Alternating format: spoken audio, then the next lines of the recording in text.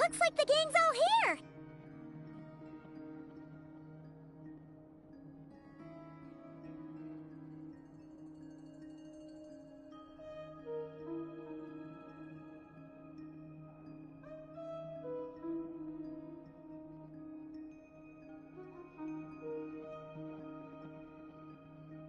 Yep, all ready. How about you two? Green and good to go? Paimon's ready! Great, let's get rolling then. Great. Well, first things first. Wait. Someone's here. We heard your footsteps. Although... You've been here for a while now. I take it you followed the Traveler, but I don't sense any ill intent in you. Come on.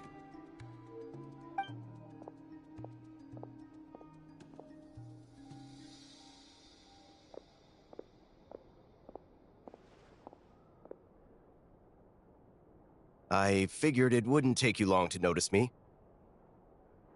I come bearing news from my lady, the Knave. Dottore went through the motions of returning to Snezhnaya, but it was obviously a facade. However, he has not returned to the Kuvaki Experimental Design Bureau, nor has he made an appearance in Nasha Town. Well, in that case, he'll be in his lab way up north.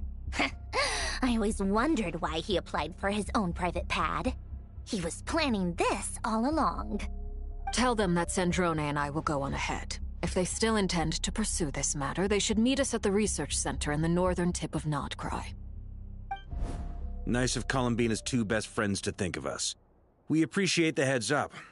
Our sincere thanks to the Fatui for your aid. Lady Damselette may have left our organization, but at least some of her colleagues remain genuinely concerned for her well-being.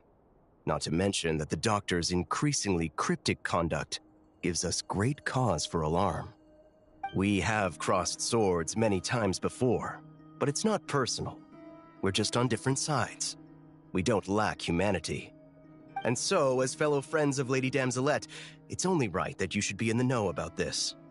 Arlecchino's situational awareness has saved us a lot of trouble. I'll leave the map here with you. If you do decide to head to the research center, please proceed with caution. And remember, at least while you're in Nodcry, Lady Arlecchino's subordinates are your comrades if you want them to be. This is very accommodating of you. We can't thank you enough. Just doing my duty. I shall take my leave now. If you need us, you'll find us at the Experimental Design Bureau.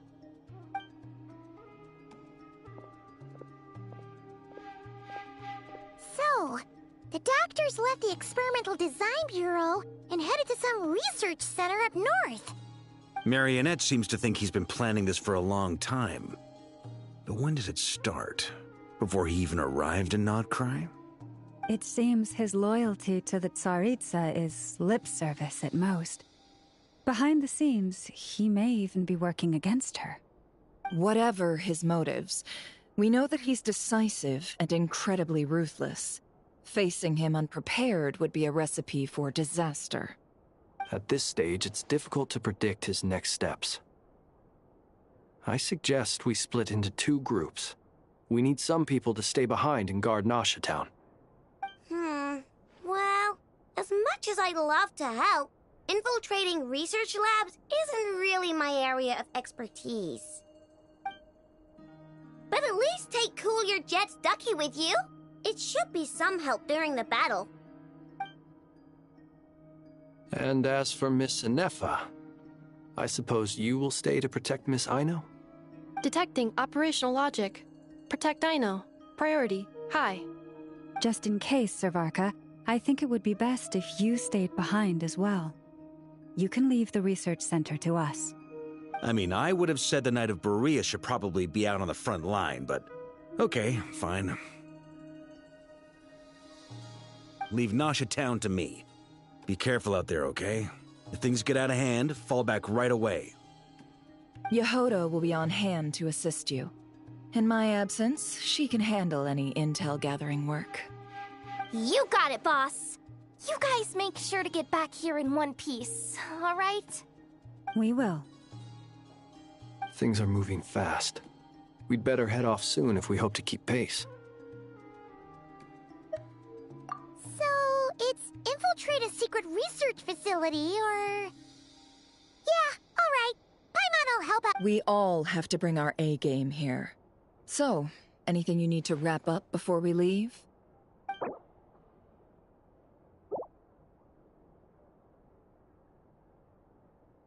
Then you'd better get going. Very well.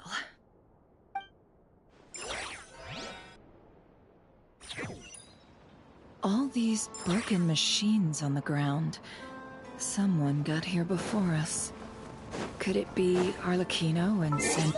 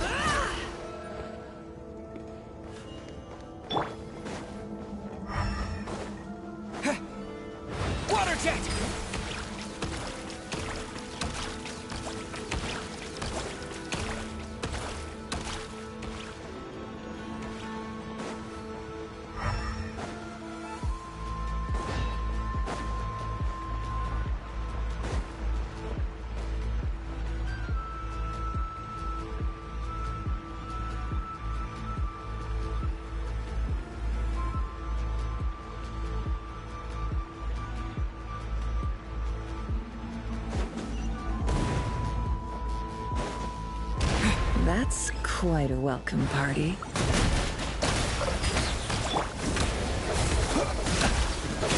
Be silent.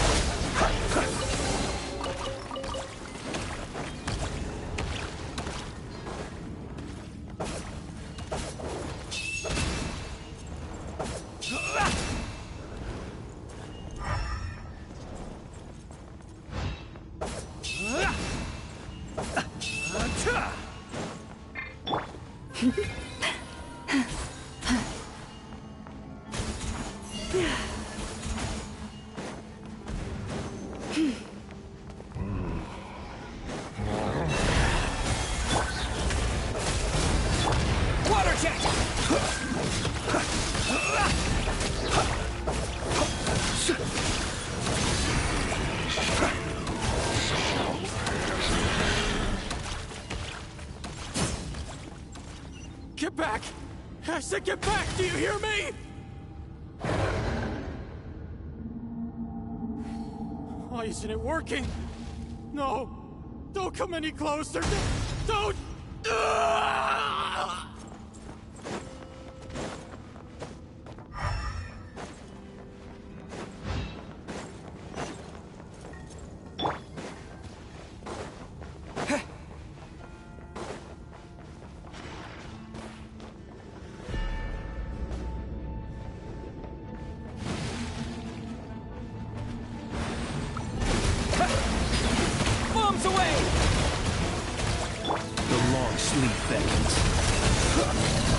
You poor souls.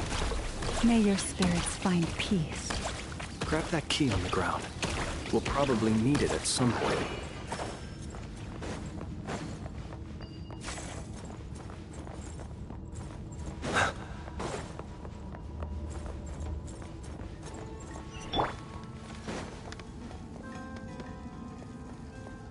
Watch out! There's no way through. Let's go around.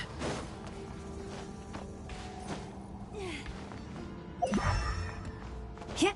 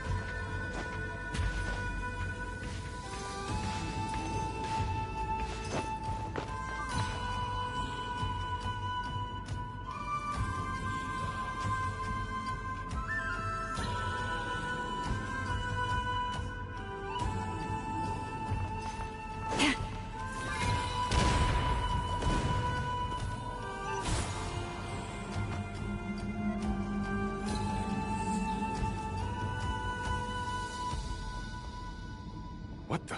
Trespassers? Here? What's wrong with you people? We're looking for the doctor, and we understand he might be here. I see you're fleeing the facility. You looking to settle a score with the doctor? Good luck with that. I don't think you have many chances left. Perhaps. But you might have a chance to live if you start talking. 2 other Harbingers had the same idea as you. They're already inside. But what good is it gonna do? The doctor wouldn't do something like this unprepared. Seems to me that you're not too thrilled about being his subordinate. Also, is it just me, or do I sense monsters nearby? If you'd prefer their company to ours, that can easily be arranged. We need to know what the doctor is up to. Please, if you know anything at all, tell me. This is about more than us versus the doctor. His actions could have consequences for all of Nodcry, and perhaps even your homeland, Snezhnaya.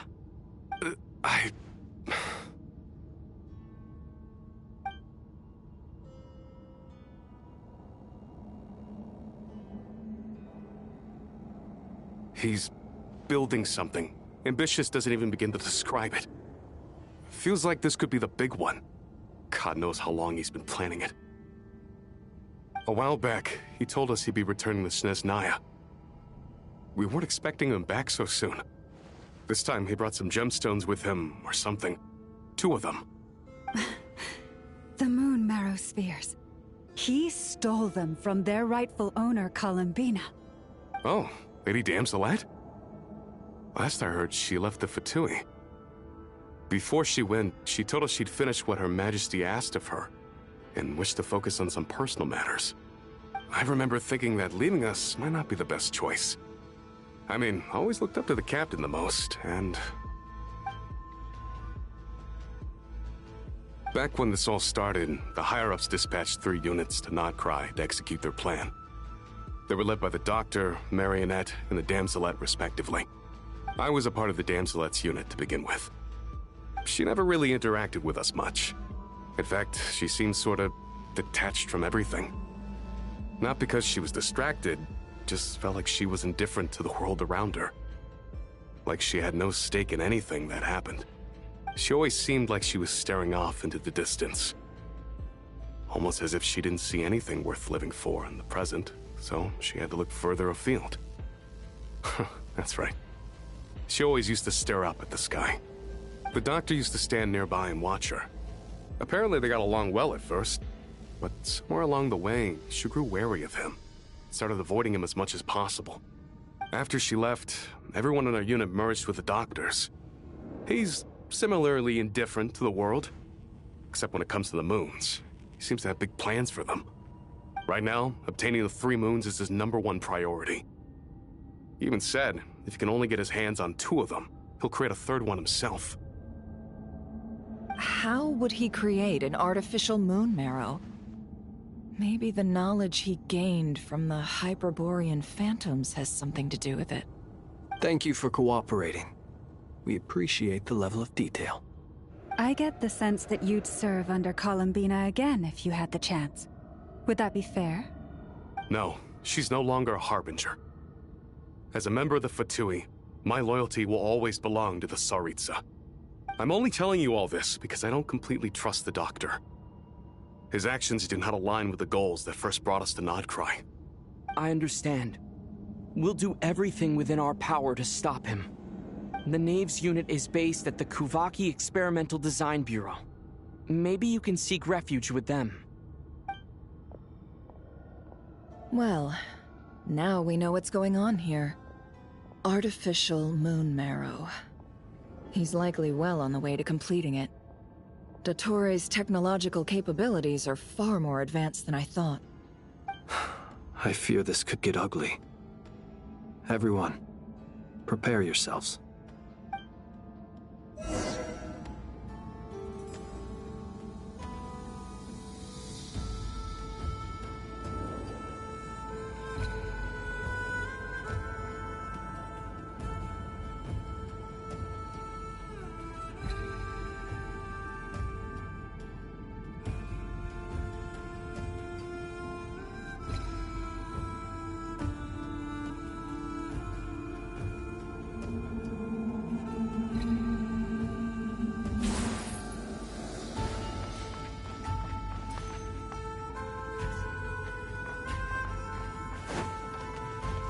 Her last Observe.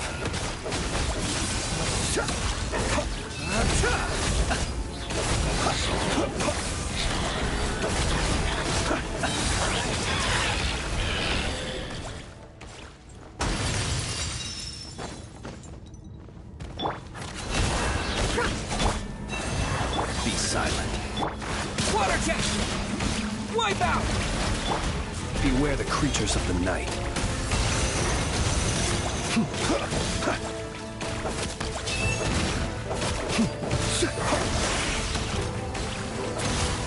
Close your eyes.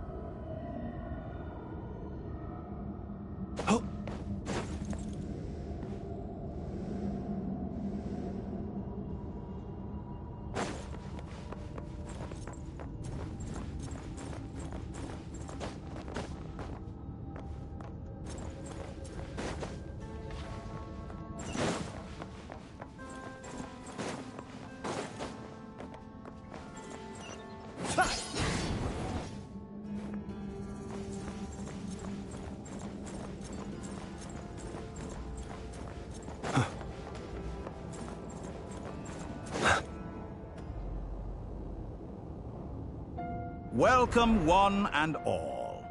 I've been expecting you. I hope my humble research facility is to your liking. Yeah, we really appreciated fighting our way in through a horde of monsters. The gall! You expect us to believe you've just been patiently waiting for us? Of course I have. Should I be worried about something? Everything seems to be going quite smoothly so far, and you've shown up right on schedule. First Sandrone and Arlecchino, now you. Ah, quite a surfeit of guests I've had today.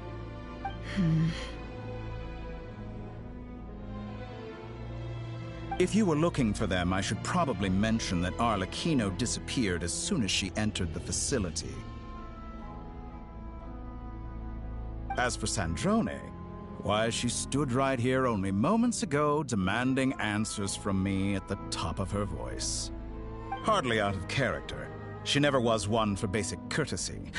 But I have to admit, I was a little surprised to see her showing concern for someone besides herself. Does everyone you associate with undergo such a change in temperament?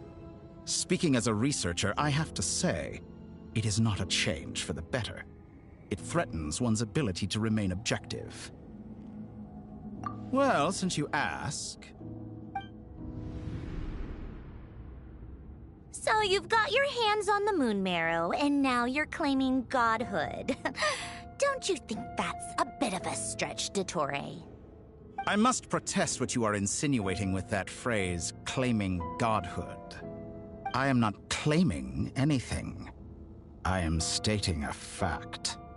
You're a researcher. I'm sure you appreciate the distinction between the two. Huh? Wait, you really think you're all that? You'll excuse me if I'm not being a polite little lady for you. We're colleagues. We both know what kind of person you are. By the same token, I knew you'd respond along those lines. You and I both understand that facts speak louder than words. To that end, I've had my people send you a small gift. It should go some way toward helping you understand my present position. What gift?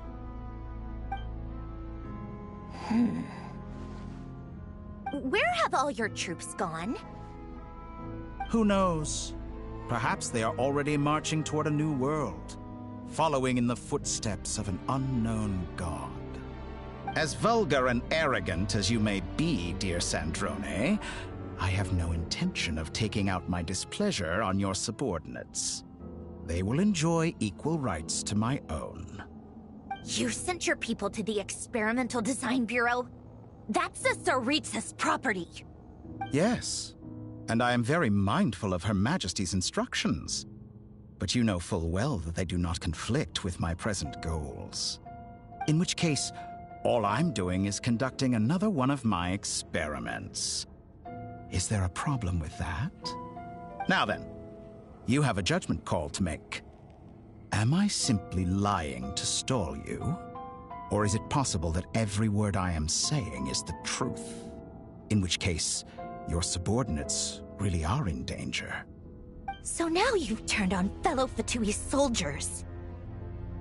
You're completely insane.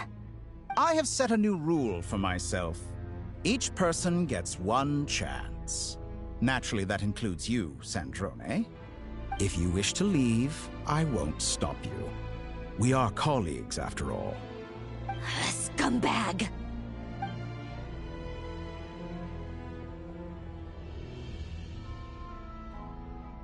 Still, I hadn't counted on Sandrone sparing any thought for the people of this world. Shame. I always found her self-centeredness to be one of her few better qualities. How can she ever hope to achieve greatness when she's so obsessed with protecting her little design bureau? It's more than a little disingenuous to speak of achieving greatness while taking hostages. Or does honor no longer mean anything to you? Honor? I have the marrow of 2 moons in my possession and will soon complete the construction of a 3rd. I will be the god of a new world. And you speak to me of honor? How charmingly naive. Those are sacred relics. You do not deserve them. In my view, many in this world do not deserve to be alive. And yet, I mercifully permit them to go on living, do I not? You'll come to regret your actions. Will I now? Let's see if you can make me.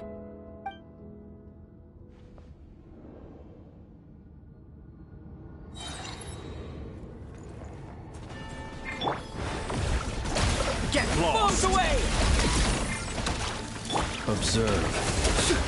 The long sleep beckons. You won't feel a thing.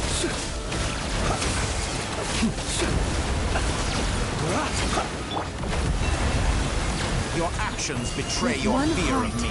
we pray. It all adds up. No more love. The mystery unravels. Get lost. It all adds up. Close your eyes. Leave this place.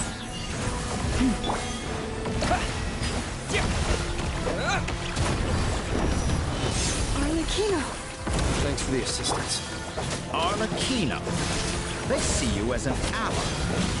What a farce. You're clearly here to destroy my research, not me. I say your research is more valuable than yours. Am I wrong?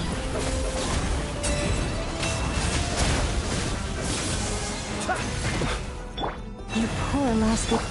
Go!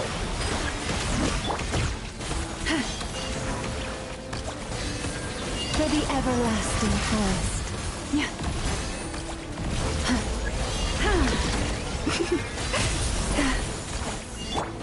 This is where you fall. Transfixed!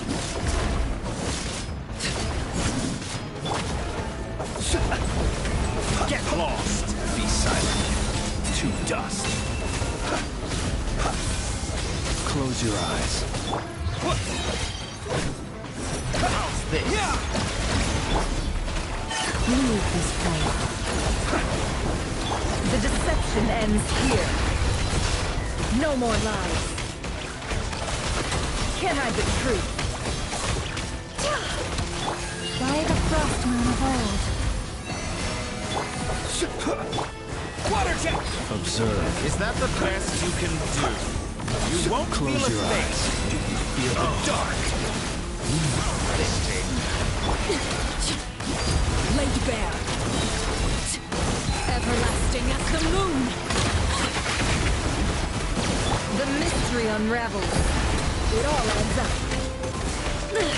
How farcical. I expected so What much is? more Protect from us. you. The Torre is too powerful with the artificial moon marrow in his arsenal. Fighting him is futile. Quickly! How's this?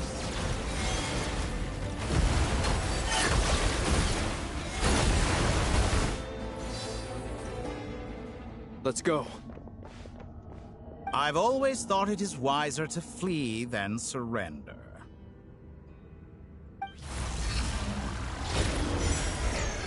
Watch out! What the? Forget about me! You should... Where's the Traveler?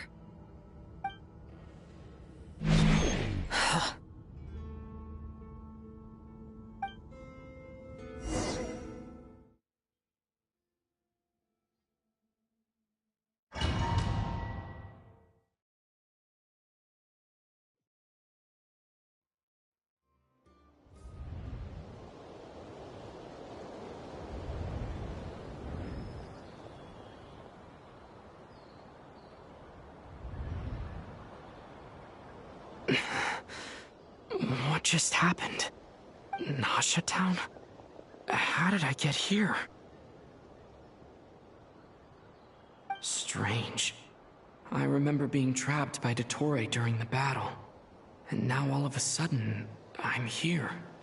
Something weird is going on. I guess I'll start by exploring the area. Huh? Traveler? What brings you here at this hour? Huh?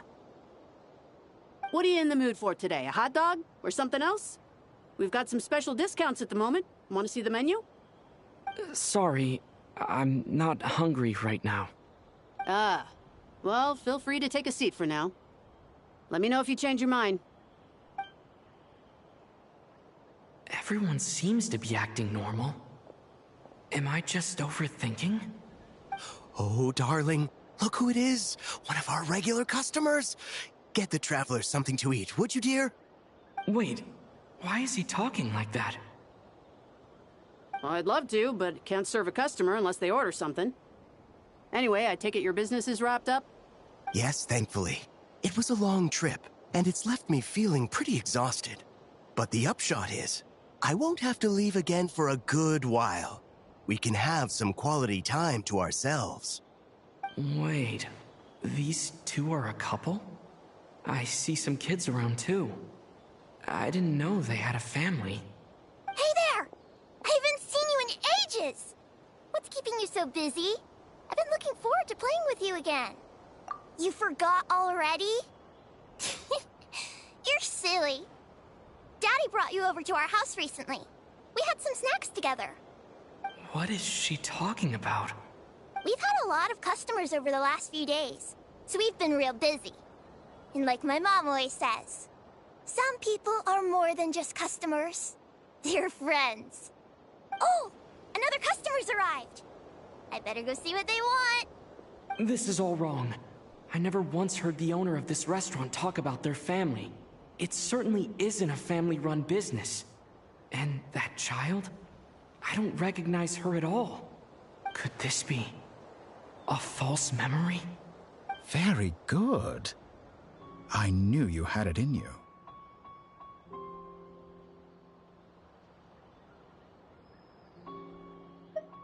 Aren't you going to try the house special? When did he show up? No. None of this is real. You don't seem to like it here. That's fine. We can change venues.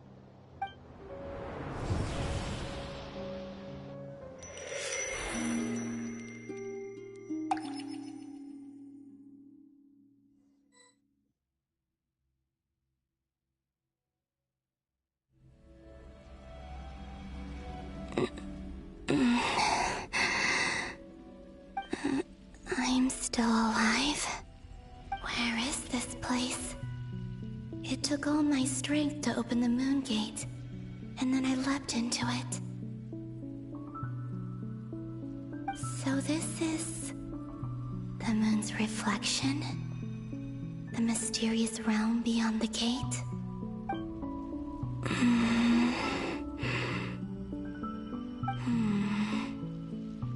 I can't sense anything. I guess I could try opening the gate once more.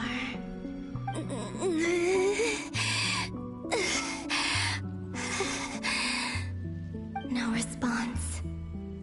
Maybe this space can't be opened from inside. If this was the space that killed both Revier and his lover, then why am I unscathed? Or... no, I'm not unscathed. Even the air here feels frozen in place. There is nothing here with which I can restore my power. I should conserve my strength and proceed with caution.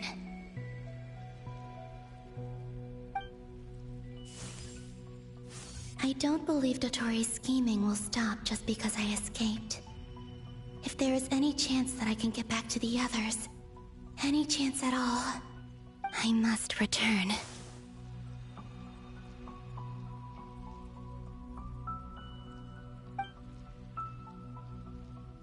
Emptiness, silence.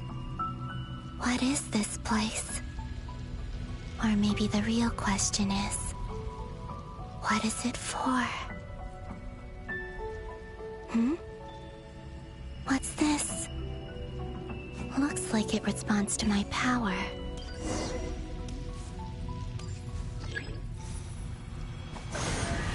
Golden. Like Kuvaki. Is it some sort of guide? And why does it feel so familiar? I might as well follow it.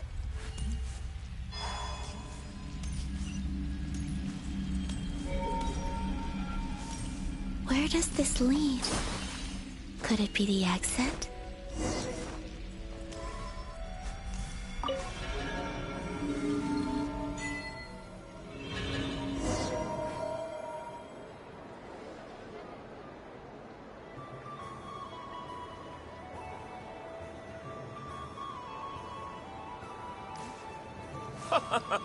Welcome home, Moon Goddess.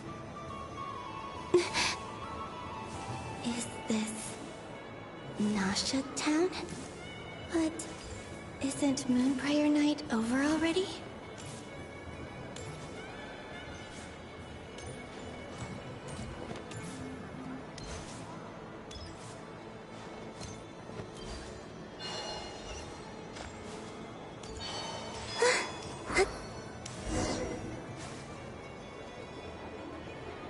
Goodbye for now, Columbina. I hope you have a wonderful night. I will. Everyone, are these my memories?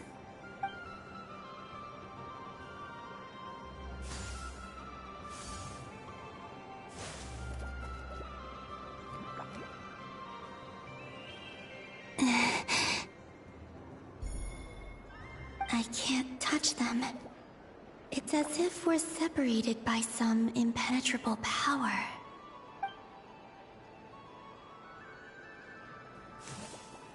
Over here! Over here!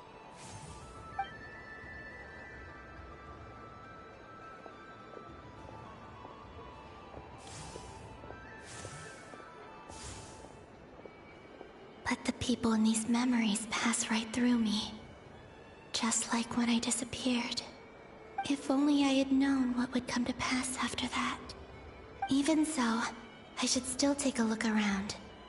Just being back here. It gives me the strength to keep going.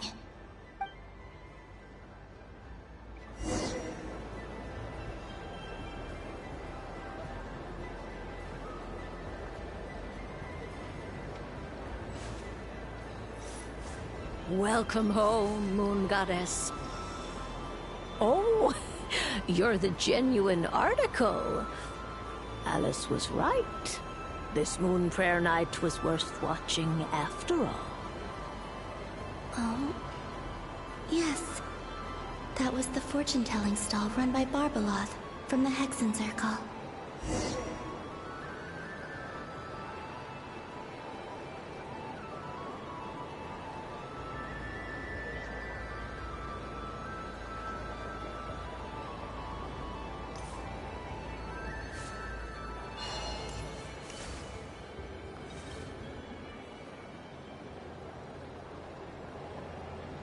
Please, draw the first lunar arcana. This represents destiny, and is the foundation for the divination as a whole.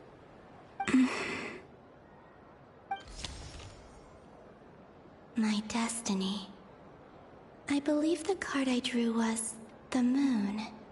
Now that I think about it, Barbaloth's divination was absolutely right. It's almost time to draw the last card. The one that represents the future.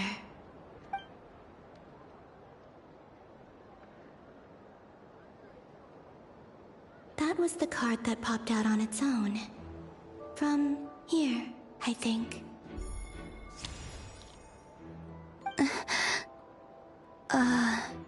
Kuvaki Pulse? What? Fascinating. I've never encountered this before in my role as a diviner. What's going on? Did that card leave the deck? Because of my influence? All I did was try to touch it, and then... Maybe this memory space is not untouchable after all. Are there weak points in the barrier?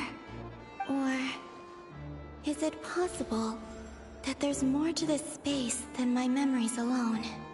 This card is death. I need to get to the bottom of this. I'll try touching something else.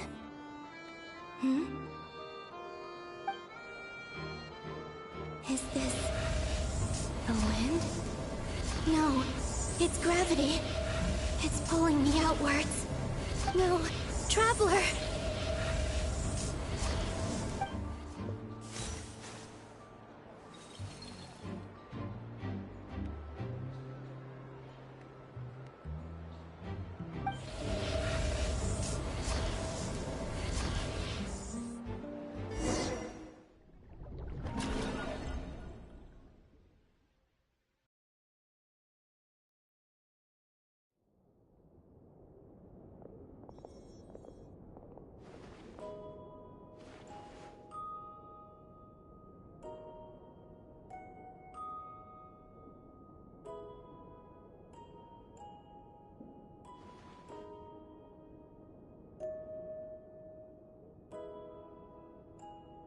Paimon, listen to me.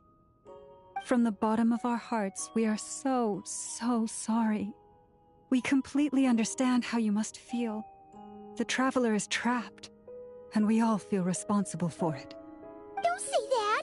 Paimon's not a little kid! You didn't leave him behind on purpose! There was nothing you could do! But... He's all alone in there! What if something happens to him? What are we gonna do then?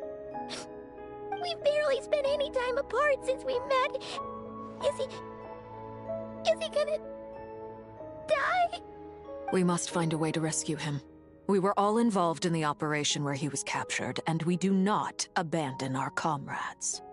That being said, it won't be easy. Through conversation with the others on our return, we've arrived at a basic idea of what we're up against. Dottore's lab has clearly been in operation for a lot longer than we realized. We found many monster samples stored there. In all likelihood, they were materials he used to research his latest technology.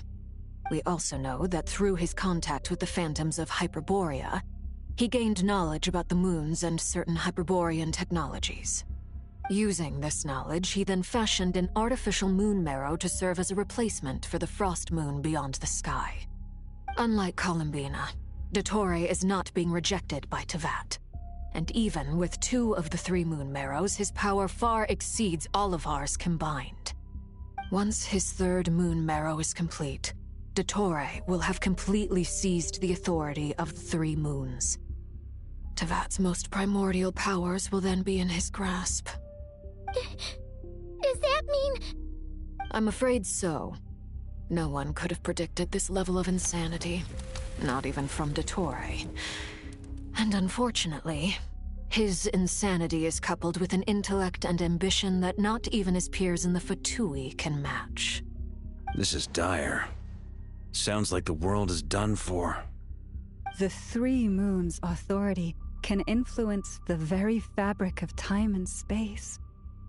I dare not imagine what a monster like him would do with that kind of power. The trouble's already begun, I'm afraid.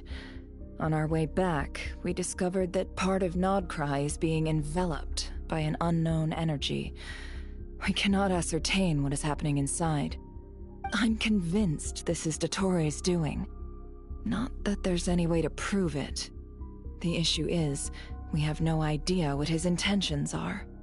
The only thing more frustrating than facing down evil is knowing that it will surely come, but not knowing when.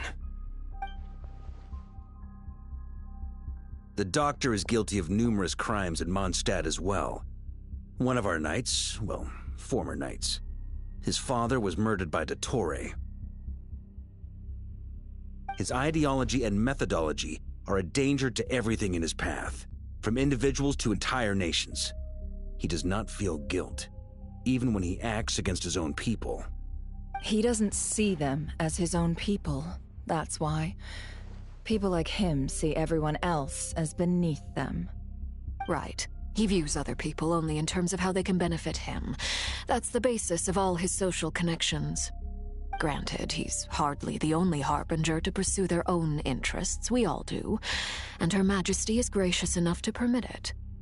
Still, her mercy has its limits. Dottore's actions have gone beyond even what the Fatui could have imagined. Usurping divine authority to become a god. For a servant of the Tsaritsa, that goes beyond being disloyal. It's treason of the highest order. We can't expect him to heed the Tsaritsa's will once he gains the 3 moons' authority. Even we harbingers consider him the most self-interested among us. Poor Traveler. Of all the people to get caught by... We have to go save him right now! Please! We gotta find a way! Paimon, I promise you, we are with you all the way. I get how you feel. I do. But it's gonna take more than strong emotions to take down an enemy like Dottore. What we need now is more information. Right. We can't even guarantee he's still at his research center. Before we can think about mounting a rescue operation, we need to confirm the Traveler's location. I'll find a way. Paimon knows, but...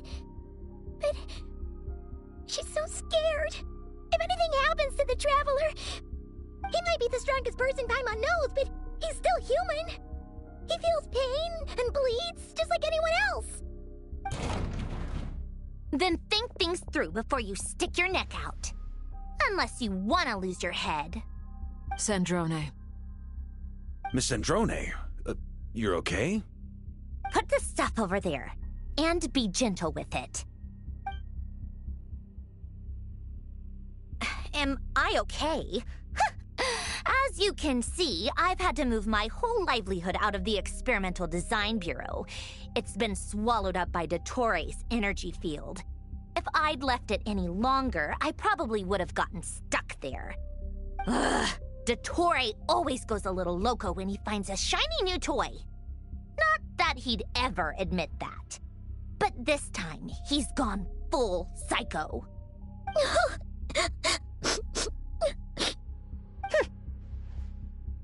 Just go ahead and cry already. Sorry. Paimon's not trying to make a scene. It's just... She can't.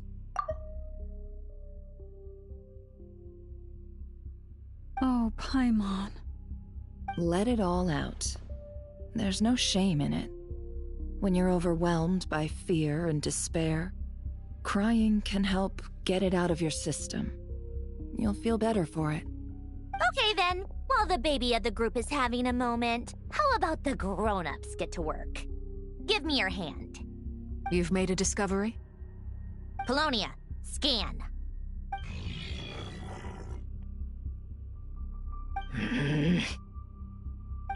You, hand, now.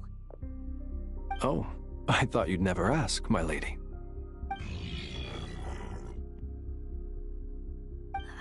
Curses! You're next, then you.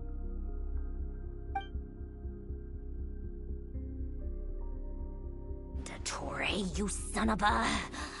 He's done something to us! Everyone who entered his research center has been implanted with some sort of curse. I don't feel anything unusual at the moment. Does that mean it hasn't activated yet? Is there a way to figure out its purpose and what might trigger it? My best guess is Dottore created it using the Moon Goddess's powers. 1 second, analyzing. Ugh! That friggin' maniac! So, what twisted game is he playing this time? The moment I analyzed the energy composition, some encrypted text appeared in my mind's eye. And when I deciphered it according to the Fatui standard encryption protocol, I got the following message. Feel free to run, or you will perish in nod cry. He's mocking us. Yep, he loves to toy with people. Only in this case, there might be more to it. But I didn't detect any murderous intent or malice either in the message or the curse's energy. As if this is him at his least malicious. Or perhaps all people are cowards in his eyes. Maybe he thinks the threat alone will be effective. What a despicable person. And he has the Traveler in his grasp. If I may, as unhinged as Dottore may be, he has always exercised great patience with the objects of his interest. I remember a comment he made when we first arrived in Nodcry. He said, "This world is, on the whole, an exceedingly dull place. But at least there are a few intriguing features, such as the gods, or the Traveler. Presumably, they interest him because they're unknown quantities.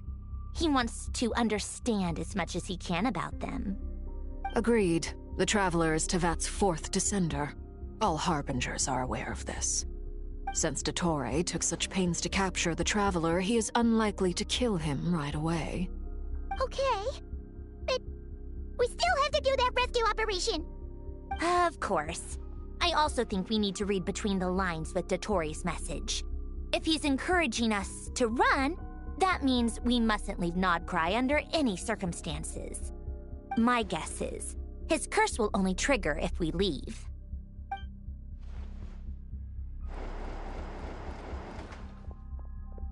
We've discovered multiple energy fields. Albedo is still attempting to analyze their structure. He told me to report back first. Each field is slowly growing, swallowing up more of the surrounding area in the process. And the pace of their expansion has increased since we first examined them. He's probably trying to swallow Nodcry whole. His nefarious ambition knows no bounds. If this continues, the whole of Teyvat will be in trouble, not just Nodcry. The loss of Columbina could not have come at a worse time. Do we think she's truly gone for good? She entered the space beyond the Moon Gate, knowing what became of Rerir and Thelindis. I'm sorry, but I fear the odds aren't good. Don't be ridiculous. If I know her, she's busy finding a way back as we speak just so she can annoy me. She isn't dead. Whatever has become of her, the fact remains that we are two comrades short on the eve of a decisive battle. We need to find out the Traveler's location, but there is also other work to be done. Agreed. Whatever Dottore is planning, we have to get the local populace somewhere safe. So, as well as a rescue mission, we have to organize a mass evacuation at the same time. It would be best if someone could approach leaders of neighboring nations and negotiate emergency asylum for Nodcry's inhabitants. Can anyone handle that? Snezhnaya is one option. I'll see what I can do. This would be so much easier if the Traveler was here. No! Stop thinking like that, Paimon. Paimon will join you. She's pretty well connected thanks to the Traveler. Maybe it'll come in handy. Either way, that's what the Traveler would do if he was here.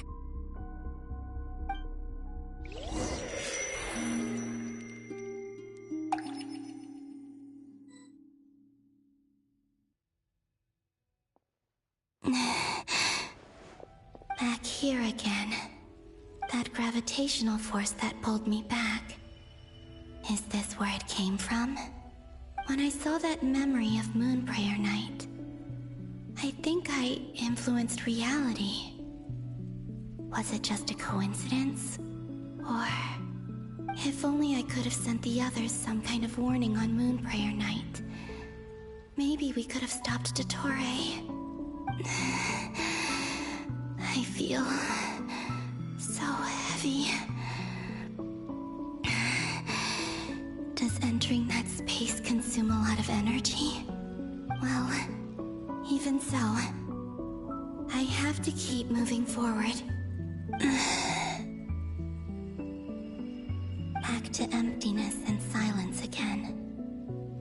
I should try and find my way back inside that memory.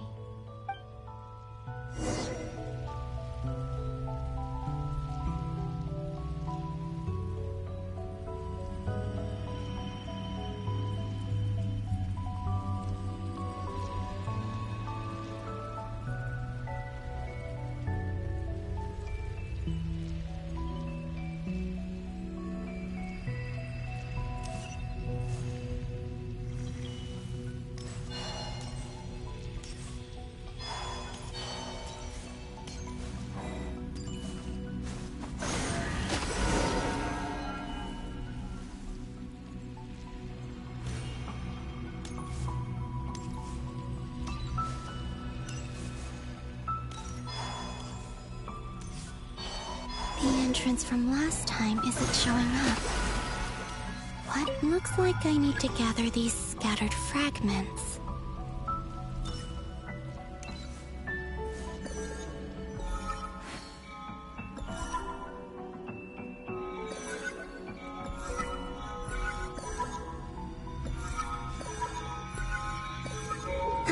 It worked!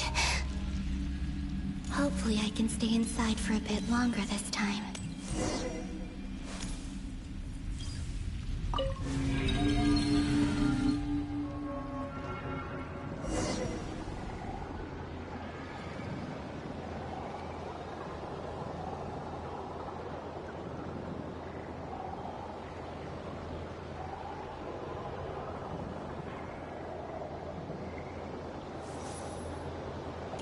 Ad Astra Abyssosque. Welcome to the Adventurers Guild.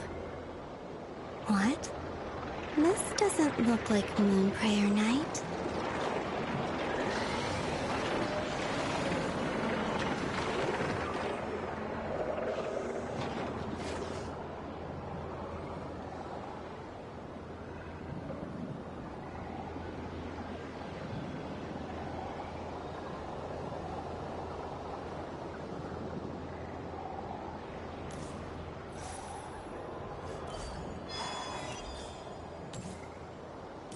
Extra, extra!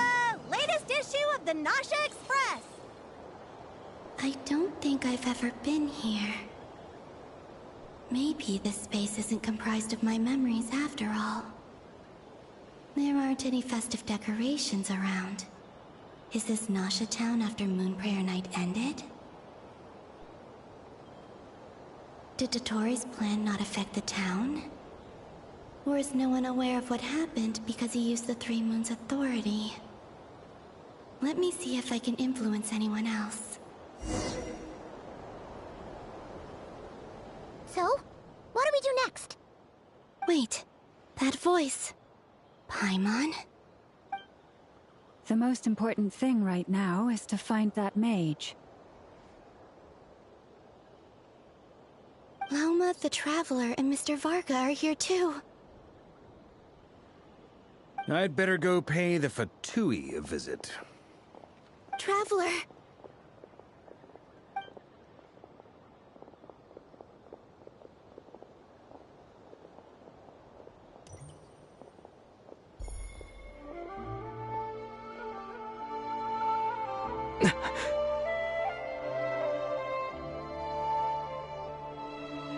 Columbina?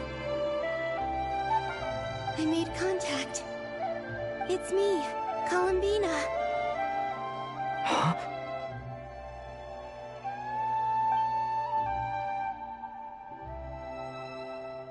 Traveler? Let's go! This is no time to be spacing out!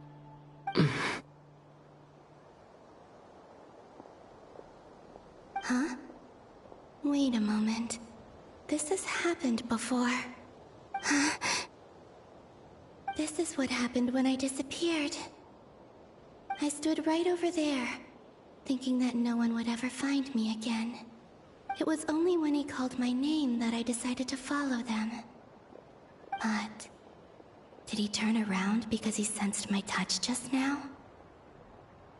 Is it really possible that from in here, I can change the past? If I keep following them, maybe... Huh? It's that gravity again.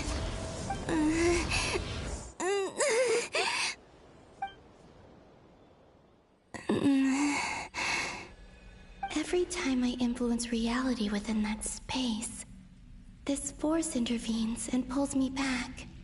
It's as if it's trying to stop me from leaving.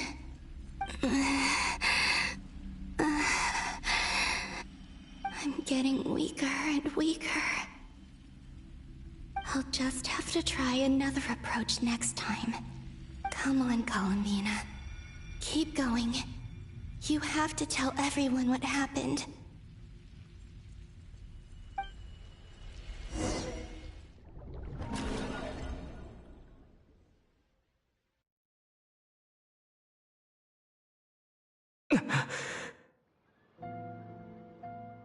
Suddenly, I've been plunged into darkness.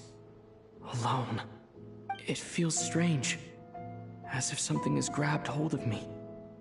Is Toray now powerful enough to interfere with space itself? Look at you, standing so still in total silence.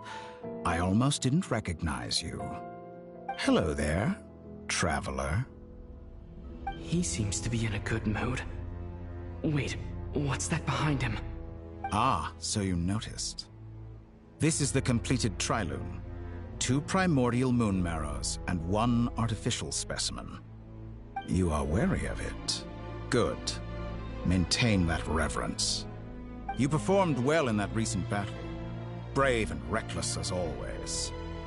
Courage is the sign of a true hero, and impulsiveness is the hallmark of those who strive to advance. I say this not to belittle you. Most creatures are far more timid by comparison. 3 moon marrows? Does that mean the artificial one is now complete too? Well spotted.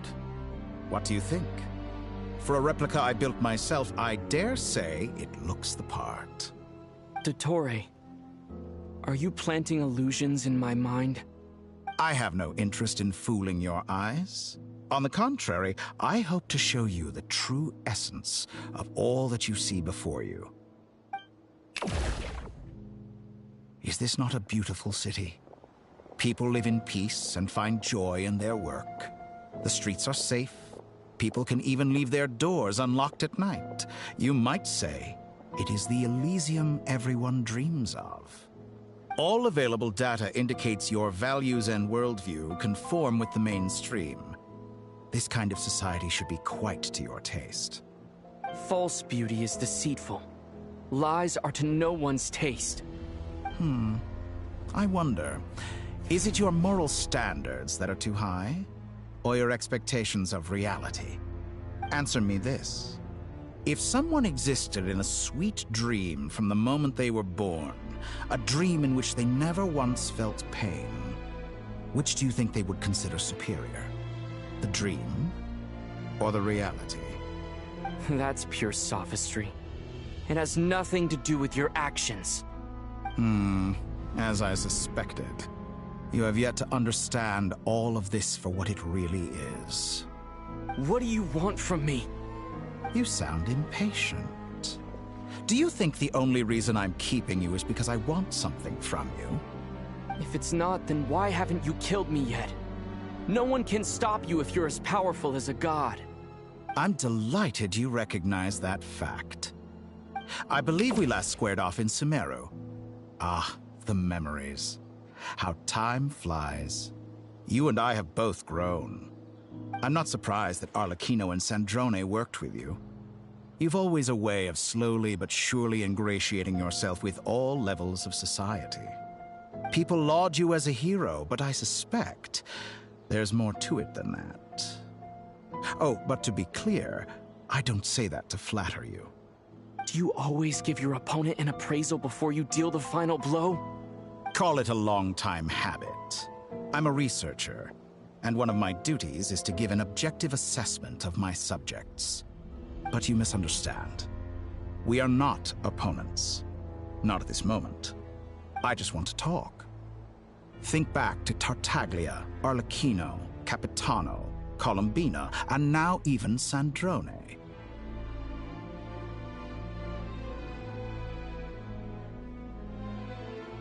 You've worked with each of them in the past.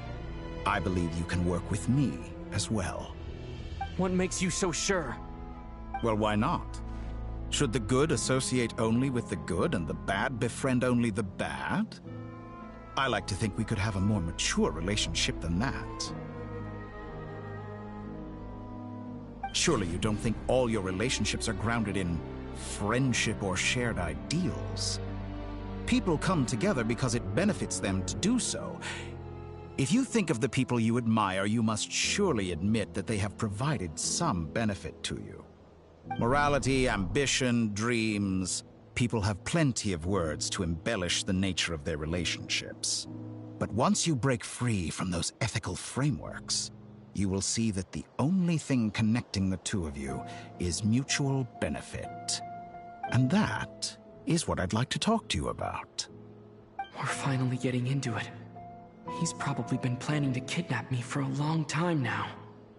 But for what exactly? He has the authority of all 3 moons. I won't be able to gain the upper hand in a fight. Best if I pretend that I'm willing to negotiate for now.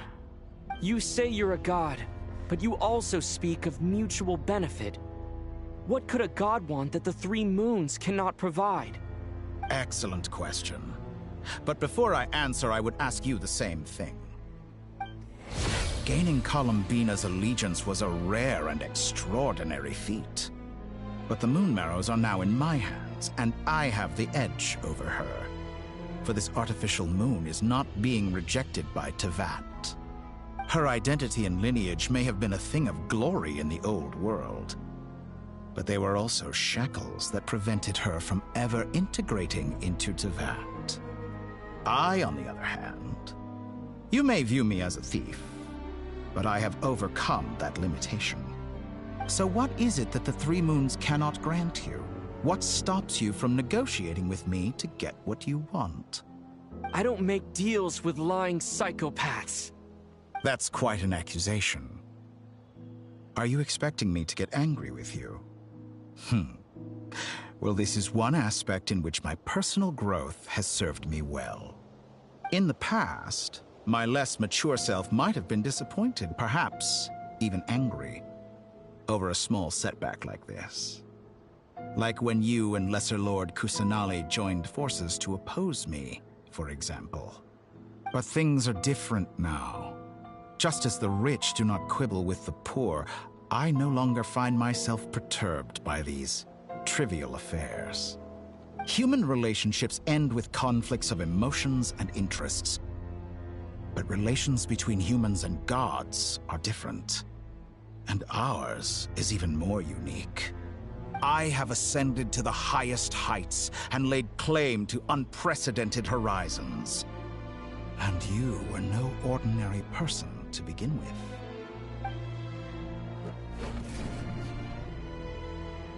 Allow me to show you the world, Descender.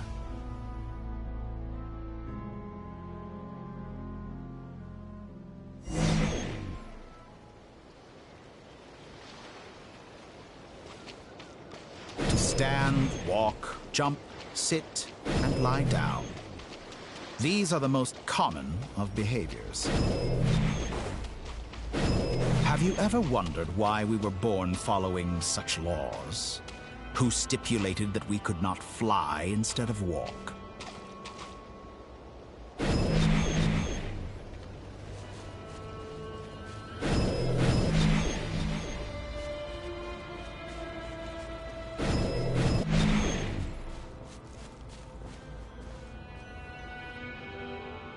Someone of your talent and experience must surely know of the four great rulers who serve the heavenly principles. They govern life, death, time, and space.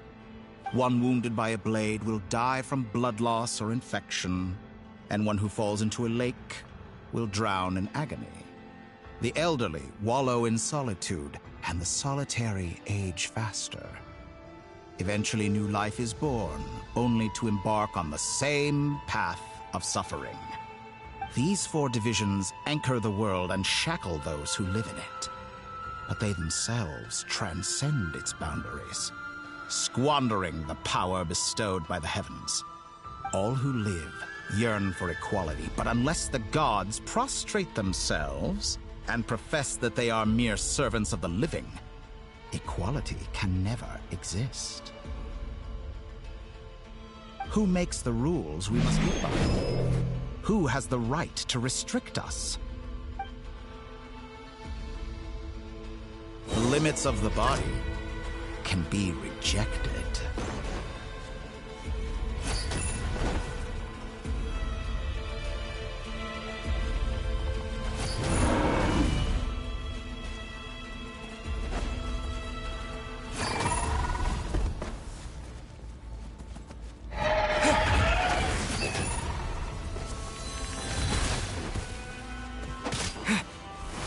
How does it feel to be among those with absolute power? You cannot conceive the extent to which your flesh hinders your mind and spirit.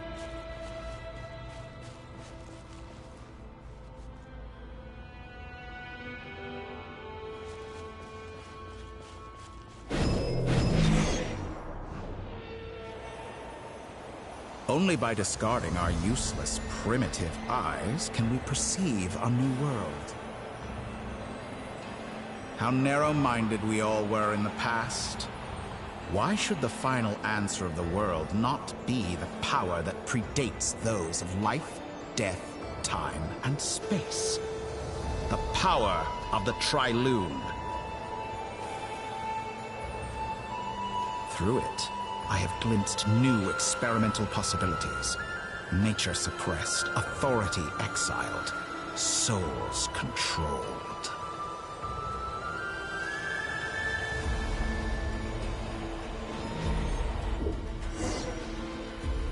You know, I heard recently that a group of critics reviewed countless stories and drew an interesting conclusion. They found that it is more often than not the villains who strive tirelessly to push the boundaries of progress. In fact, long before this, someone voiced a similar idea in an academia editorial. I felt a great affinity with this perspective. I have never been afraid to step up and play the role of the villain. Fanatics are trampled down for their transgressions, and those who transcend are rebuked for their audacity. And so, the majority of creatures are too timid to follow my lead. But all sacrifices made during my experiments have been worthwhile, as you can now see. I can offer you something new, something unique, precisely because I am a villain. Think about it. We are eternally bound through mutual interest. Can you truly say you would never turn to malice if it could give you the life you dream of? After all, what value do perfection and purity really have? They are fragile and feeble things, utterly tedious. I say, better to be governed by a flawed humanity than a gnosis. The true seeker of knowledge is the villain who undergoes countless tribulations in pursuit of their goal. I'm sure many people have told you that you're different. Because I'm a descender? Exactly. Very clever. But what has that got to do with you? I do not conceal my wicked deeds, my selfish desires, or my greed. A true researcher must act as I do if they are to understand and speak of the truth. And yet, a knowledge seeker like myself will inevitably grow tired of studying Tevat beyond a point. You have traveled to all corners of the world and met many people. Along the way, there have been moments when you were misunderstood or even became a wanted criminal. And all the while, you have spent your days doing some of the most mundane jobs in the world. You fight and toil, claim minuscule rewards from my friend Pantalone, then you fight some more, winning some battles and losing others as your search goes on. And this cycle continues, with no end in sight. Surely you must sometimes grow weary of being stuck in this same loop day after day. We're completely different. I embrace everything that life throws at me. I am engaged in every step of my journey. How does that make us different? I too embrace what life brings, researching everything that interests me. Think of all the novel things I've managed to create, like the artificial moon marrow. Don't you see? As unique a specimen as she was, even Columbina is not irreplaceable. Take that back! She's gone because of your actions! I didn't say that to anger you. Though admittedly, I don't see what there is to be angry about. Anything Columbina could do for you, I can do better. I know what your ultimate goal is. You wish to walk the path your sister walked, and seek answers from her at the end of that journey, don't you? Someone like you could never understand what it feels like to care about another person the way I care about her. Perhaps not. But that doesn't mean I can't help. I could find your sister right now, bring her before you, and make her give you the answers you seek. Don't be so presumptuous. You'll never begin to understand the situation between us. Oh, no. This is no presumption. I'm only offering what I know is possible with the power of the Trilune. But it seems like you would sooner continue with your journey through this world. Why? Do you truly desire this journey? Or is it simply a necessary process from which you cannot escape? Think of all the time and energy you have spent, everything you've had to endure just to make it this far. Is this really what you want? Or has your hand been forced by the promise of that final answer? Yes, you have made many friends. But do they ever spare a thought for the void in your heart and what it yearns for? What you want is not friends. It is family. But do they know this? I, on the other hand, am far more considerate. Join my experiment, and in return, I will bring your meaningless journey and all its struggles to an end. This is a malicious attempt to manipulate me. But at the same time, he's stating some very human truths. Of course he's right about my predicament. How can I deny it? I have faced ungrateful strangers, never-ending troubles, an endless quest for answers. I want to see her. After everything I've been through, words can't describe how much I miss her. How much I want to be reunited with her, wherever you are right now. Do you miss me too?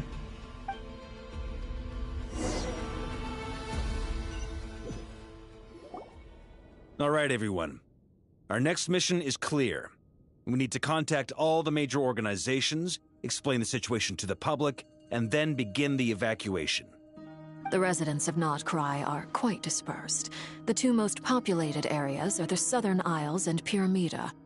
Miss Lauma, I will leave Hisi Island and Nasha Town in your hands. I will liaise with the Fatui and Pyramida. Agreed. We will reach out to Natlan and Snezhnaya. Anyone found north of the Experimental Design Bureau should follow the Fatui to Snezhnaya. As for those dwelling south of that line, I will ask the Voynich Guild to help persuade them to leave. Then I, Mr. Varka, and the Frostmoon Scions will escort them to Natlan. The Voynich Guild has dealings with the Curatorium of Secrets. I will send them a letter vouching for your credibility. Yehoda, you should help Lauma. This is too big of a task for one person. My wish has come true. You're willingly lending me your most capable employee for the day. Well, good for you if all this only takes a day. Of course, if it takes any longer, I'll be charging a fee. Boss, wait! Don't I get a say in this? Oh, I'm sorry. Something to add, Yehoda? Well, no one's more important to me than you, boss. And remember how Lauma healed your eyes after that big battle? I think that's worth at least 2 or 3 days' work for the Frostmoon Scions. Are you completely incapable of acting in your own self-interest? Or do you simply devalue your own labor? Are you sure you don't want to come with us? Who will see to our other work if we're all busy evacuating residents? Sandrone insists that Columbina is still alive, and we have a traveler to rescue. There's much to be done. But boss, I'm just worried that... Well, Nefer, I'll link up with you once my tasks are complete. What makes you think I'd need you to do that? I'll need it. And considering the way you approach certain matters, I think you'll be better off with me present. That's quite enough. Just focus on your work first. I bet we're in for an uphill battle here. But we can help out too. Inefa and I are gonna help Nasha Town's residents carry their stuff. Loading schedule. Store essential local research data and technology samples, then escort the people to Natlan. Understood. I will execute this to the best of my abilities. Great stuff. Thank you, ladies. I've contacted the Lightkeepers. A colleague of mine will join us shortly. I will persuade them to conduct a thorough search of the region to ensure that no civilians get left behind. As for me, I guess I'll be making an early return to Sumeru. I think it's important that someone informs the Dendro Archon of what's going on in Notcry. Roger that. Someone should inform Mondstadt, too. Mr. Duran, can I trust you to handle that? I think you fly faster than any of us can run. As an added incentive, get there fast enough and I'll see about getting your gliding exam waived. Really? Ha! Mission accepted, sir. I intend to stay behind and help Miss Sandrone with her research. She has some alchemy-related questions that she'd like me to explore. She recognizes your expertise, then. I wish you a fruitful collaboration. Thank you. In truth, I was surprised to hear her express an interest in subject matter outside of machines. I believe she has been investigating some Fontanian technology recently. She made a point of bringing the relevant materials with her when she left the Experimental Design Bureau. She's sorting through everything in her room as we speak. I should mention that we have one other friend who isn't present. He hasn't made his position in all of this clear. But if we know anything about him, he's likely investigating on his own. Paimon's been very quiet today. But I know how close she and the Traveler are with the Natlanese. She should come with us to the border. Okay. Paimon will do her best. Make sure to heed Sandrone's warning.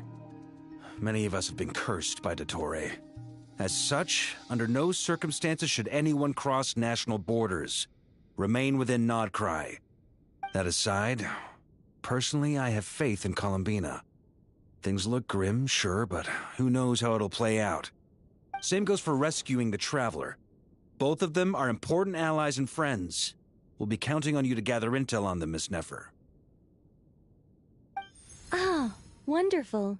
You're all here.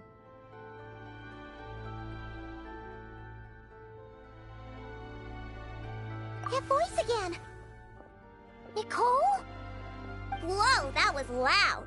And it came out of nowhere. So mysterious.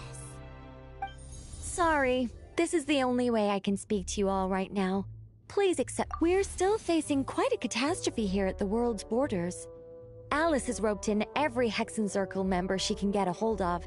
Except for me. She told me I had to come and help you all out as a matter of urgency. I quote, "You love talking, don't you? Well, now it's finally your time to shine. Take these. Make sure the whole party gets one each. You'll be in charge of making sure everyone stays connected." Huh? Is this a Dodo communication device? Scanning. Unknown device. Analyzing. Unknown device. Conclusion. Cute. Affirmative. It is cute and good. I believe that I quite like it.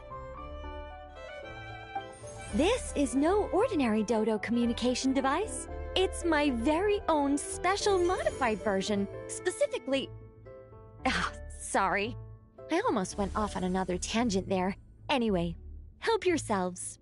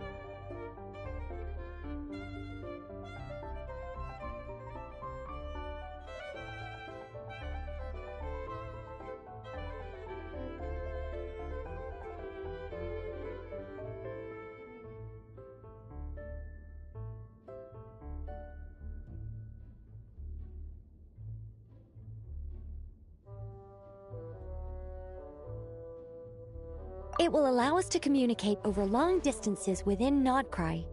No more worrying about shuttling messages back and forth. What astounding technology. Am I right in assuming that it relies on your personal abilities to function, Miss Nicole? Yes, exactly. Right on cue, Albedo. I'd love to brag to you all about how it all works. But no, next time.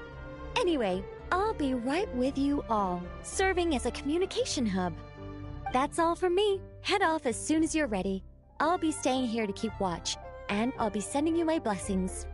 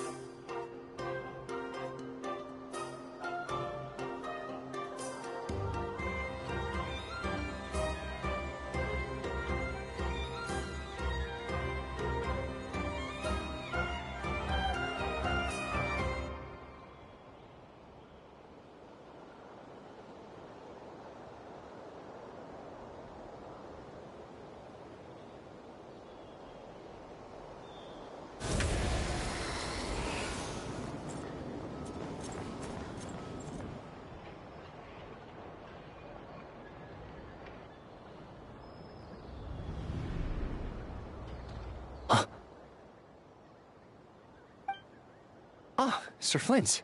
Perfect timing. I just arrived myself. You are most considerate, Master Ilua. But in fact, I know you have been sitting here for quite some time. If you saw me, why didn't you say something? I was curious to see how long you could sit still for. Also, shouldn't you have managed to sense me approaching? That would be a first. You always seem to appear out of thin air without making a peep. Also, how many times do I have to tell you not to address me as master? I don't qualify. I beg to differ. Why should a young man so well versed in social graces as yourself not be worthy of that title? Please, Lord Flint. Sir Flint. I'm begging you, don't flatter me into complacency like you do with everyone else. You understand me better than most. My newest acquaintances tell me I love complimenting others. What do you think? I think they don't understand why you do it. You just love puffing people up till they're a big, happy ball of hot air that floats away into the sky. In all sincerity, I can only hope that they bring good tidings when they come back down to Earth. Is the situation that bad? We just held a strategy meeting. Let me fill you in.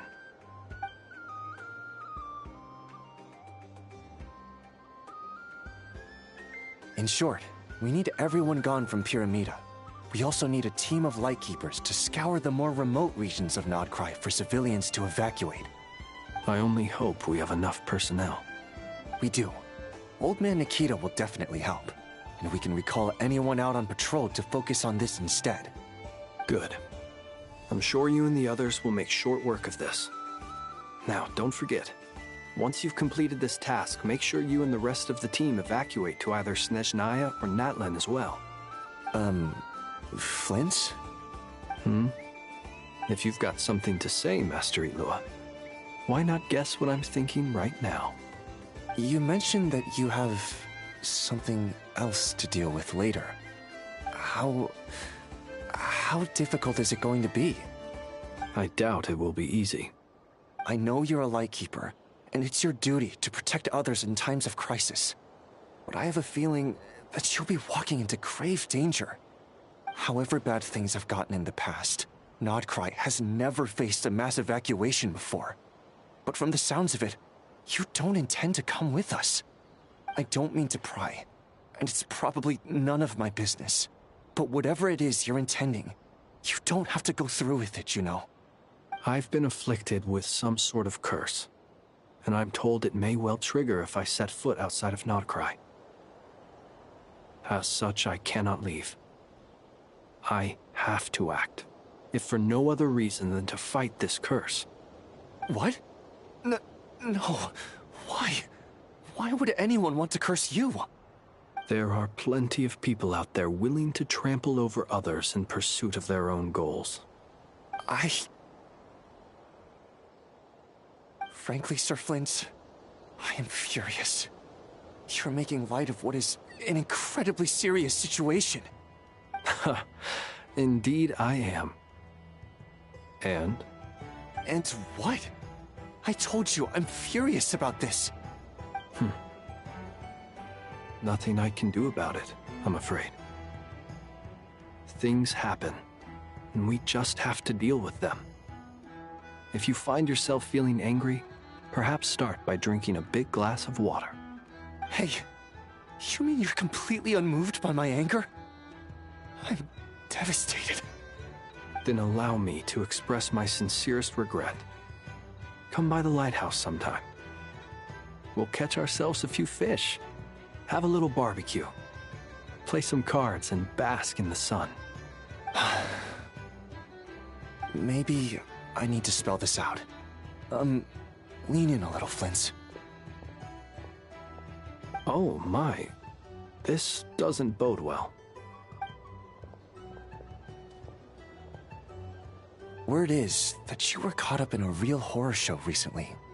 People were amazed that you returned safe and sound. They've been debating whether you're even human.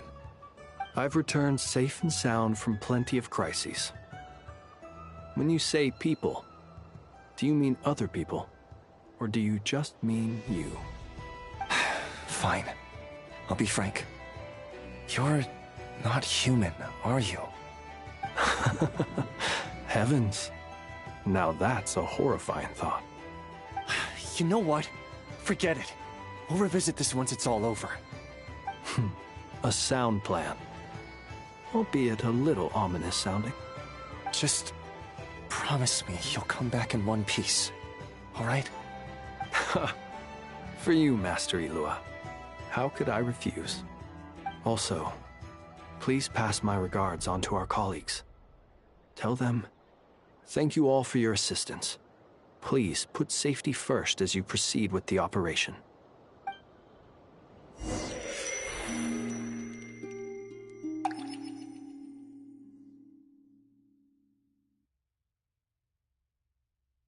I have to keep searching for a path toward reality.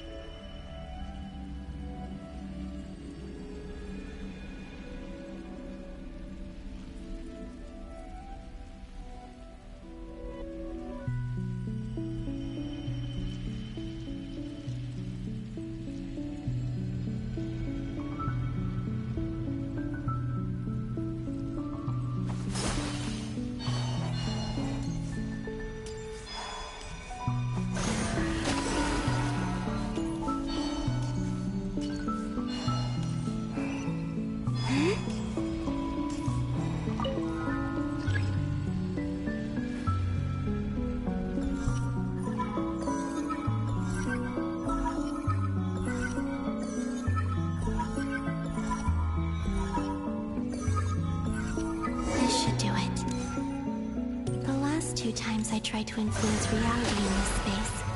It consumed a lot of Kuvaki. I'll try and be more careful this time. I need to leave key clues behind using less power. I hope everyone still remembers what I said on Moon Prayer Night.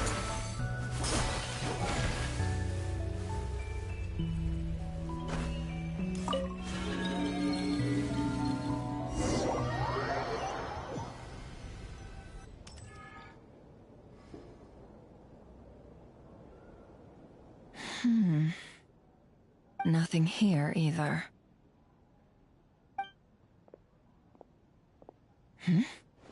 Flints? Ah, Miss Nefer. What are you doing here? Unless... I just spoke with Itlua about arrangements for the search and came for a walk nearby. As for you, why would... It appears we think along similar lines. And neither of us likes to accept things at face value. As well as figuring out how to gather intel on the Traveler, I wanted to confirm some of my own suspicions. Also, we'll need to bring a lot of force to bear against Ettore, even if we're only looking to rescue the Traveler. We can't leave anything to chance. You don't think Columbina perished either, do you? I'm merely considering the possibility that she survived, just as you are. How much can we really know about a deity like her anyway? Do you remember what she said on Moon Prayer Night? About using moonlight to send messages to us? Of course. I think that's why we're both here. Where have you checked so far? I've been focusing on the outdoors. Anywhere the moonlight shines. I checked most of Nasha Town, but didn't find anything. I checked the Curatorium of Secrets, and a few rooms where I thought I might find some leads. But no luck here either. The only places I haven't looked yet are the rooms in the flagship. But process of elimination isn't the only thing that brought me here. Oh, really? What's your other reason? After all that build-up, our mystery ally never showed up even once!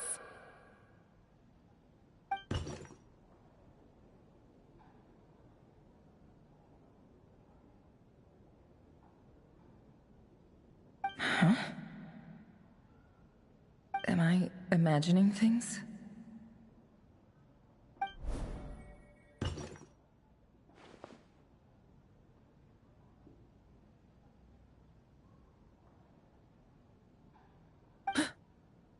Come on, Let's see what's going on.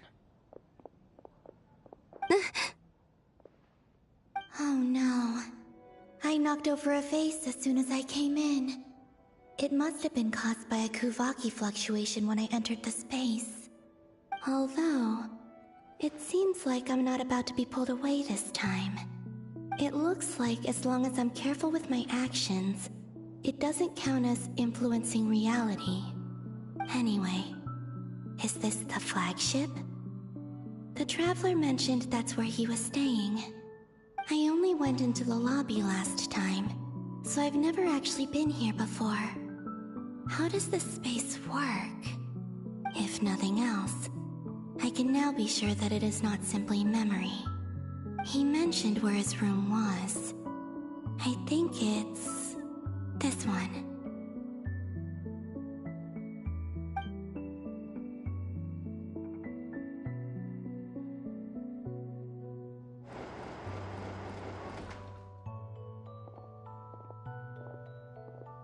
The door is closed.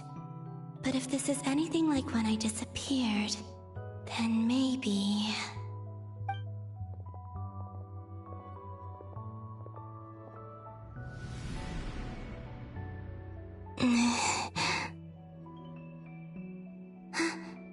I'm in. He and Paimon aren't here at the moment. I hope he's okay. I wonder what happened to him after that battle with the Torre. Best not to dwell on that for now. I need to try and leave them some clues.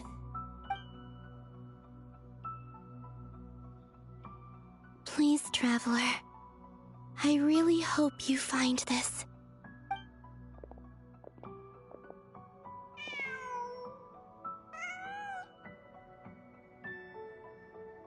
Huh. Just a cat. Nothing else here strikes me as noteworthy. Didn't you stay here for a couple of nights once? Before Rerir showed himself, yes. It's also where the Traveler and I first met. Did you notice anything unusual during your stay? I remember thinking how much noisier the flagship is at night compared to the graveyard. Other than that, no. The Traveler and Paimon were most congenial neighbors. This is where they've been staying, yes? Over here? That's right. I wouldn't usually condone breaking and entering, but we can make it up to them later. Focus now. I have to write a message on the wall using Kuvaki, just like I said on Moon Prayer Night. Simply open your windows on nights when the moon shines bright, and the moonlight will naturally flow towards the words I have written. Here goes. I'll need to carefully control my strength.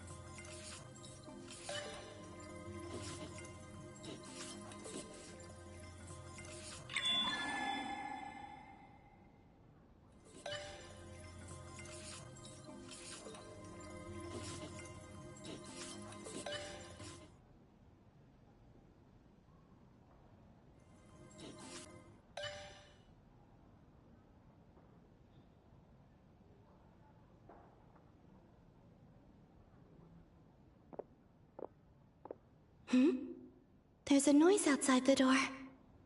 Is he back?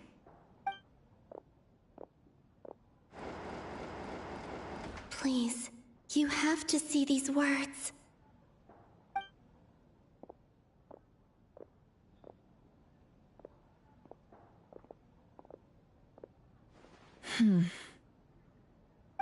Well, do you sense anything? Unfortunately, no. And this place was our last chance. Not necessarily. We've only looked in Nasha Town so far. Miss Columbina said she would leave messages at her friends' dwellings. It's still worth checking where Miss Lauma lives and where I live. Let's try and make some time to look into those then. Wait. What are you waiting for? Paimon might have overeaten slightly. What's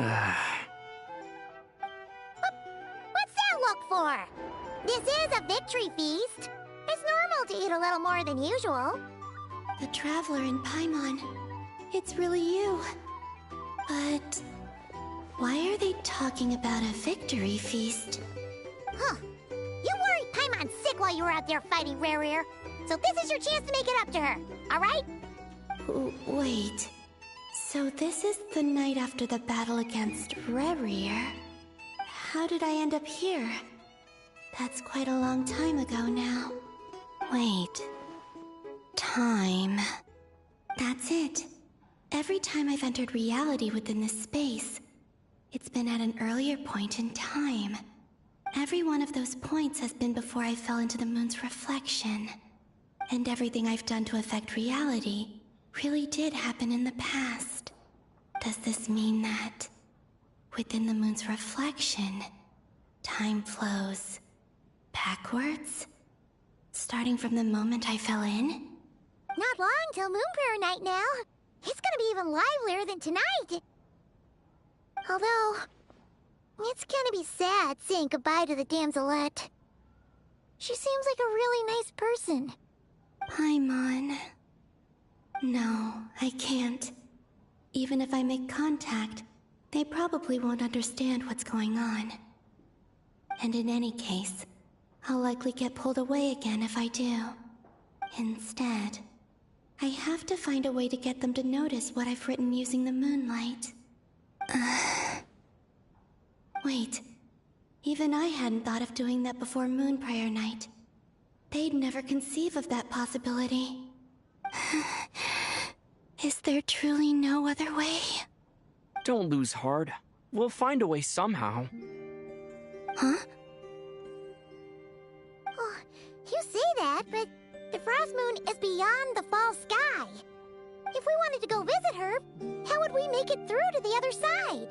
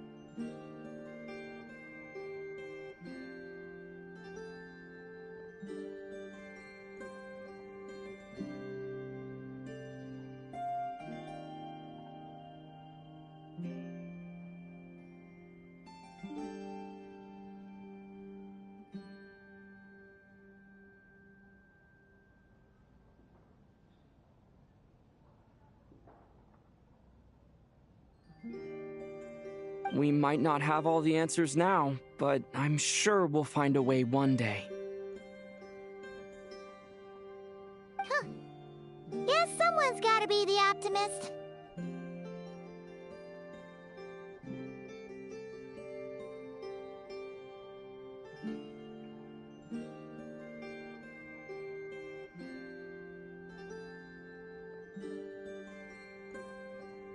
The present. The future. That's right. There are still things I can do.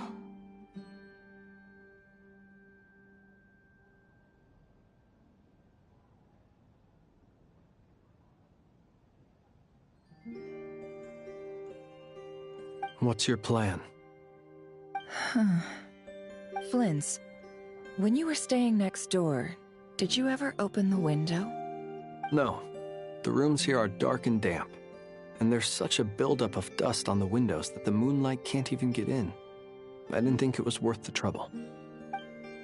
The moonlight? Ah, I think I see where you're going.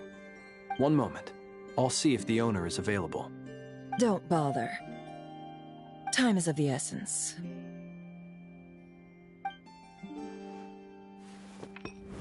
Time. Even if no one sees what I've written at this moment, maybe someone will remember what I said after Moon Prayer Night. I need to write down as much information as I can. And maybe one day...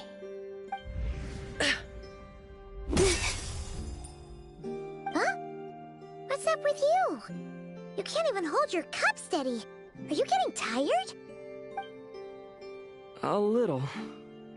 Well, you should probably hit the hay then. You've had a really tough couple of days for you.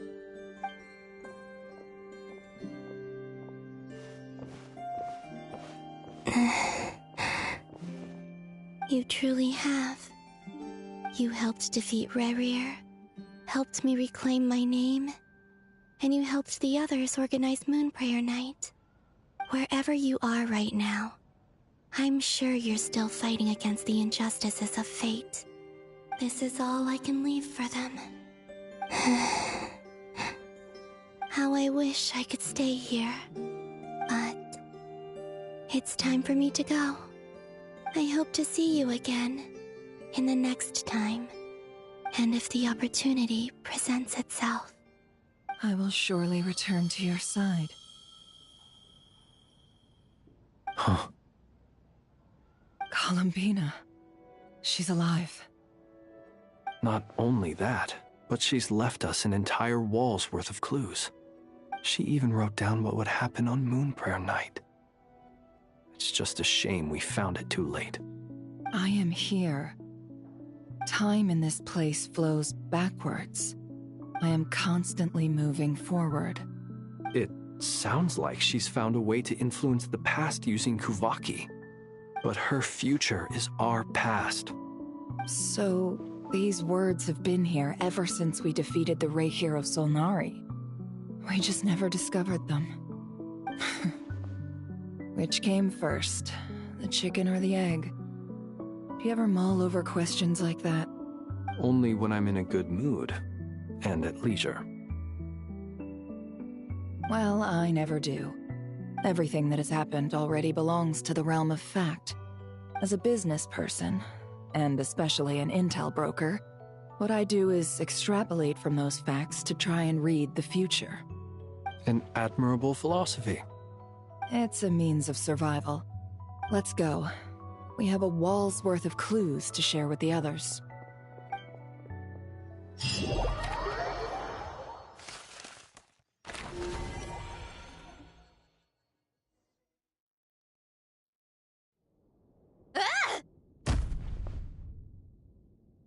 It appears that the doctor's energy signature has changed to something similar to Kuvaki, but not like the Kuvaki we're used to. Nodcry's Kuvaki devices will only have a limited effect on it. I can see why you've chosen to place your hopes in alchemy instead. Also, I must say these books are rather profound. My subordinates just shipped them in from Fontaine. Some of them are from the Narcissenkreuz Ordo, Some are incident reports from Petrichor, and then there's a few test reports for these junk machines. Additionally, after some further scanning, I've discovered something extremely annoying. What's that? Tevat's skies contain multiple moons. A long time ago, when I did my first scan, I detected 3, just as the legends say. But when I checked again just now, I detected 4 moons. So there's one extra? Yeah. Originally, I thought that if I could still find 3 moons, that would at least mean Columbina's still alive. But then it occurred to me that apart from the Frost Moon, Tevat's moons are just husks. And husks surely shouldn't show up in the scan, since they're not alive. It's weird, isn't it? If we can't even distinguish between a dead and a living moon, how are we supposed to know whether a moon goddess is still alive? Or does this mean that the moon marrows are equivalent to the moons themselves? It's certainly possible. In which case, the 4th moon you detected may be Dottores' artificial creation. So he wasn't bluffing. He really built his own moon marrow. Ugh! I'm so mad right now! It's easy to get overwhelmed when you have too much on your plate. Maybe you need to relax. Perhaps try going for a walk. Or simply take a few deep breaths. Nothing can calm me down at a time like this. I need more time, and I need progress.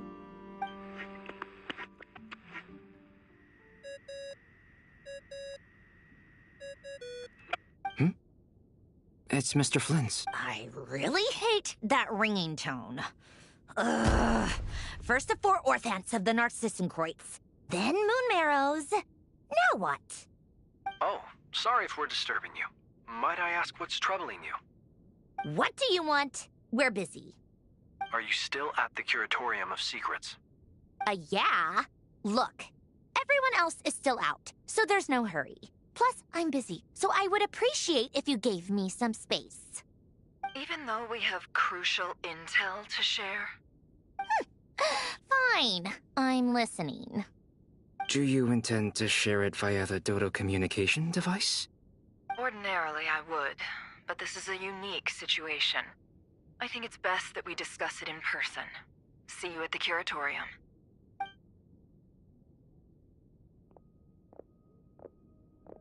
All right, then. So, what's the situation? The rest of the team is still out working on their missions and evacuations, but we've decided to fill you in on the most crucial information first. Sandrone, you were right. Columbina is most likely still alive.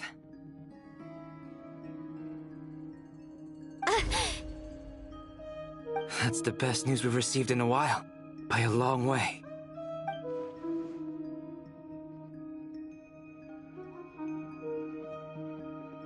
Random locations.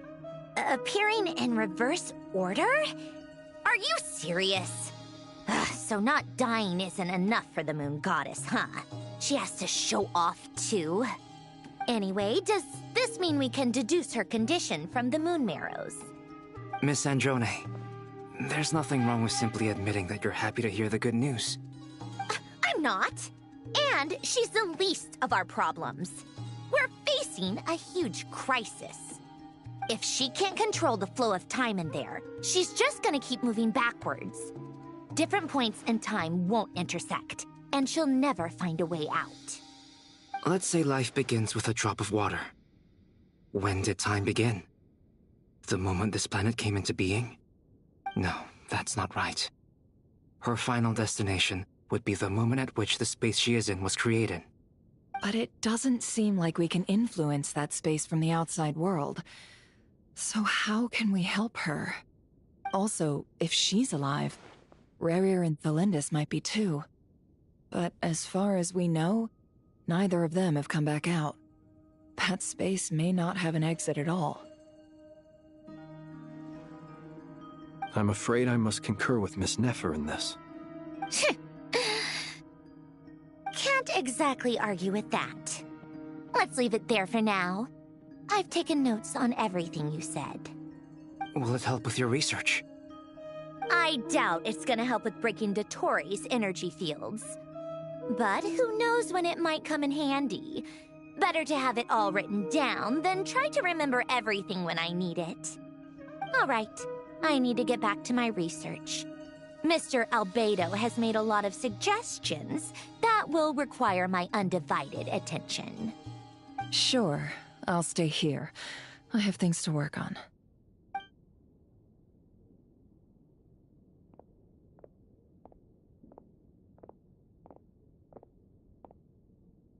Paimon, are you there? Oh, right.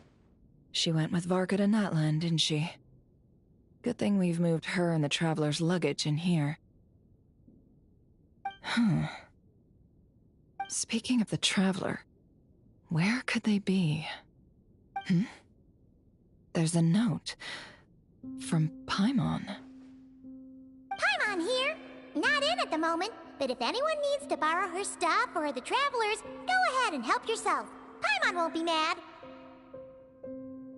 Also, Traveler, if you get back before Paimon, make sure to get some rest. Paimon misses you a lot, but put your health first, alright?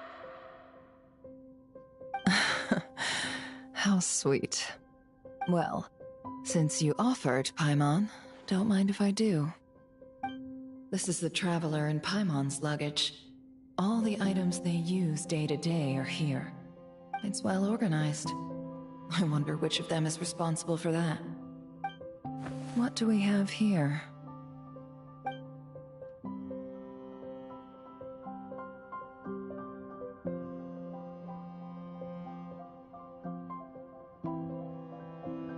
The camera captured a special moment that can only occur between people who are close to one another. You can really sense how the photographer feels about their subject. I wonder why this picture was placed outside. Is it because Paimon recently looked at it?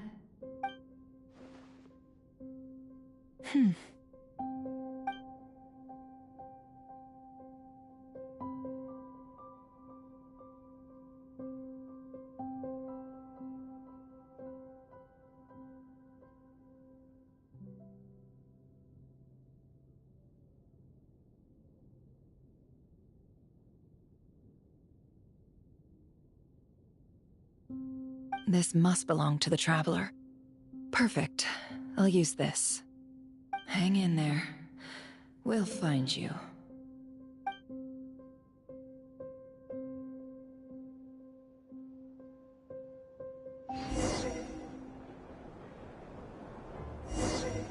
Polonia. Search keyword world formula and bring me all relevant books.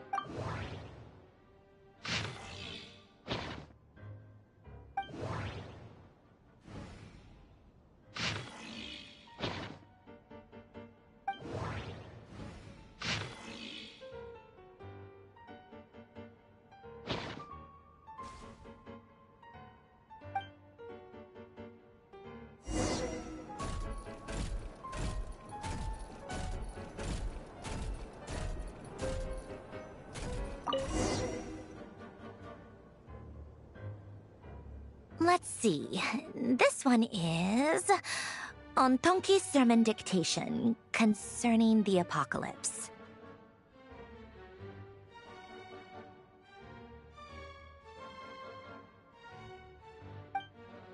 I believe that the correct term for this is Fortuna. This was an ancient Romorian technology, a wisdom unparalleled. I never imagined that Romorian ideas would be so similar to the diagram I have named, the World Formula. This is strong evidence that human civilization should gradually shed possibilities as it continues to explore and evolve. The end of humankind may well be upon us right now. The sparks of civilization shall run out, unless we consider introducing variables from outside the system. Variables. Surely that can only mean one thing. Descenders? Dottore likely captured the Traveler because of his descender status.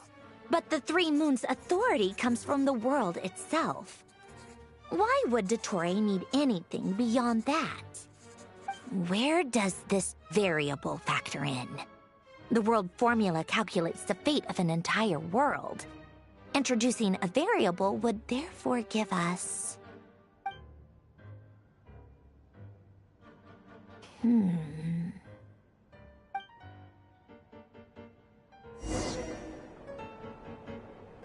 Polonia, search keyword pathway and bring me all relevant books.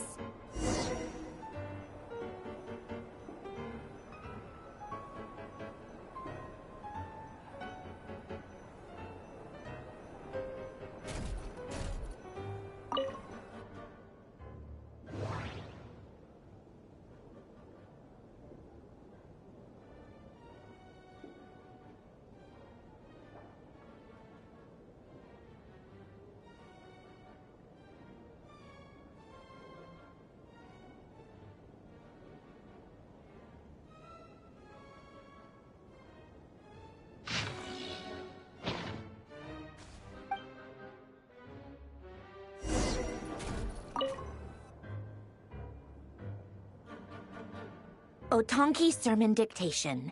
Explications on the Chemical Marriage. These titles are pretty esoteric.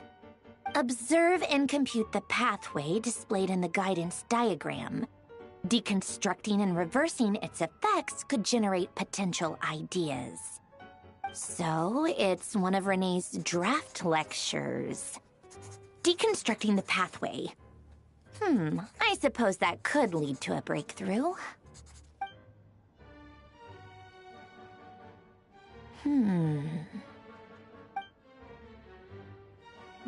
This is so long. This guy sure loves showing off his knowledge.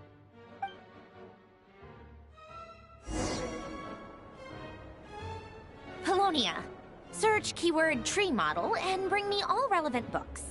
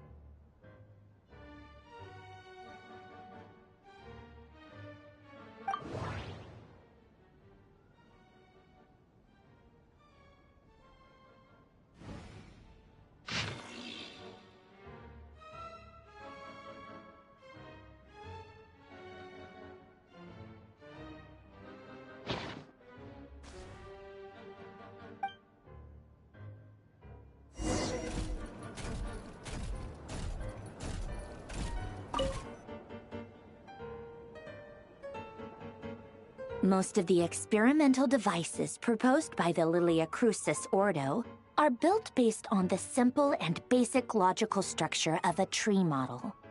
Lilia Crucis. Guess they were trying to cover up the name of the Nautitzenkreuz Ordo? When Duke St. Germanus departed, he said, "It seems that there's no going back." Alas, he is only a genius when it comes to machines. In all other things, he is but ordinary. Excuse me? I'm sorry. That's just ridiculous. What kind of book is this? Great Detective Herlock, the alchemist and the clockwork saint? Isn't this a novel? Come on. Still, the author swears that they knew Renee well. Whatever. I guess it's not beyond the realms of possibility that Renee would say nonsense like that on occasion. Memory, wishes, souls, and persona. Frankly, this sounds more like occultism, but if Albedo vouches for it, I suppose there must be some alchemical basis to these techniques. The way Alain Guillotin saw it, the world was comprised of machines. The universe needed machines, and thus his technologies were created. That's why I was born. René, his full name was René de Petrichor, if I recall correctly. Sounds like he and the town must be intricately connected.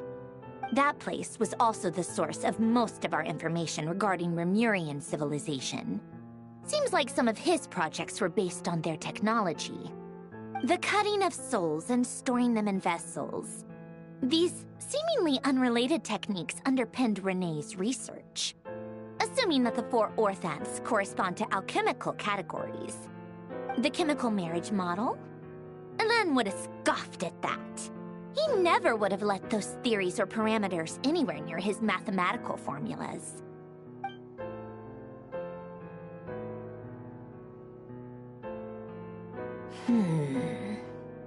What was Alain's view on René? I know he mentioned the name, albeit very rarely. Oh, now I remember. Alain's old notes are here too. They mentioned René once. René seemed most out of sorts when he spoke to me. A lack of sweet foods has dulled his mind, I should think. Either way, his words are not to be believed. Yep, that sounds like Alain. My subordinates actually did a half-decent job digging out all these materials. Makes a change. Good for them. Some of Alain's old files are completely consistent with these records. He must have gotten them from the Tower of Gestalt. I never knew he got his hands on René's records that early. He may have kept them, but he never even attempted to use them. Didn't believe a word they said. Come to think of it, René's world formula was filled with calculations of constants. That shows he believed that the fate of the world to be predetermined. As for Alain... it's been too long. I forget what he said. What would he have said? A guy like him, fervent believer in machines, but not headstrong enough. The world can be changed. It is worth persevering. Yes, that's how he used to think at least. He created that procedure to save this world. Yet the scale of the world's fate proved too enormous. The result was beyond his ability to calculate. He died having never seen the outcome.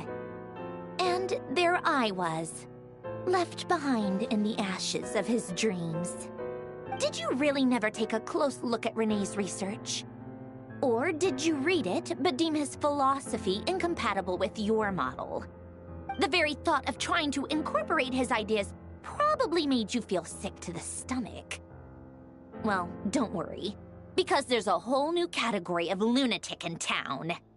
Next to Dottore, every other madman looks sane. You once asked me what I wished for. Should have asked him instead. He's the one pining for things you'd sooner die than witness.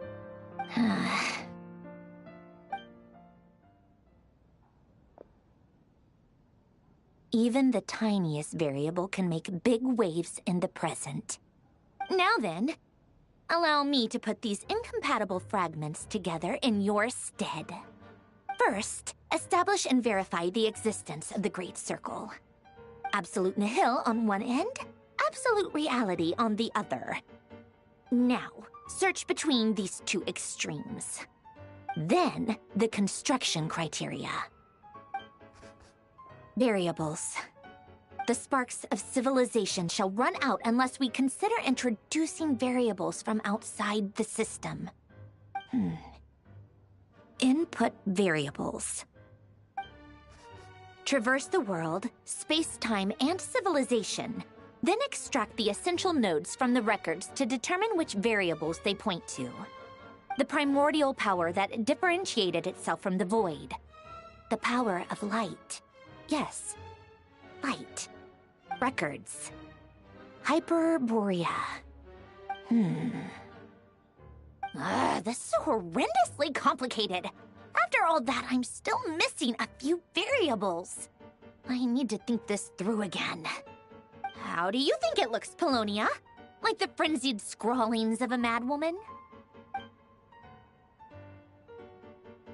Fine, keep it to yourself.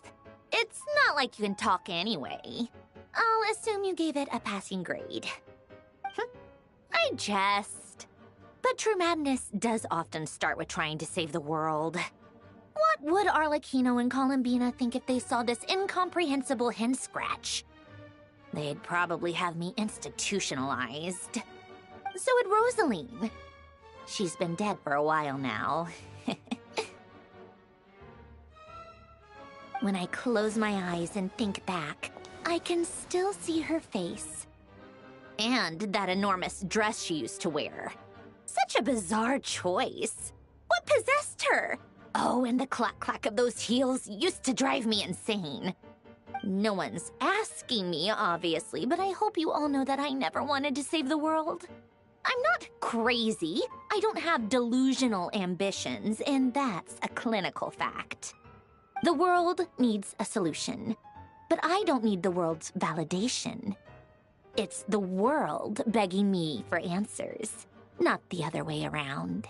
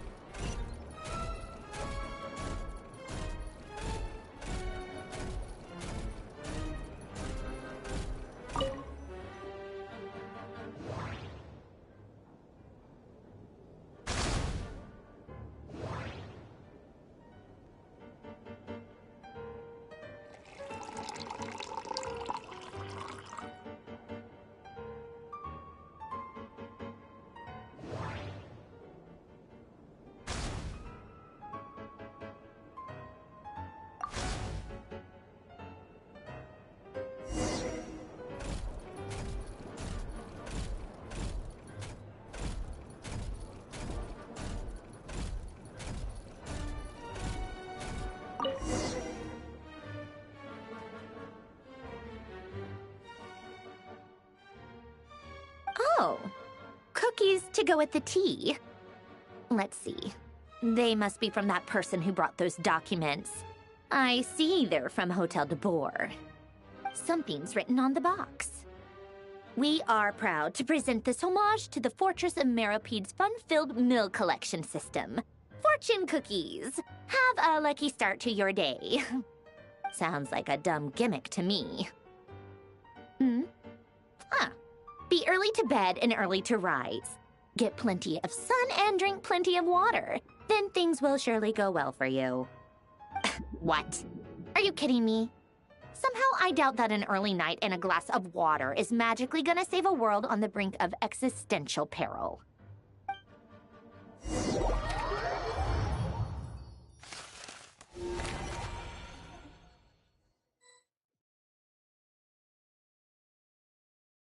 Lady Arlecchino, word has reached us that Lady Marionette's troops are all in position. They are ready to act as soon as the order is given. Excellent. The only thing is, they are fewer in number than we expected. It looks like many of them must have lost their lives at the hand of the monsters released by the Doctor. Can't be helped. Allow them to join our ranks, and keep in contact. As you wish.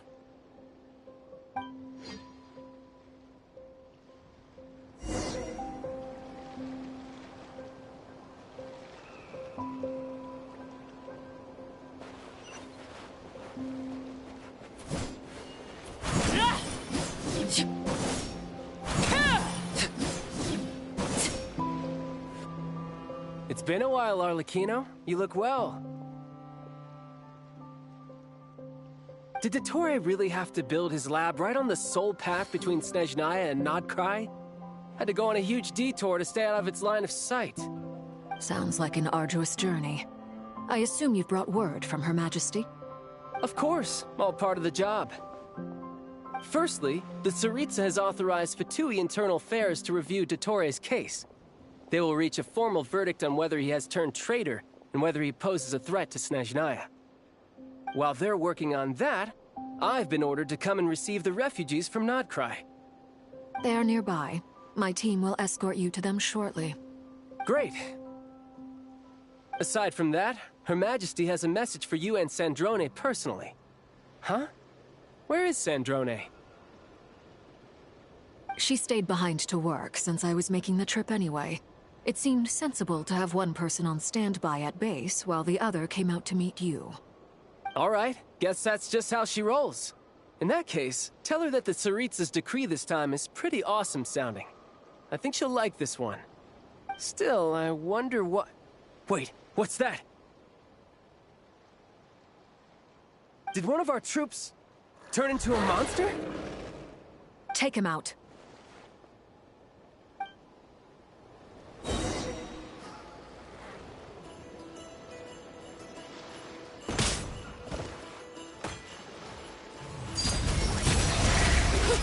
Witness my rise. Transfixed.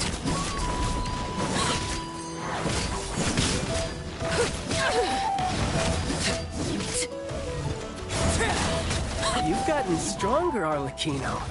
Nice. Stop that right now. I appreciate the praise, but I am not fighting you today. I knew it.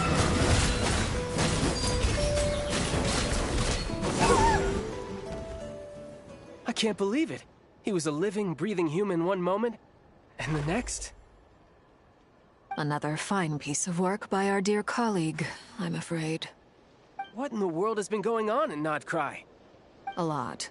But long story short, Dottore stole 2 moon marrows that should have belonged to Columbina, then built a 3rd moon marrow of his own to concentrate the Trilunar Authority in his hands. What? What do you mean he built a moon marrow? People build roads and houses, not moon marrows. What's his next DIY project? He's gonna build a god? You could stand to be less surprised. We are harbingers. The work we are engaged in makes the creation of gods seem mundane by comparison. I tell everyone who asks that you once crossed swords with Rex Lapis while serving as a key supporter for Rosaline's plan. But right now, you're acting like a common adventurer.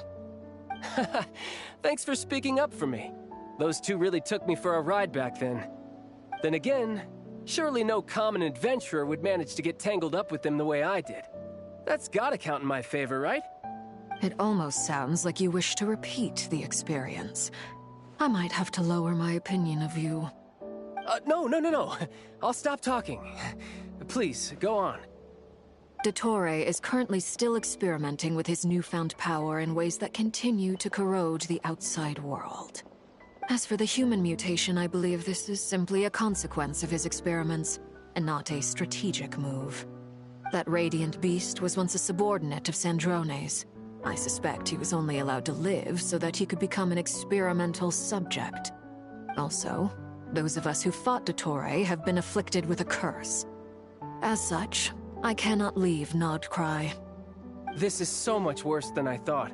No wonder Her Majesty's decree is so extreme. While these exceptional circumstances persist, the Harbingers are hereby authorized to use unilateral executive powers. Should Dottore pose a threat, Arlecchino and Sandrone are permitted to eliminate him. My thanks to Her Majesty. I will pass these good tidings on to Sandrone. Her Majesty has also declared that she will refrain from launching an attack on the now evacuated Nodcry due to the presence of unretrieved research material. A wise decision. By the way, how's my old partner doing? I'm assuming they're with you? Partner? You mean the Traveler? I'm afraid I have bad news. He was captured after our failed assault in Dottore's lab. His whereabouts are currently unknown. What? Why? Since when does Dottore have a bone to pick with him? That is indeed the question. I'm not sure he does. He must have some other goal in mind. This won't do. I have to rescue him. You can't. We have no idea where the Traveler is. What am I supposed to do then? Stand here twiddling my thumbs? Sandrone is working on it. The best thing you can do right now is complete your mission. Fine.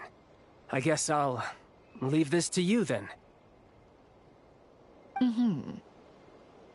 One last thing. Tell the Rooster to get the message out to the gods and citizens of every nation in Teyvat. Beware. An uncontrollable pollution is spreading forth from Nodcry. The source of that pollution is a madman drunk on the success of his experiments. The Fatui and our allies will endeavor to contain the threat.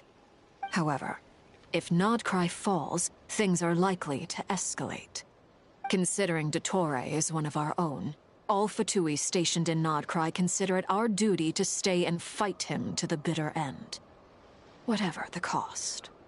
Hey, don't be too pessimistic. If it comes to it, I'm sure Her Majesty won't stand by and do nothing. I hope you're right.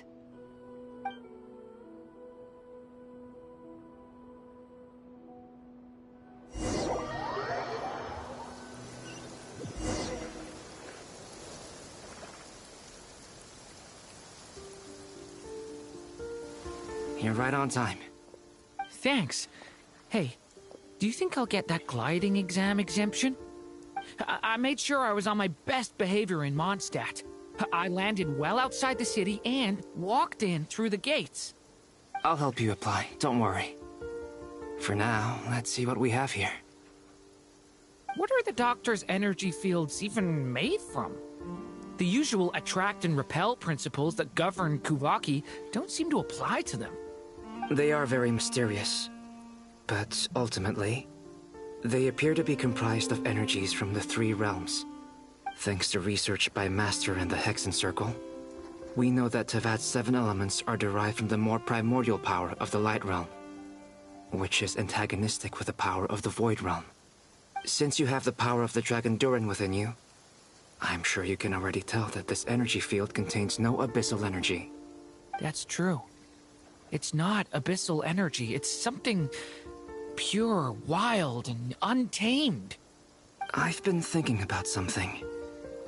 Do you still remember the device that Dory supplied from the Academia when you and Miss Columbina fought Rarier?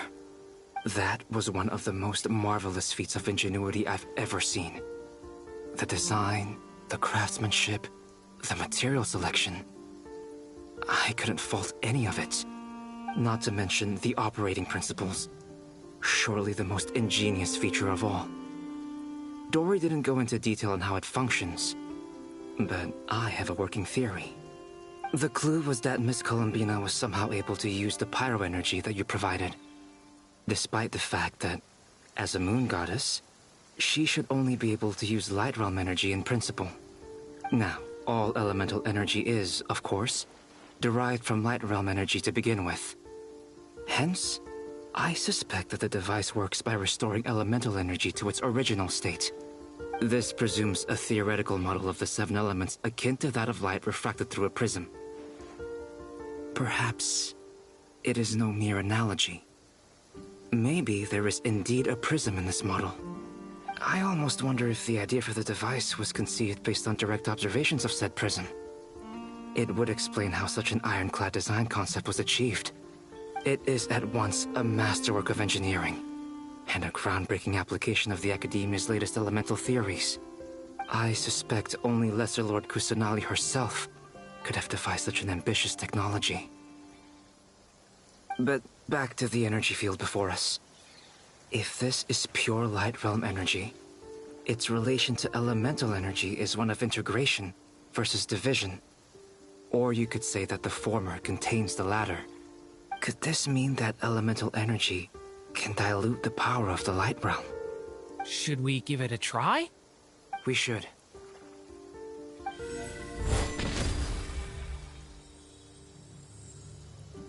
Ha! It works! Clear signs of disruption were detected at the periphery of the energy field. This indicates that elemental energy can disturb or even negate the field. Now you try. All right, here goes. It's working! Switch to abyssal energy and attack again. No surprises there. Abyssal power drains the energy field to a significantly greater extent. I now feel confident in asserting that the energy field is indeed pure light realm energy, and that elemental energy can dilute it. But the energy field is huge. How much elemental energy will it take to neutralize it? We don't have to neutralize it completely. We can try other approaches. That's all for theory. Would you like to continue watching? So you knew I was here? Huh? When did you get here? A while ago.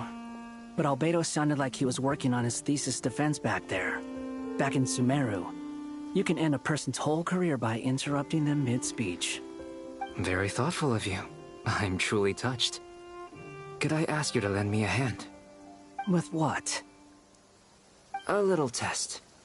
Try using Anima to unleash a concentrated assault with circular blades, with the goal of breaking through at a singular point. Nice! This time it tore through the field. Tremendous. This is a major breakthrough. Should we go through? We probably shouldn't risk having mutually antagonistic energies in such close proximity. Durin, you stay here and watch the entrance. Hat Guy and I will go in to investigate.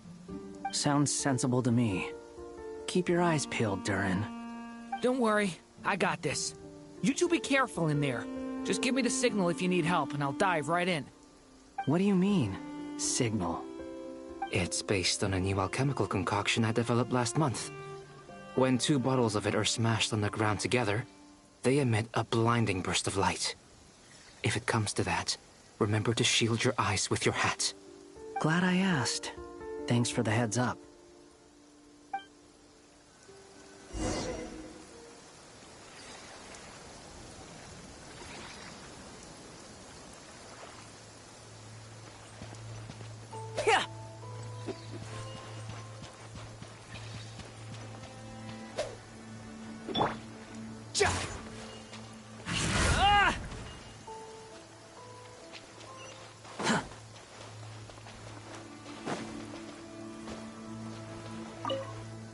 Like I thought.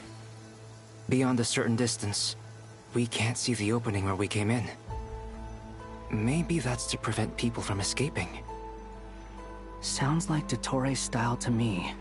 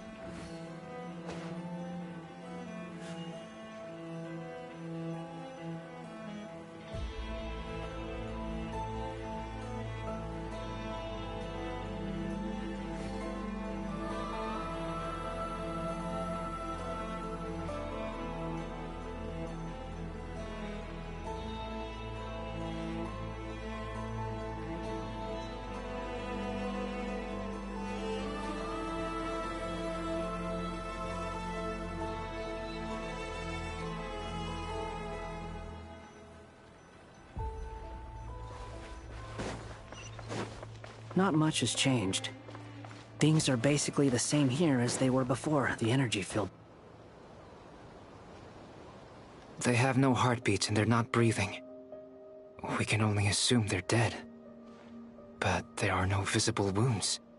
Also, there's an animal squatting next to each body. It's watching us. That's not an animal's gaze. What are you trying to tell us? Doesn't seem eager to talk. I guess maybe it's just an animal after all. Let's keep looking around.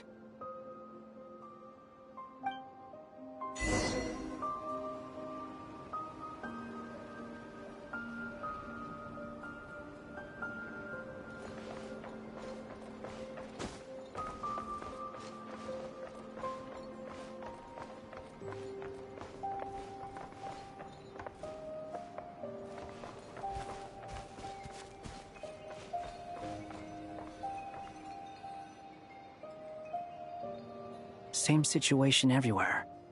Not a living soul in sight. Just countless bodies with animals standing watch over them. Well, I think we can safely rule out the possibility that they're all pets. Is skirting around the topic your way of showing consideration for other people's feelings? Just being cautious. I don't doubt that you can handle the truth.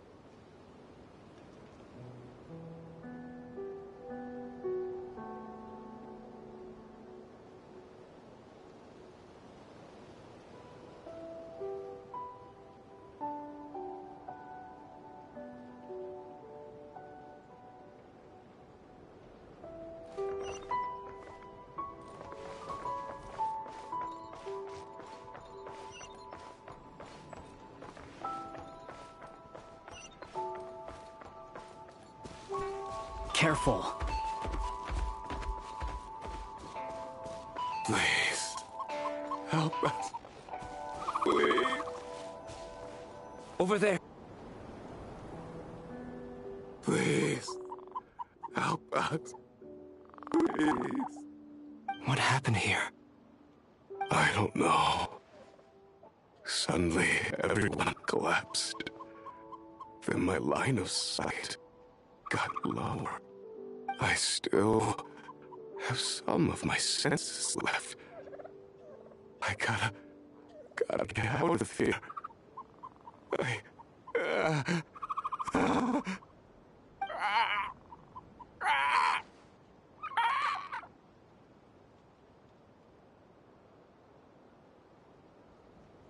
It looks like there's a huge experiment going on inside this energy field. Maybe each energy field is its own giant experiment. Vile. He's swapping human minds with those of animals. Even without the other circumstances, this would be an extremely radical experiment. Those people may have lost their sense of selves, but they are not fully animals either. If they were, they would have left. But instead, their instincts are driving them to remain by their dead bodies. We should go. No sense in sticking around here longer than we need to. Agreed.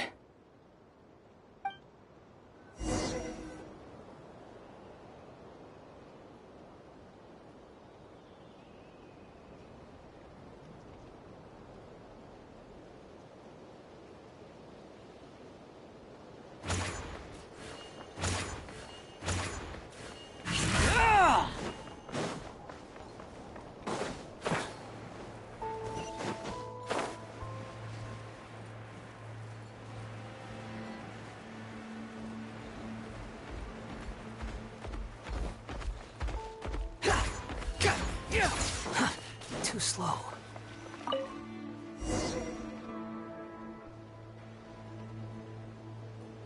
Ah, you're back! Everything okay? We saw some things that take a strong stomach. Otherwise, we're fine. We should share our findings with the others.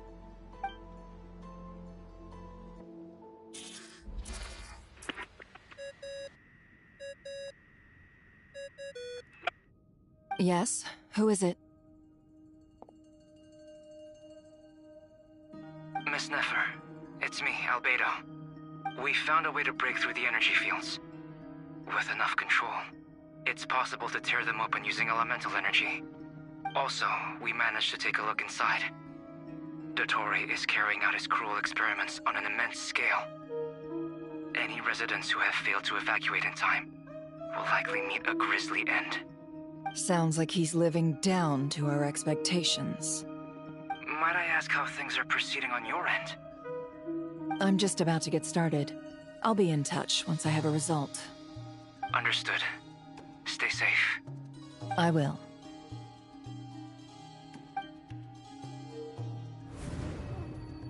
Well, Nefer, I'll link up with you once my tasks are complete. What makes you think I'd need you to do that? I'll need it. And considering the way you approach certain matters, I think you'll be better off with me present.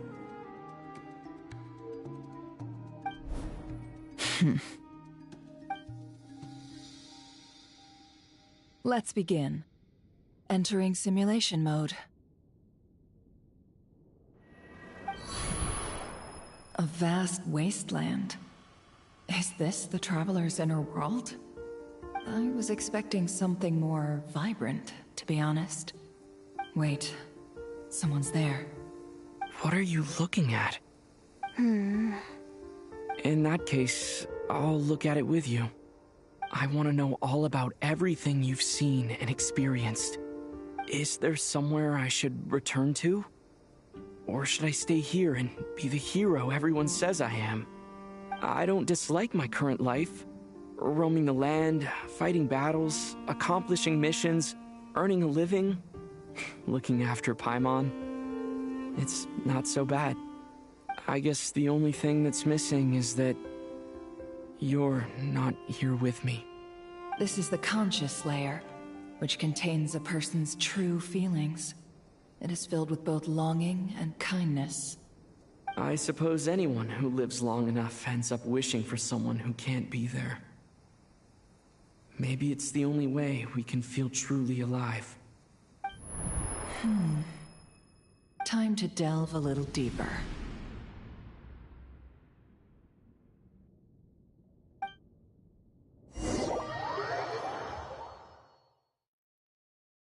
Nasha Town is hardly the optimal choice for a place to live, but it has character and a reasonable population density.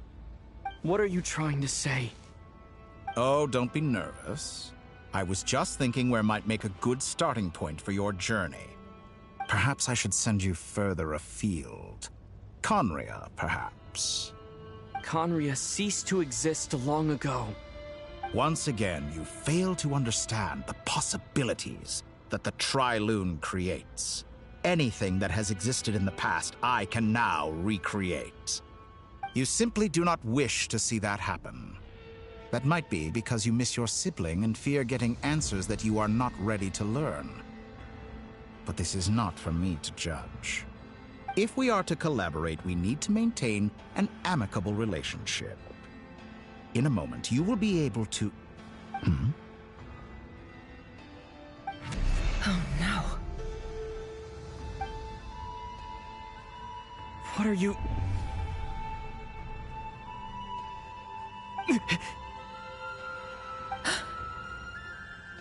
What are you gonna do? Don't move. Something unwanted has crept into... Oh? Gone as quickly as it came.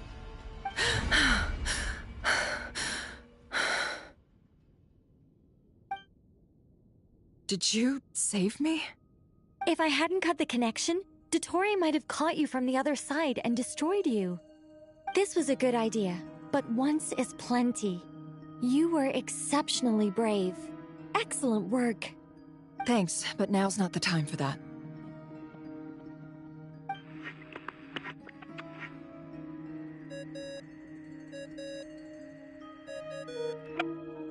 Albedo speaking. I think I know where he is. What is this endless darkness? I can't see anything, even though my eyes are wide open. But why? What happened? Ah, sorry about that. I take it you didn't notice. Just now, a friend of yours took a little peek into your mind. Could it be Nefer? How did she do it? Did she use something as a medium to connect to me?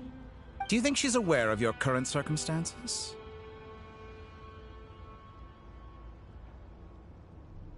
Oh dear. Have I stunned you into silence? I only wanted to slow down your time a little so I could stop your intruder in her tracks. It would have been nice to capture the spy. I must say, I'm finding the ability to adjust the flow of time rather intriguing. The moment you closed your eyes, time seemed to grow impossibly viscous, didn't it? A whole month passed before you opened your eyes again, but only for you. No one else was affected. I dare say this is something only a god can achieve. Point taken.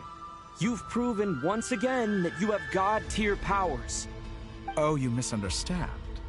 This wasn't about proving a point. I was testing things out. I find I learn best by doing, and I have to admit, time is not the easiest dimension to control. I only wanted to make you sleep for a short while, but it ended up lasting a whole month. Clearly some finesse is required to wield the authority over time as I wish. I hope you're not angry with me. It was only a month's discrepancy, nothing too serious. Had I been off by a year, a decade, or even a century, that would have been quite a different story. You could have frozen me for millions of years. So much for collaboration. You aren't showing much sincerity. Millions of years? To what end? I wonder if you don't understand humans all that well. They are very pragmatic creatures who understand only that which they can perceive with their senses. If I had you sit here for a week, I imagine people might sympathize. But if I left you here for 100, 1,000, or 10,000 years, the sheer size of that number would cause it to lose all meaning to them. They would not have the capacity to comprehend your suffering, and thus they could not empathize.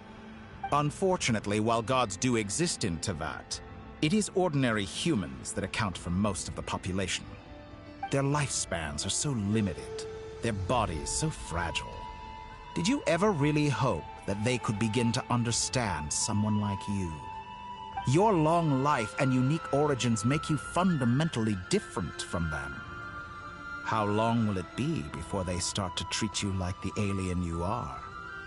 Before you are ostracized, outcast? Alien? Even I feel bad for you sometimes. This world has made you into a slave. So many times you have served its will, and not once have the powers that be ever thought to grant you the one simple thing you wish for. You have been treated most unfairly. I can change that. I will grant you special privileges and give you back the status you rightly deserve as a descender.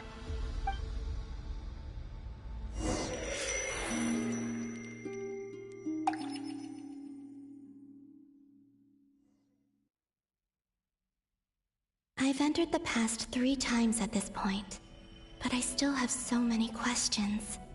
For instance, beyond each point being further back in time than the last, what determines the specific locations at which I can make entry? So far, the common thread linking all 3 scenarios is that the Traveler has been present. But it's more than that. I know I sensed something familiar around him. What was it? I'll keep this question in mind as I carry on.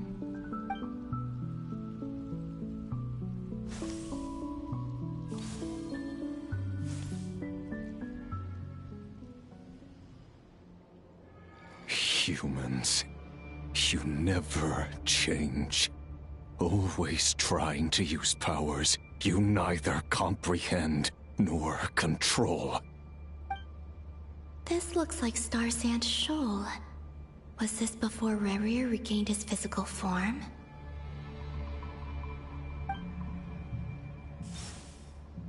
You've messed with the cannon again, huh? Sorry, but this round's not gonna go your way. The cannon. That's right. I was at Silver Moon Hall and I sensed an abnormal Kuvaki fluctuation coming from Nasha Town. And right after that, came an ominous power emanating from Star Sand Shoal. My body was once torn into countless pieces and hurled into the swirling chaos of time itself. But even so, my life and will were not extinguished. I wonder if I could try to prevent his resurrection. But how would I do it? What can I do, here and now? Traveler! Behind you! Look at that light!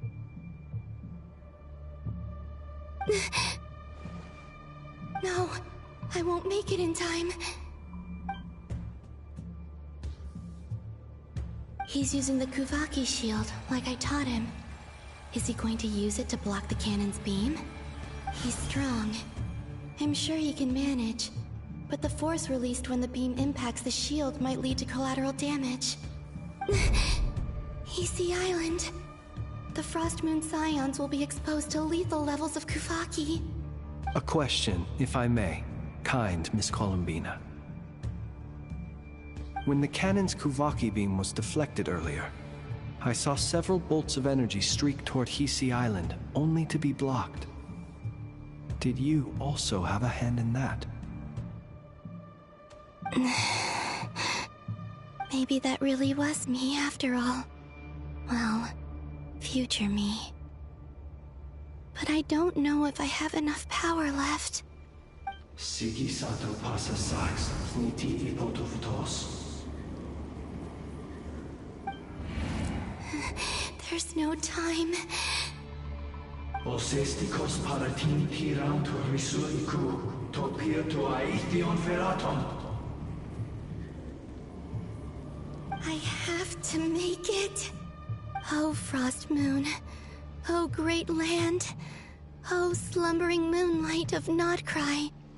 If you can hear me, if you can sense my call, then please, heed me once more!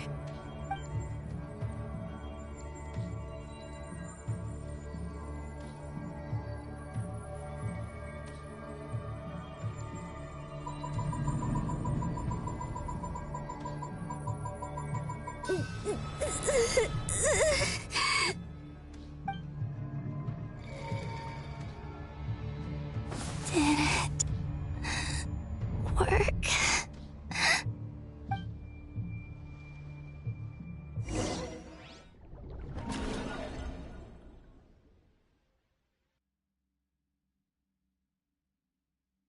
Hey, wake up.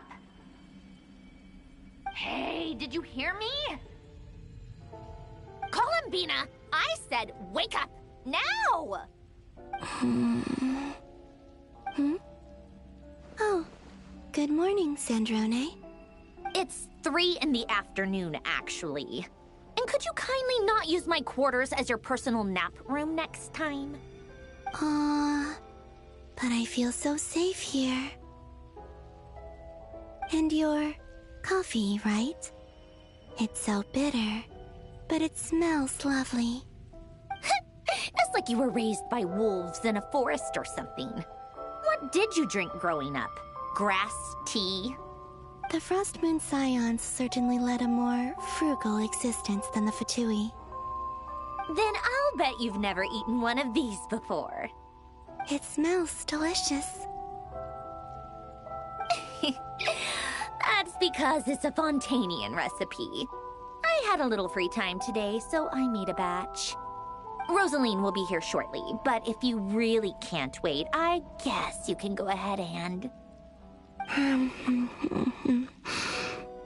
Hey, at least let me finish before you start eating! Did the Frost Moon Scions not teach you basic table manners? Or did the rules not apply to you because you're the high and mighty moon goddess?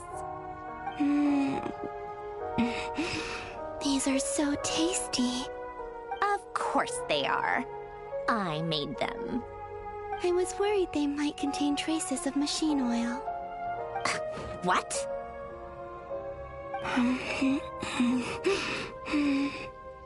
You know, there's something I've always wanted to ask you. Why did you leave your old home and join the Fatui? I mean, I'm sure their food was awful. But there's gotta be more to it than that. Well, life there didn't go quite how I imagined. What were you expecting? You're a god. Your followers are gonna make some demands of you, right? Surely you can just answer a few prayers here and there in return for the free food and drink. How bad can it be? Well, would you help other people just for free food and drink? The doctor told me that you were created by a great mechanic. Lord something Fisher. The Lord Artificer. Ugh, some people can't keep their mouths shut. Oh, Lord Artificer. And didn't he have something to do with the, narcissist? Narcissenkreuz Ordo. Yes, that was it. Narcissenkreuz Ordo. So, would you try to fulfill their wishes? You must be joking. I wouldn't go even if they paid me. I don't even know them. Exactly. Well, I felt the same way. I did not know the people who made demands of me. Huh. What do you know? We're on the same page for once. In his later years, Alan did ask me if there was anything I wanted to do. If I had any wishes of my own. Well, I don't. And I'm not in any mood to fulfill someone else's either. Who's Alain? He was the... You know what? Never mind. You're not gonna remember. Anyway, the point I'm trying to make is, neither of us is the self-sacrificing type. Let me ask you this. What sort of place would you like to live in, if you could choose? A place where people don't ask me for things I cannot give them. Where they don't worship me, or fear me, but just want to chat with me like a normal person. I'd also like the freedom to come and go as I please. And ideally, it would be somewhere with the smell of coffee and snacks.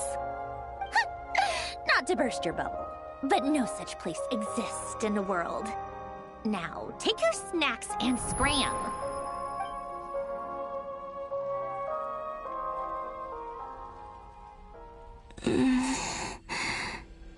Did I pass out? Of course. I'm back here again. I dreamed of events from my past. Sandrone. Traveler. I miss you all so much. Back there. I guess I managed to harness all the Kuvaki energy on Hisi Island. But how did I do it? Time is flowing backwards here, and I can use that familiar power to enter the world of the past. That mystery ally everyone talked about. It was me all along. I can sense that there isn't much more power remaining up ahead. What lies at the end of all of this? Will time keep flowing into the past? And will I ever find my way back?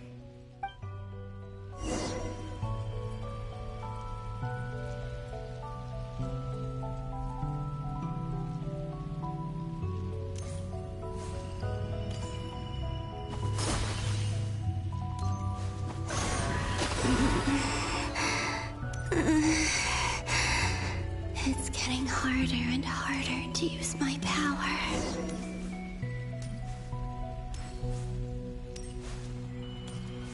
I'm no match for the Abyss in this state. I need to avoid the contaminated fragments.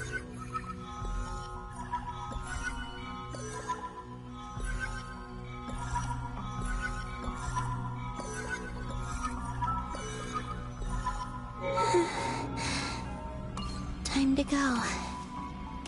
I wonder where I'll find myself this time.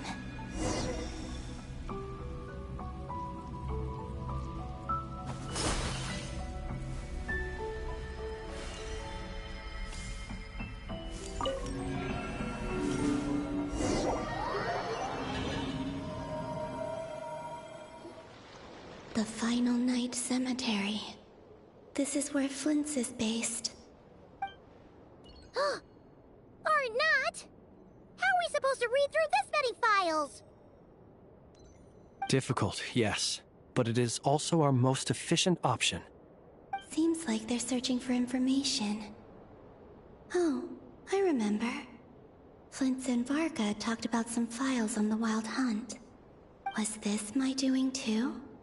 To expose the true intentions of this Rereer, we need to dive into Notcry's history. Are my actions changing the past? Or are they simply completing a process? Is all of this inevitable? Or am I the one making these decisions? If I choose not to help them now, will it change how things turn out? Hope we don't land on our heads then. They're my friends. I can't not help them.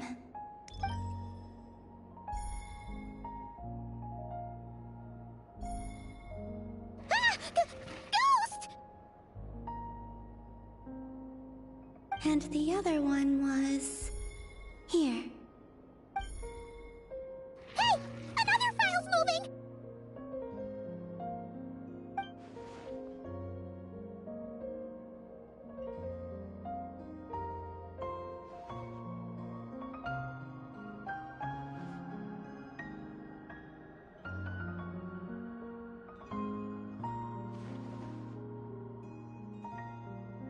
That should do it.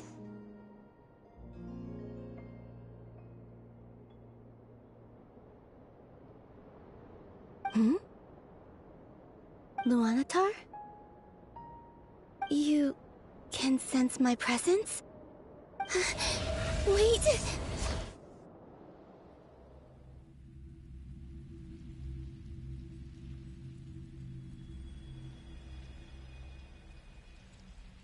Luanatar. So she's that familiar presence I've been sensing all along. She's always been by the Traveler's side. That explains why the Traveler has been there each time I've entered the past. But why Luanatar? Is it because she has a connection to me as the Moon Goddess's familiar? If so, why not any other Kuhenki? That's...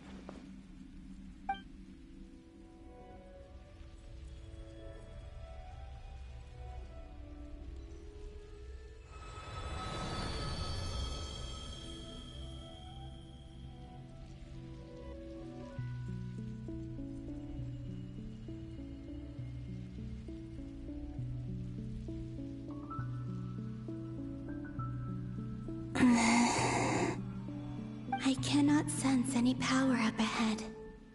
Just a void, stretching out into infinity. This is likely my final chance to enter the past. It's now or never. I have to find a way back.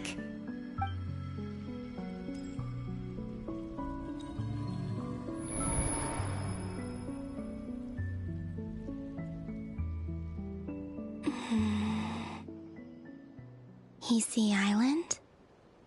How far back in time is this? Where's Luanatar? I can't sense her presence this time.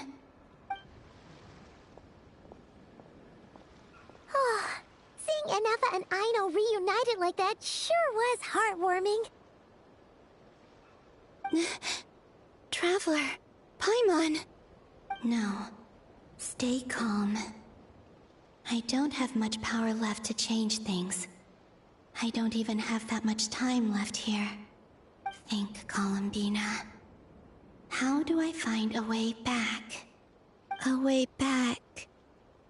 to where? Do I go back to Moonprayer Night? Or to the future that followed? And if I return in my current state, what will become of me then? Dotori's actions that day proved that he'd been planning that for a long time. He had already seized the power of 2 moon marrows before capturing me. Even if I managed to get back, how can I fight against him when he wields the Tri-Lune Authority? I can't. If I go back like this, I'll be playing right into his hands. I have to find some way of rivaling the power he has usurped. Wait. Time flowing backwards. The Trilune Authority. Does that mean... I think I know what the final destination of this lunar reflection might be. I know what I must do. Speaking of homes, we must already be close to where the Frost Moon Scions live. The vibe here feels different, just like the scenery. But how do I communicate my plan to my friends? Should I write it down here? No. Someone else will see it. I need something with a close connection to me. Something I can use as a medium to tell them what's happened to me in here.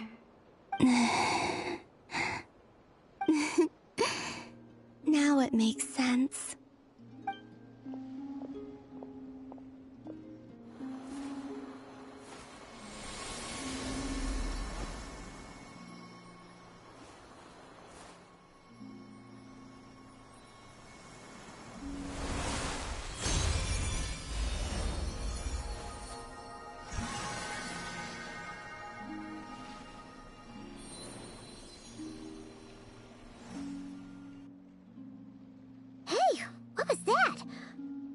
Some sort of breeze blew by, and then the petals suddenly turned into... Huh? It was I who brought Luanatar into being. I gave up a piece of my own soul to create her. That's why I could sense a familiar power from the moment I entered this space. It also explains why she's been present in every past location that I've entered. Because we have a deep connection. Hey there! What's your name? And the reason why there are no more gates to the past after this point is that Luanatar hadn't been born then. No wonder I sensed the trace of a blessing when we first met. But I still didn't recognize the soul hidden within you. Back then, I was just a little lost dove. I had yet to become Columbina Hyposelenia. Go on now. We've got stuff to do. Best you find someone else to hang out with. Hey, you scared it off. I'll be counting on you. Remember to stay by the Traveler's side, guide him, and help him in my stead. Oh, and bring him to the garden where the moon prayer blossoms grow. There's a little lost dove there who will need his help.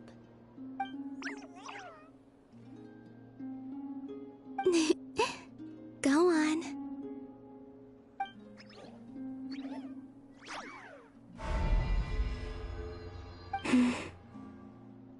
You too. Go and live your story. As for mine must go in a different direction.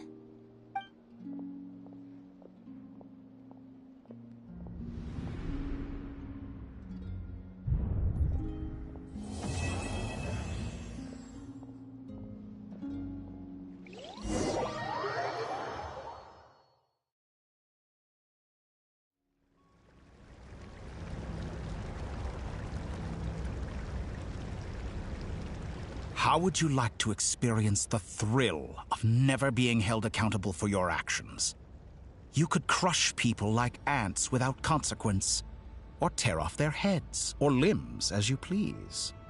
Believe me, such a life is but one small step away. What point is he trying to make? Freedom? But the freedom to kill? To do evil and get away with it? Why would you offer me that? The creation of a world is the ultimate scientific experiment. I have taken my research to the highest level, where I shall be not just a god, but also a servant to many sacred spirits. I shall heed the truth and perform holy deeds. A god's laboratory is the perfect playground, but it needs the right occupant to explore its full potential. Mortals are found everywhere one looks. Not so with Descenders. I'd prefer my first guest to be a distinguished individual such as yourself.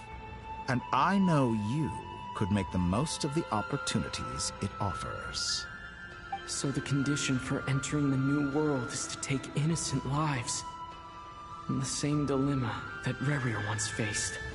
Could I really bring myself to kill others for my own benefit? Rerir did. And look where it got him. Have you made up your mind? I can't do it. Your playground is no place for me. You're putting your hopes on the wrong person. But we both know I'm not quite the hero you say I am either. I have my own reasons for the journey I'm on. And they aren't all selfless. You've grown a lot since we last met. But there are still things you are unwilling to compromise on. This will only hinder you. Why don't I lower my requirements a little as a gesture of goodwill? I'll give you a little time to learn to be a less noble soul. That'll make things much easier for you. I really doubt I could live that sort of life. And yet you already sound less defiant than a moment ago. The benefits appeal to you because you can read the signs of the times. Why don't we return to my research facility? Your last visit was so rushed. There is much that I have yet to show you.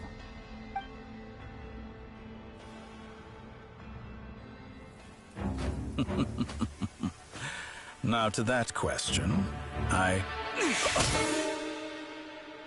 Heroes don't attack from behind. Guess I'm no hero. This is most disappointing.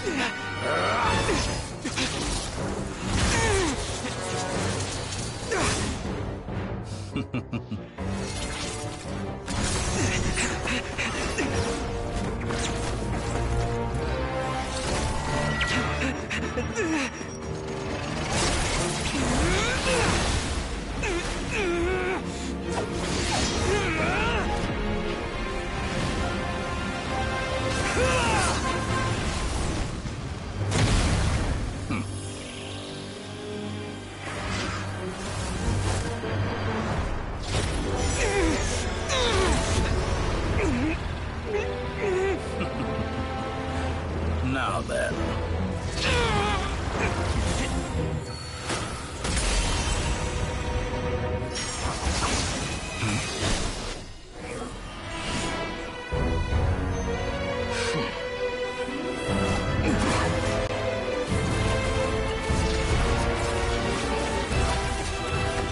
A new face. Interesting.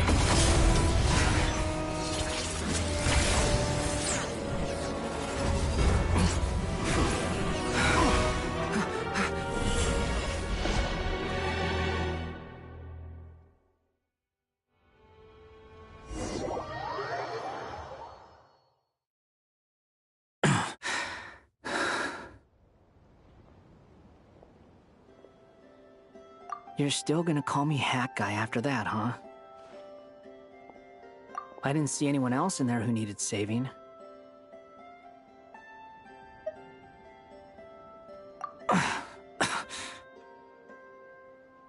It's nothing. I'll be fine. Why are you looking at me like that? Is it that shocking that I'd come to your rescue? I owed you a favor back in Sumeru. Now we're even. Distracting Dotori was tough. I won't lie. He's not gonna fall for the same trick twice. That was my one shot.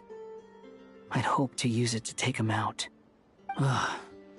I never wanted to obliterate someone more than I do right now. Dotori doesn't recognize me, but his segments were originally made based on an analysis of my operational principles.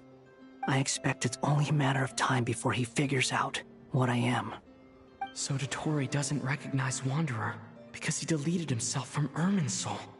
Did he really miss his only chance for revenge by saving me? Why the long face? Hey, I'm not blaming you, okay? And I'm not complaining either. Rescuing you and killing Dotori are equally important goals. everyone would be pretty stuck without you. It's best you live to fight another day. How are you holding up? Are you alright? Hat Guy said to put safety first, so we agreed to run as far away as we could after leaving the energy field, and only meet up once it was safe. You don't look injured. It seems that Dottore didn't do anything to you.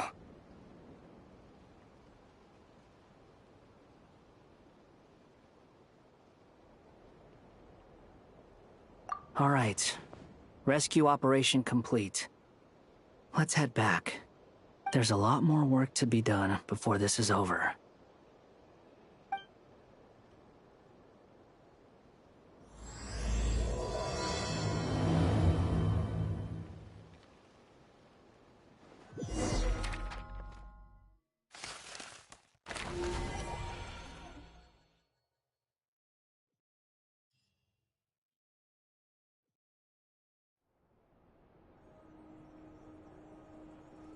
Hello? Anyone here? Ah, you got here even earlier than I expected. That should give us just enough time to go over some details before the opening ceremony. How about a cup of tea first? I'm sure it was a long trip.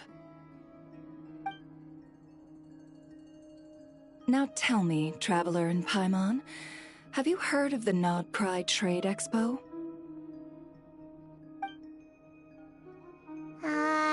Nope.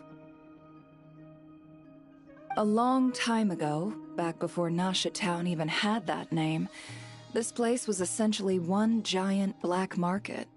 With no administrative oversight, trade that was prohibited elsewhere was fair game here. So this place began to attract business from all over Teyvat. Over time, more and more people settled here, and what was once a black market became what is now Nasha Town. The spirit of free trade has been a local staple ever since. Hence, the Nod Cry Trade Expo was born. So, is it like a business convention? In a sense, it's an annual tradition once the shipping routes open up. The expo offers a chance to trade without restrictions. In other words, it's the biggest legal black market in all of Teyvat.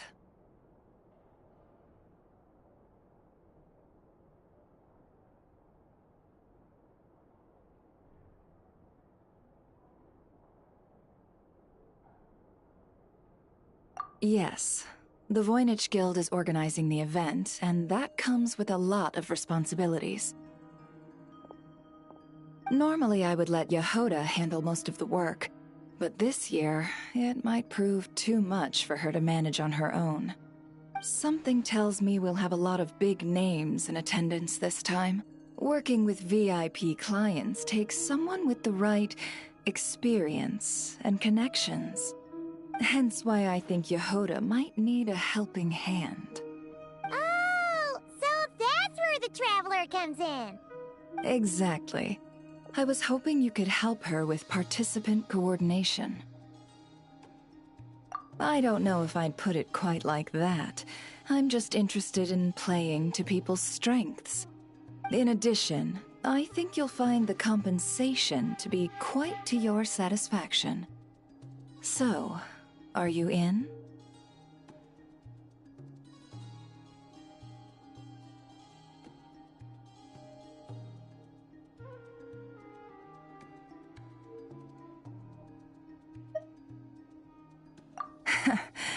Good instincts.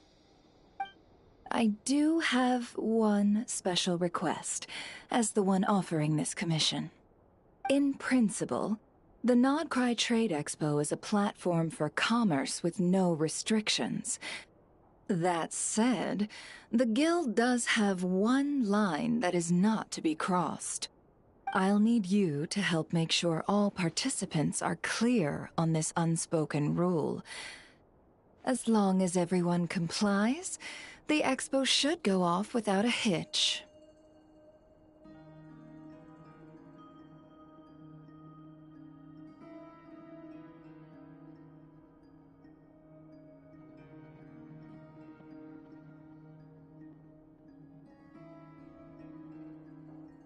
no violence at the expo. The Guild has pledged to ensure the safety of all sellers and buyers in attendance. Violence? Whoa! That wasn't even on Paimon's radar! Just because it's legal doesn't change the fact that this is still a black market, huh? If that line is crossed, the event will descend into chaos.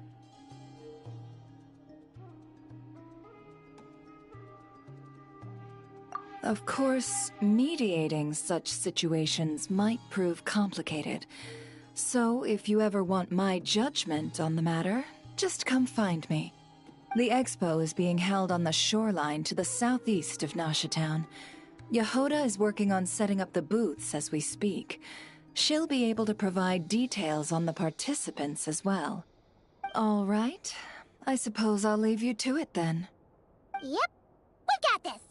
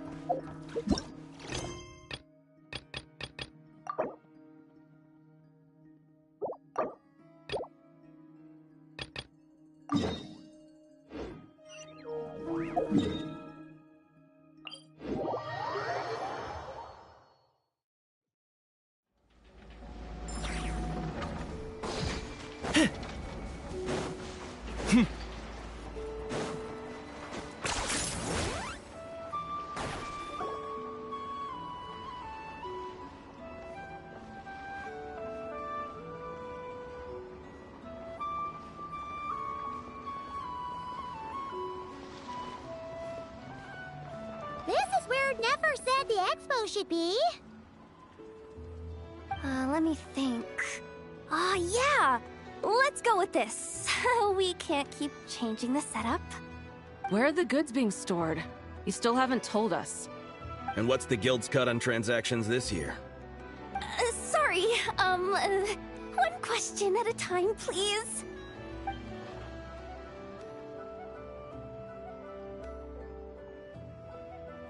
Oh, I should have just stuck to cat wrangling. Hey, Yehoda! Traveler! Paimon! Sorry. I've got kind of a line here. Don't worry. We're not here to pile more work on you.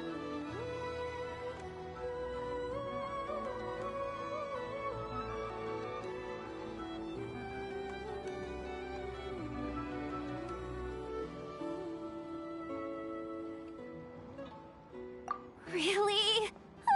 Boss Neff, you absolute lifesaver! I'm seriously drowning over here. Oh, you two are doing me a huge favor. Never asked us to handle participant coordination. So, how can we help? Let me think. Oh, right. There are still 3 participants that haven't checked in. At least I think it was 3. Ugh, come on, Yehoda. Get a grip. I'm not forgetting anything. Am I?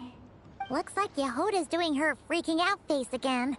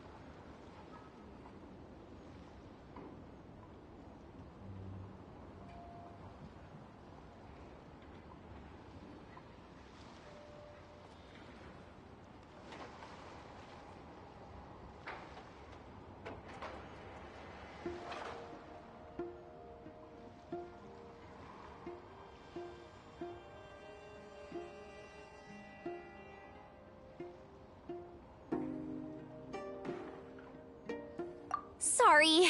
There's just so much to keep track of. Let's start with the basics then. What does participant coordination involve? Exactly. It's things like registering all the participants, verifying their goods, showing them to their booths. Oh, and if any disputes break out between them, it's your job to mediate. Got it! We're still waiting on the sellers for these last 3 booths. One's reserved for Aino, but as for the other 2, they're both big deal clients from abroad. The kind of people we really don't want to offend, so be extra careful around them, okay? Hey, the Travelers got this! What's the worst that could happen? You don't get it. One of them's the captain of some mercenary fleet sailing the high seas, and the other's a top dog in the criminal underworld. Getting on their bad sides, 100% a no-go. If something goes wrong, let's hope that's a big if, don't engage. Just tell him you work for Boss Neff. Alright. You have a bunch of work still, right? Leave the Merc Captain and Gangster Boss to us. Oh, lifesavers, the both of you. Not cry hot dogs are on me later, I promise. And whatever else you want. Anyway, I'm guessing the 2 sellers I just mentioned are caught up with lodging or cargo. You should be able to find them at these addresses. I'd get over there pronto if I were you. People like that don't take well to be kept waiting. Oh, and tell Aino to bust a move, would you? The booth I'm saving for her is in a prime location. If she doesn't come claim it, the other participants are gonna start asking questions.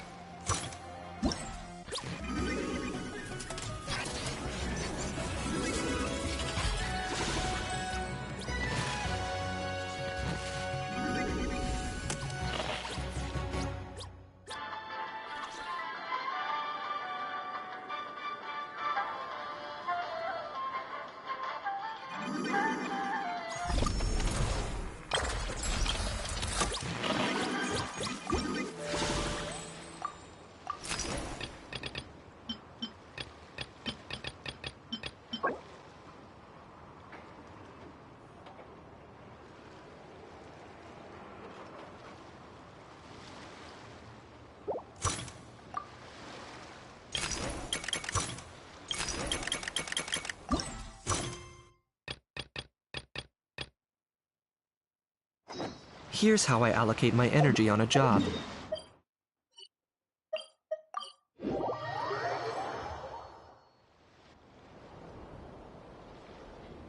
Wait, is this?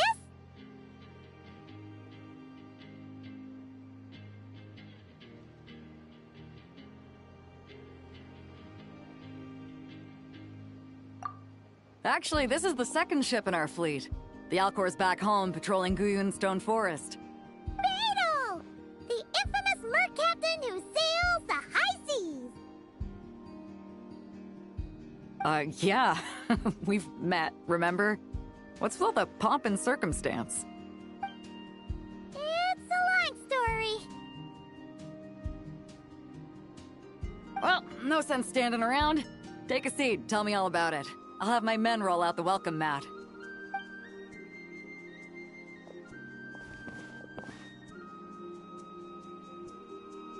Ah, I see. So you know the head honcho of the curatorium, huh? Your network of connections is something else, that's for sure.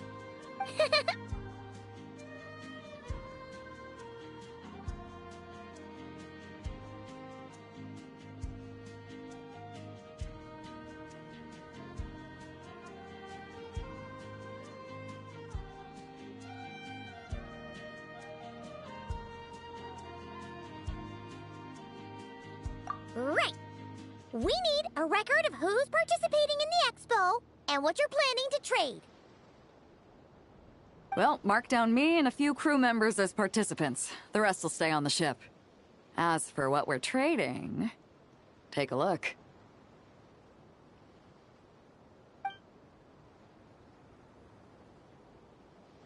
What is it?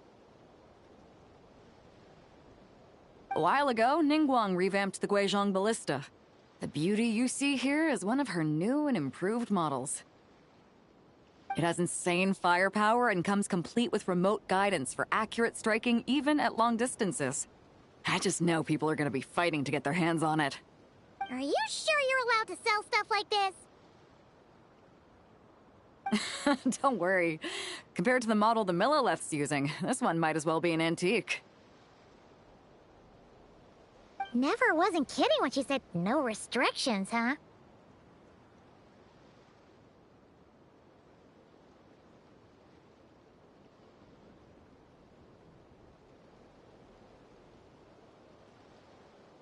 Oh, I'm sure someone will bite. Buyers from all over Teyvat will be in attendance, after all.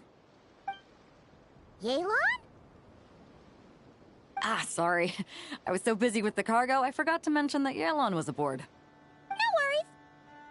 You here for the expo too, Yelan? No, I'm just here for work. Captain Beidou was kind enough to lend me a ride, so no need to register me with the expo. Anyway, it's been a while, Traveler. If you get the chance, be sure to pass along my regards to the head of the Curatorium.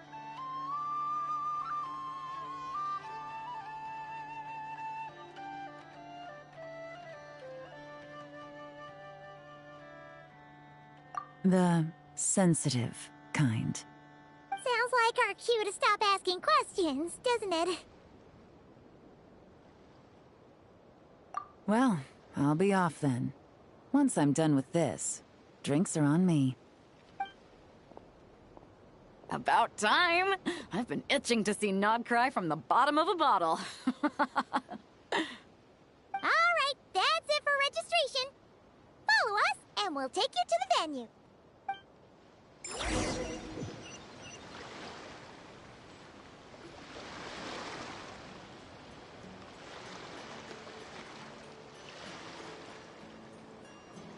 So, this is the place, huh? Not a bad spot. When you've got some time, come help me test the remote guidance on this thing. It's a real thrill, you'll love it.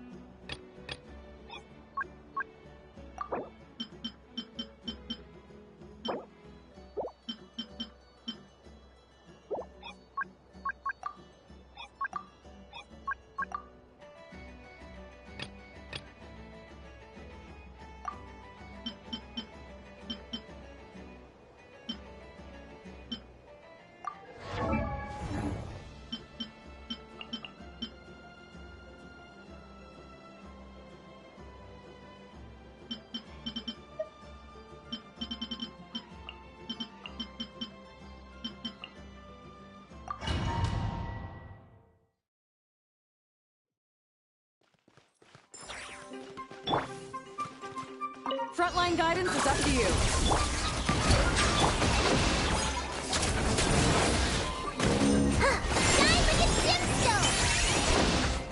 Be cleansed. The sky's clear. The glazed moon shot. Fire support ready. Select the target.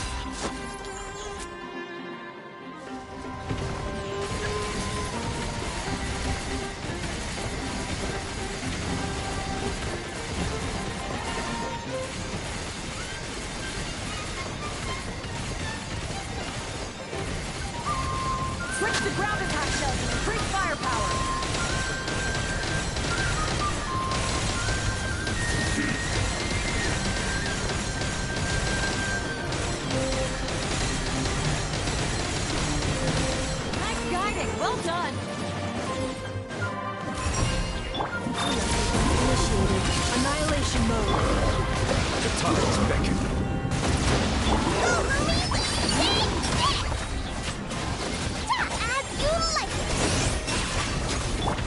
Divine light, shield them!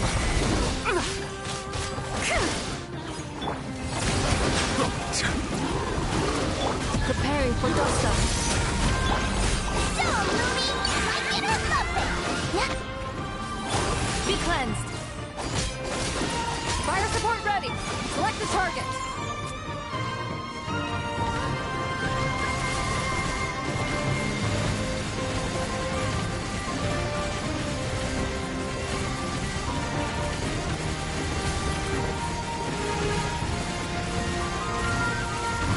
Switch to ground attack shell to increase firepower.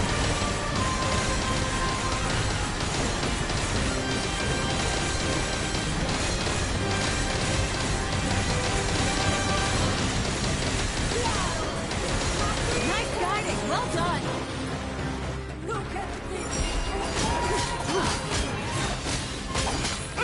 Lofty wisdom will show us the way.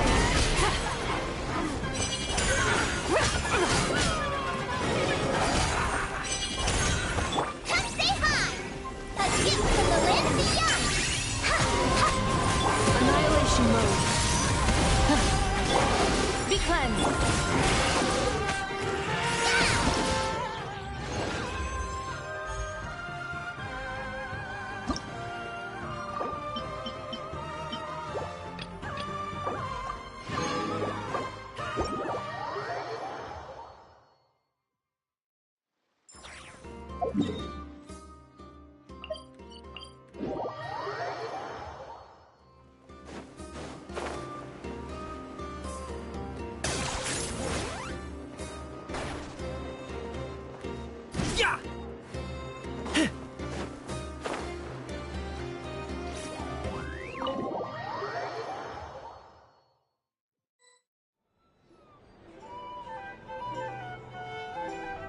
The flagship! Guess this participant decided to figure out lodging first. Partner, Paimon. Navia! It's been forever!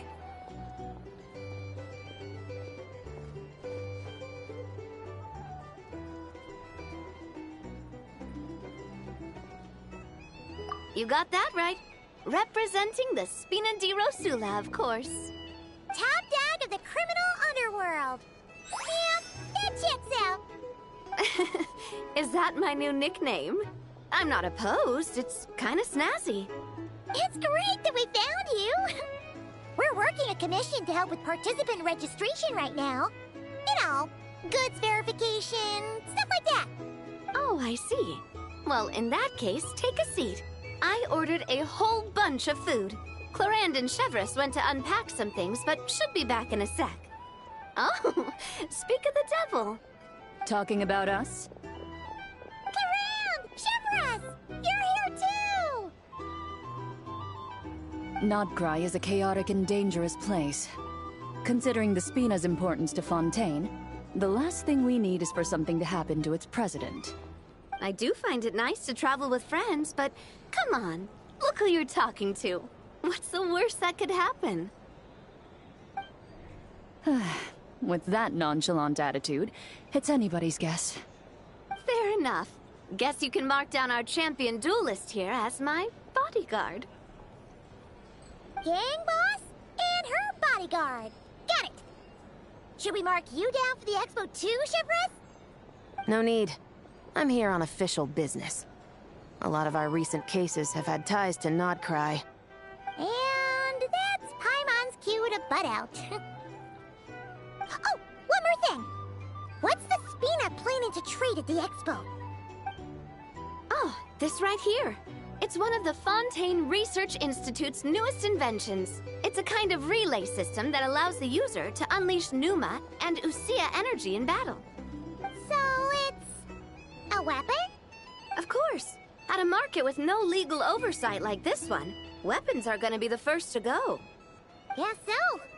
Still, bragging about not having to follow the law in front of Chevreuse feels wrong. I don't mind.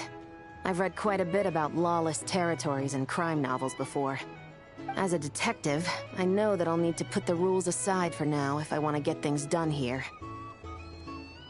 And on that note, I should get to work. I've got patrol members waiting on me. Well, ready to head over to the venue? Just follow us! All right, let's get this show on the road. I want to get a bit of shopping in as well.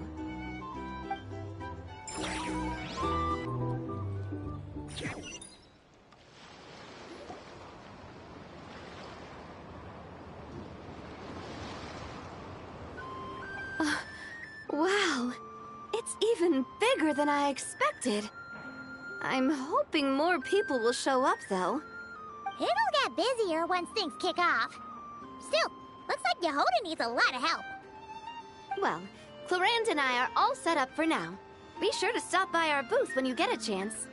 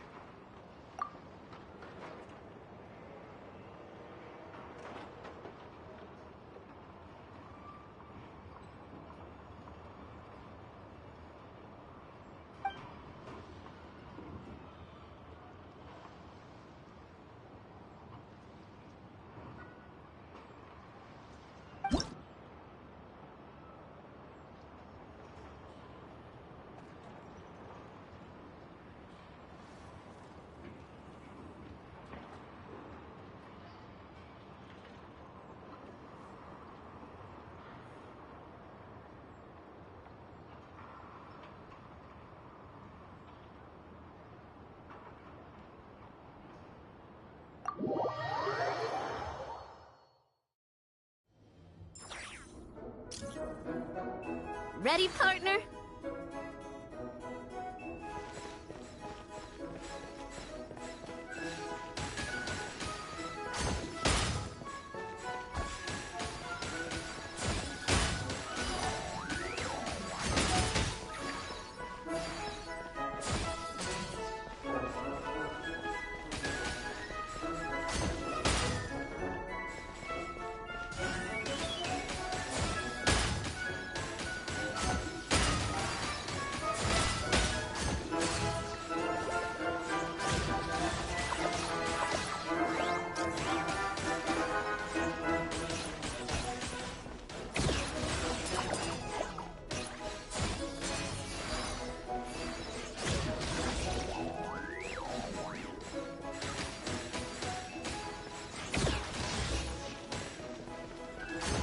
Equipment upgraded. Now's our chance.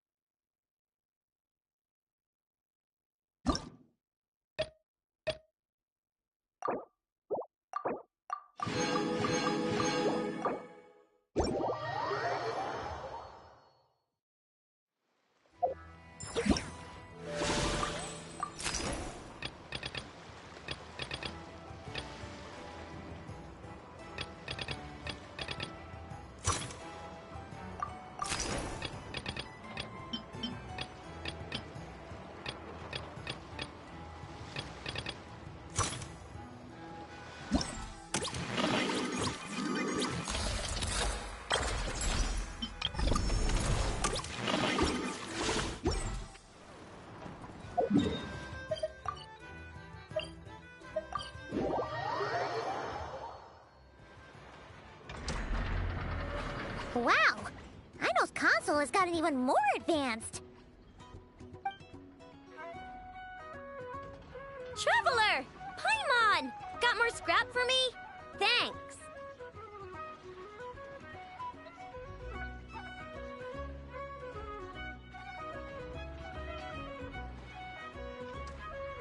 Well, thanks to your help, I can now announce that the Krumkake Craft Shop console upgrade plan is, which means I...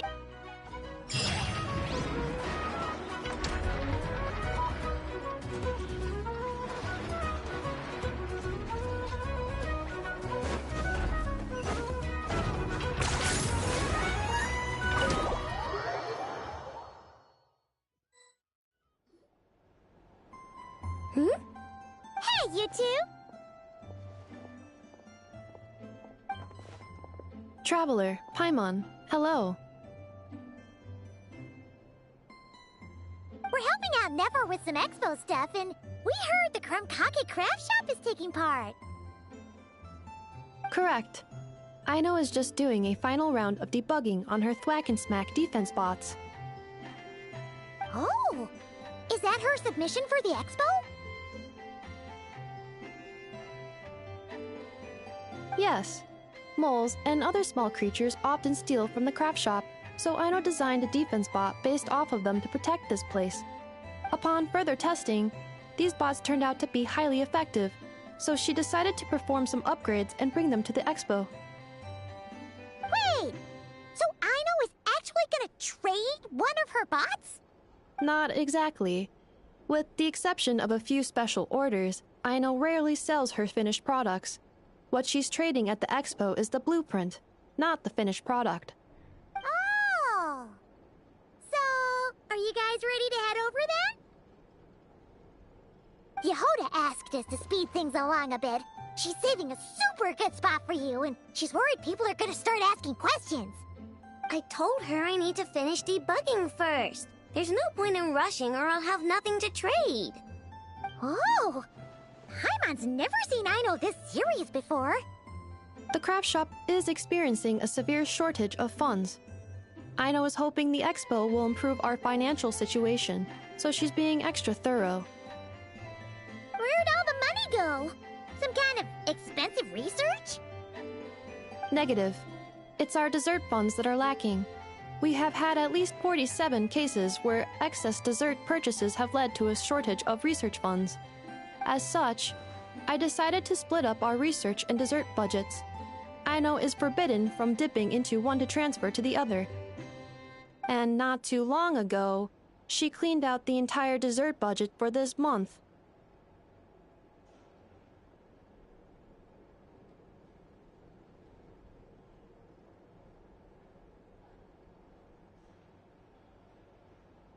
Alright, done. Thwack and Whack defense bots, do me proud. Looks like we can head over now.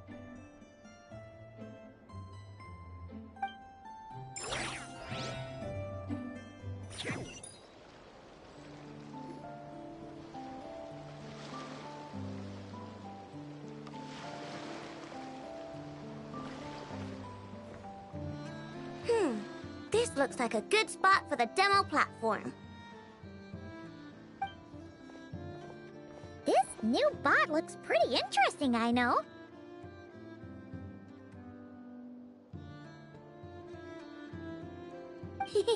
Swing by and try it out whenever you want. It'll blow your mind. I just know it. Thanks for the help. No problem. Oh, and for registration, is it just gonna be you two? I will be participating, but there is no need to register, Ino. She doesn't like to be around a lot of people. Once the expo starts, she'll head straight back to the craft shop. Oh, good point. The 3 participants that Yehoda mentioned are all set now. Let's go give her an update.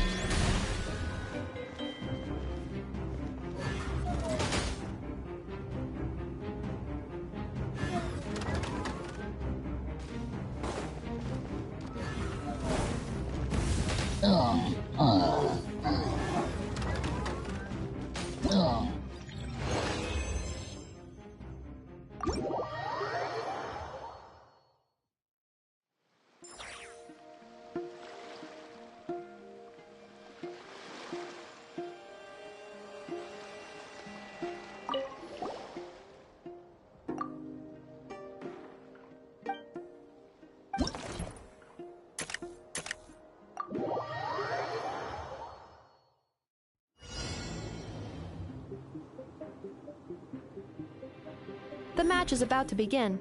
Please, get ready.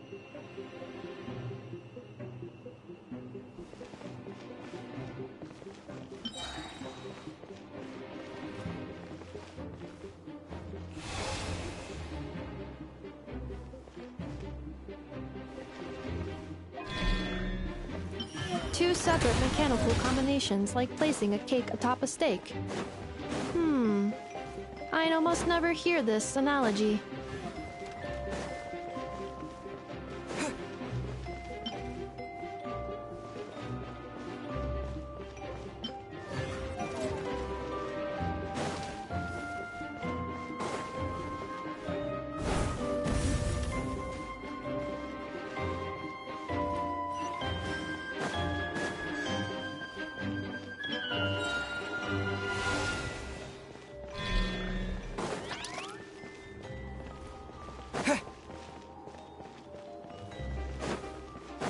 New attacking units have taken the field.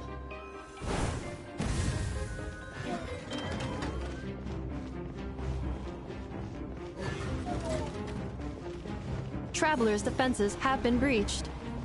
I am quite good at this.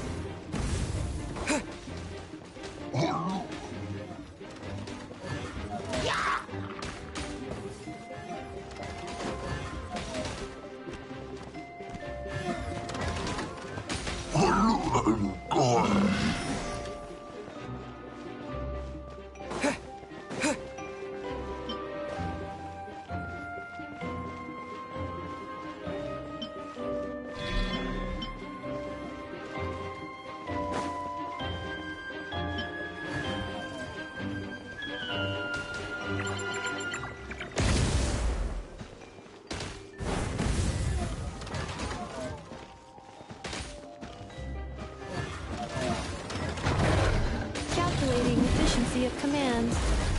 3 times higher than standard.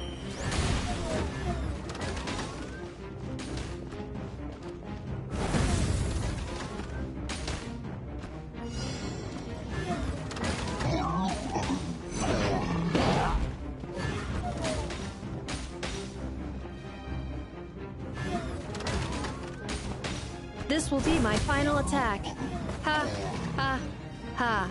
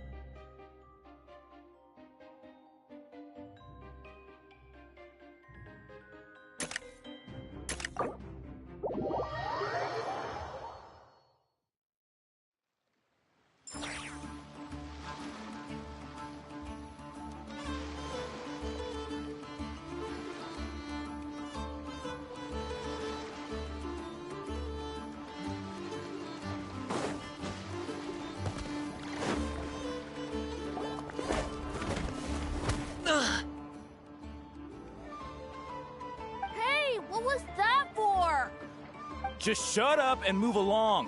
This spot is mine now.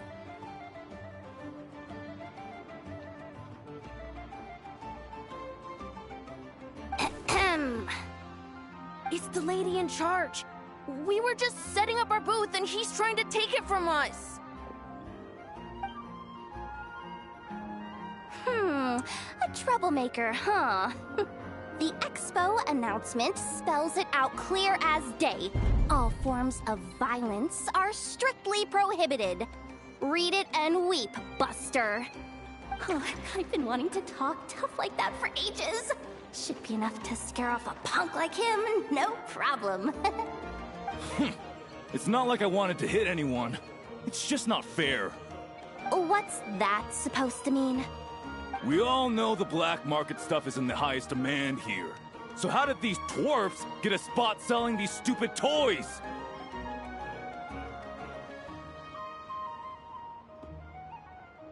I did some digging, and guess what?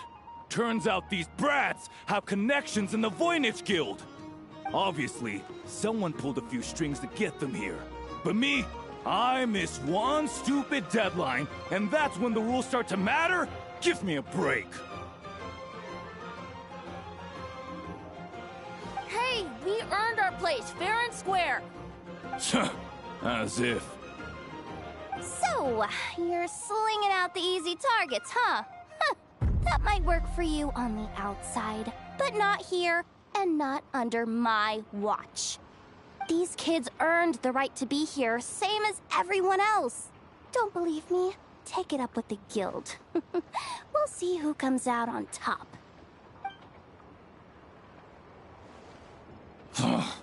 Just you wait. Who the heck was that? Just some punk looking for a fight. But I scared him off without even lifting a finger. I'm still shaking. That was close. Almost had to pull the Never guard.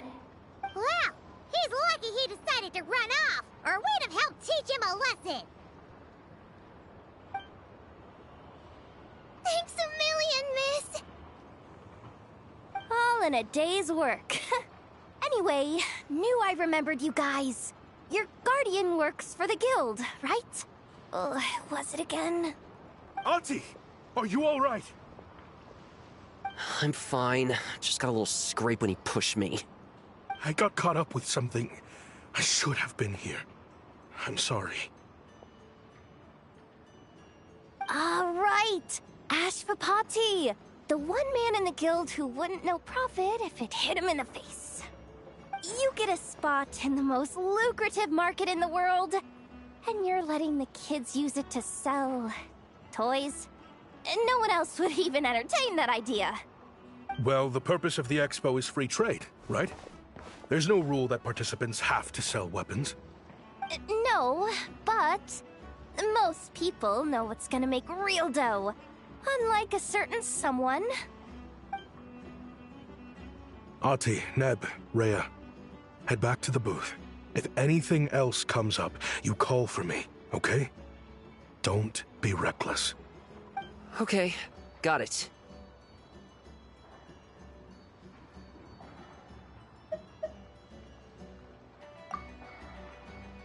Yeah. You two know your stuff. Wait, what? Then why not make them look the part? They'll sell tons better that way.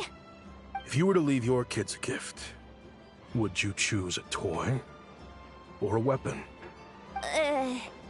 Well... In any case, I'm not looking to make it big. I applied for the expo because the kids thought it would be fun. All I care about is them having a good time. Fair enough. You're still gonna be busy with guild business though, right? Just a heads up. This might not be the safest place to leave the kids unattended. I understand. A lot of children suffer because their parents are too consumed with work. It's unavoidable sometimes. But I want them to have better. You know what? Don't even sweat it. I'll look out for them. What the heck are you doing, Yehoda? Really? That would be amazing. What do you say to Miss Yehoda, you three? Thank you, Miss Yehoda. My pleasure. Just have them come find me if anything comes up. Got it. I should get going then. Wow! Way to step up, Yehoda! I'm just looking out for some kids. How hard could it be? Then again, I bet I'll be swamped with disputes to settle once this thing gets rolling for real. Relax! We'll help you out! Oh, also, we registered the last 3 participants. So, the expo can start now, right? Wow, already? In that case, let me go get things ready for the grand opening. Talk to you later.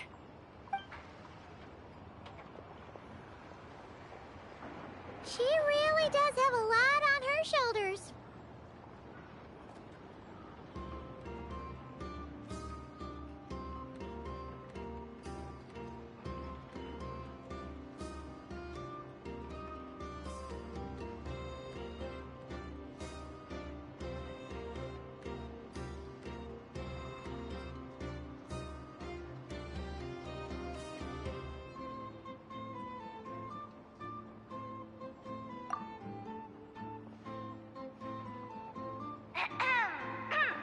Attention, everyone! Participant registration is now complete. On behalf of the Voynich Guild, I am pleased to announce that the Nod Cry Trade Expo is open for business.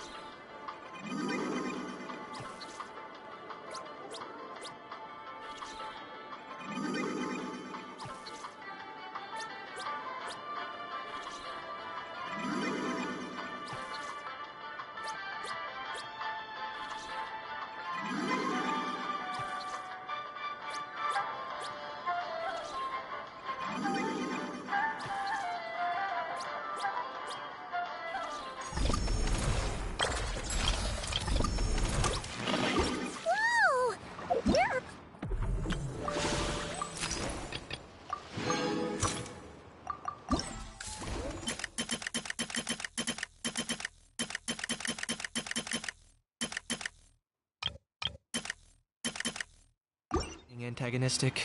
Just ignore him when he's mouthing off. Should we take a look around?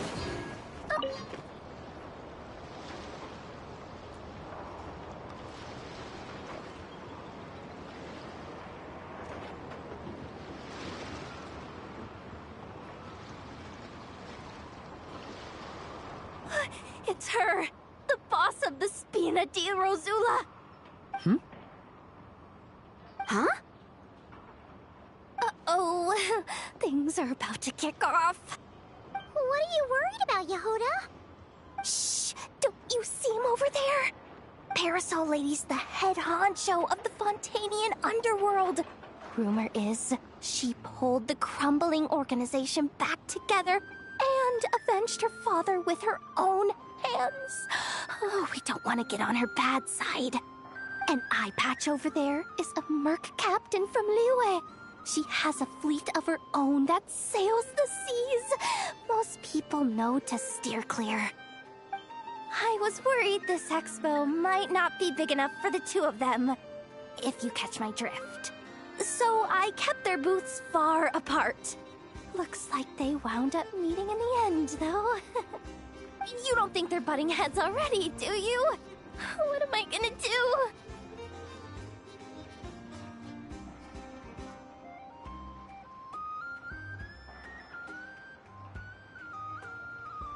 Hey guys! What's up? Oh, hey there, partner in Paimon. Partner? Can't go far in my line of work without hearing about the president of the Spina di Rosula or the champion duelist of the court of Fontaine. Thought I'd make some friends since the opportunity's presenting itself. Plus, now that the Traveler has arrived, I wonder if these ladies might just agree to coming aboard for a drink.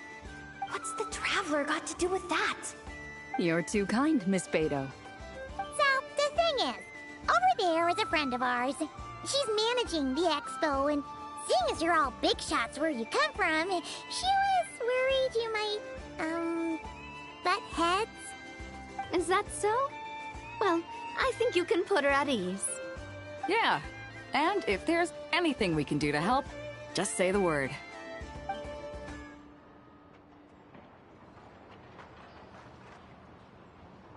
Well, there you have it. Nothing to worry about. These people are your friends? How is that even possible?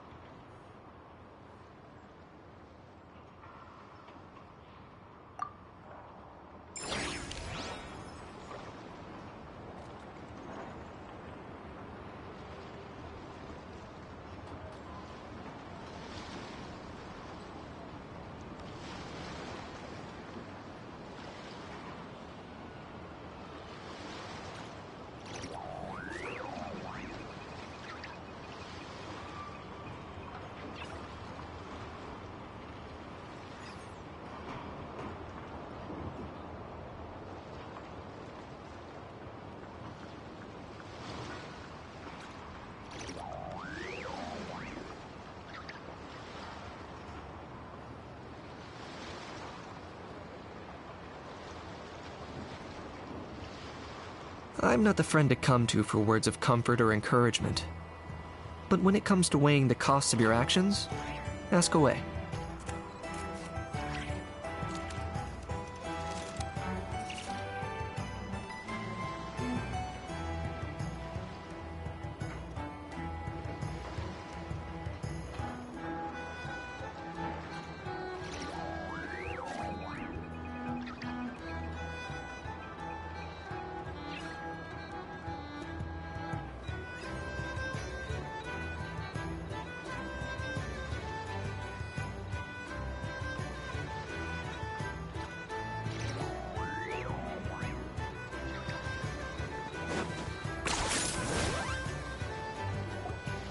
Wonder how Beto, Navia, and Anefa's goods are selling. Let's go check! Excuse me. According to the expo announcement, you are in charge of mediating disputes between participants, correct?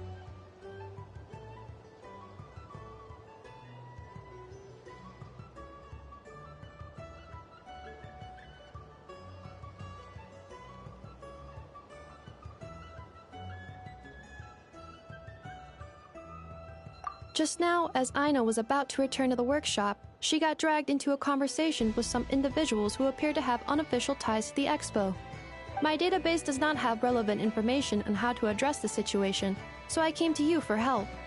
Unofficial ties, huh? Sounds a little shady.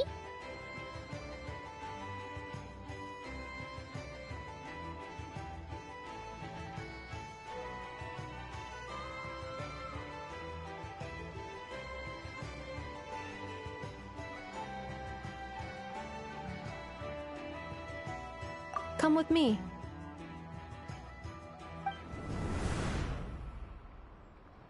A device that uses Numa and Ducia energies in battle. With that kind of tech, a bandit group could rob a caravan without even showing their faces. And what about this thing? Remote guidance? Precision bombing at long distance? If a group of thugs got their hands on it, their enemies might as well surrender on the spot. The Fontaine Research Institute made the right call going through the Spina di Rosula rather than selling it themselves. The same is true for the Ministry of Civil Affairs, I'm sure. A merc captain who spends most of her time at sea is far less conspicuous. Huh? What about this girl? She seems to be trading in military-grade weapons as well. The Clink Clank Krumkake craft shop does take on a lot of orders for dangerous creations. But I think in this case... I'm overthinking it? I think so. Elon? Chevrolet? What are you doing here? Traveler? Paimon? How did you find this place?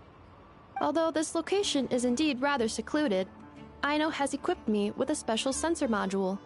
With it, I was able to detect that you had pulled her aside for questioning. The rumors are true then. She's quite the little engineer. Can you tell me what this is about already?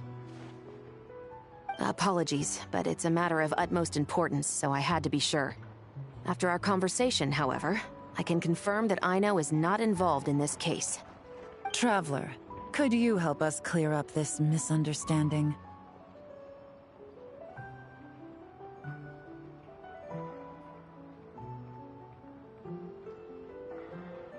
Understood.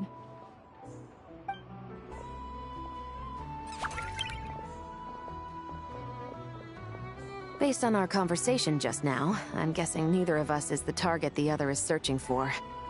I second that. And since our strategies were so similar, I'd wager we're after the same person.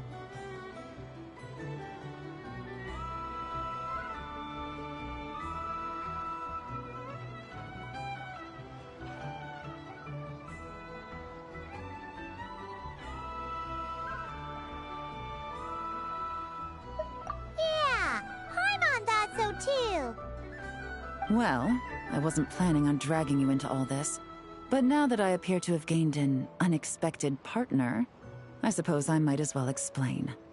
I trust you, Traveler, and Miss Chevreuse seems to do the same. With you here, I'm hoping we can avoid further misunderstandings. Agreed.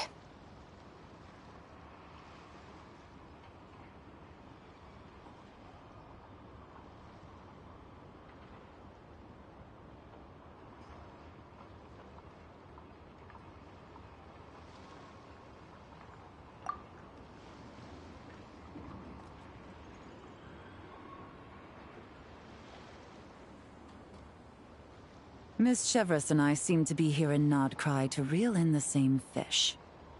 That's right. And the product we brought to trade is the bait.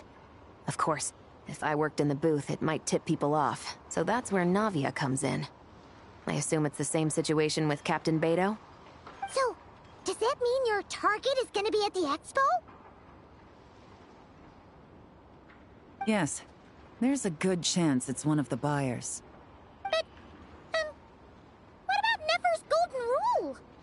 What? No. I've done some digging into the head of the curatorium and where she stands. We can't let her know what we're doing. Well... I wouldn't be surprised if she got the Traveler involved because she anticipated this from the start. If the Traveler has someone to answer to, then we should go. Fine.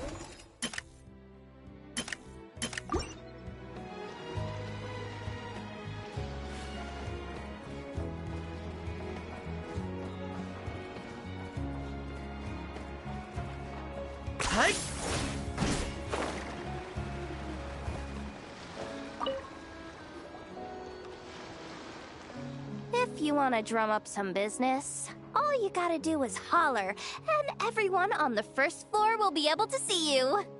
Also, you have to come this way to get to the second floor, which pretty much guarantees that everyone attending the expo will notice you guys at some point. Not bad, huh? Thanks to the spot I saved you, you guys will be drowning in business before you know it. Your point being? Cross-referencing Yehoda's current facial expression against database. Confirmed. Analysis suggests that Yehoda hopes we will return the favor. You bet I do. At least Robo-Girl gets it. Okay, how do we do that? Generating proposal. Complete. Yehoda, the next time you visit the workshop, I will reserve the seat closest to the hallway for you. Huh? This seat provides priority access to any dessert items delivered from the kitchen. It is also free from window glare and sits at optimal proximity to the teapot. By reserving this premium spot for you, I can guarantee you a most enjoyable dessert sampling experience. Is this your idea of a fair trade? Are you kidding me? That spot's usually reserved for me. I'd never let you take it if I didn't have my dessert budget to consider. What's going on? Yehoda looks upset. All right, I'll level with you. Since I saved you such a great spot for your booth and all, could you possibly lend me some technical support? Please? Technical support? This year's expo is way bigger than ever before, which means there's definitely gonna be more shenanigans going down too. I know, surely you have some kind of contraption that can, like, scare everyone at the expo into compliance or something. As the manager, I need something I can fall back on in case the you-know-what hits the fan. Let me think. If things escalated that far, shouldn't you just report it to Nefer instead of trying to deal with it yourself? Well, yes, technically speaking. But if, for example, it was somehow kind of my fault to begin with, I'd probably be better off solving it remember those 3 kids? Well, that punk who was harassing them wasn't just some random nobody. He was just the one that got picked to stir things up. There's a whole bunch of people here who aren't happy with the booth situation. Now, obviously, they don't have the guts to pick a fight with the Voynich Guild directly, but apparently, they at least have the guts to harass 3 kids outside the confines of the expo. The problem is, I'm not really supposed to get involved with anything that isn't strictly to do with the expo, so the whole thing would kind of be hard to explain to Neff. Not that I regret what I did, but jeez, Yehoda, you sure know how to make life harder for yourself. Okay, yeah. Sounds like we need to be smart about this.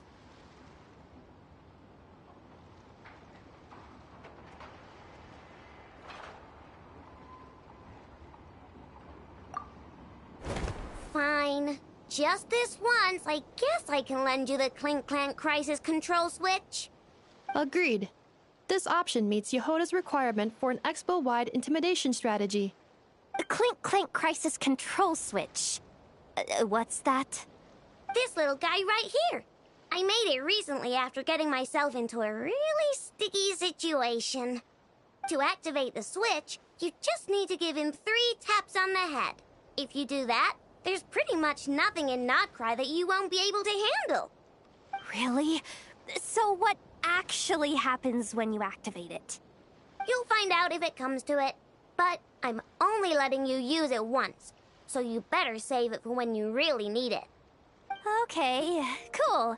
I'll take your word for it.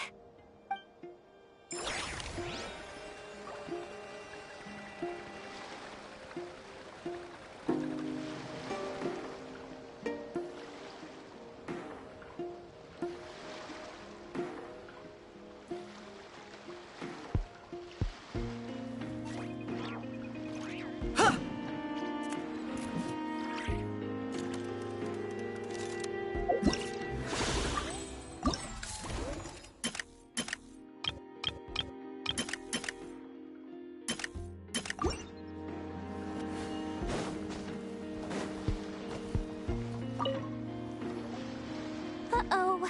It's Lord Songima Bay! Oh, I wonder what we're in for this time. Well, hello! Is that the Traveler and our dearest Miss Expo Manager Yehoda? You're in luck. I'm offering a whole host of Expo-exclusive discounts. Don't miss out. Paimon's not remotely surprised to see Dory here. This event's practically made for her. Yeah, she attends religiously every year. And she's always the seller who we get the highest number of complaints about. Complaints? Every single Mora I make from this expo is 100% legitimate. I've never broken the rules, and my prices are entirely fair. If people regret their purchases and want to grumble about it behind my back, that's not my problem. Paimon can hazard a guess as to why people might be complaining. I know. And every dispute ends in your favor after you've peppered the buyer with 1,000,001 reasons why you're not in the wrong. It's just... Could you maybe not find a way to send every single one of your customers complaining to me this time?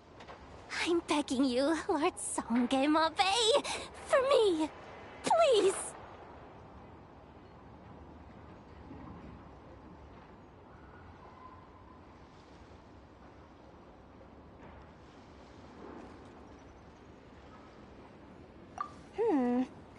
How about this?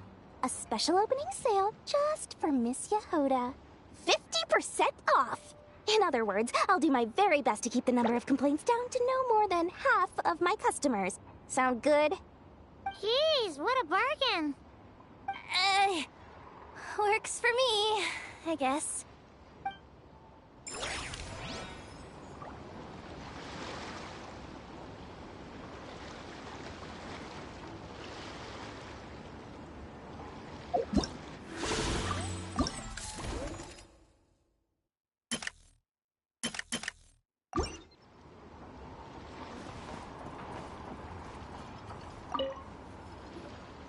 Have you been to the Clink Clank Krumkake Craft Shop's booth yet?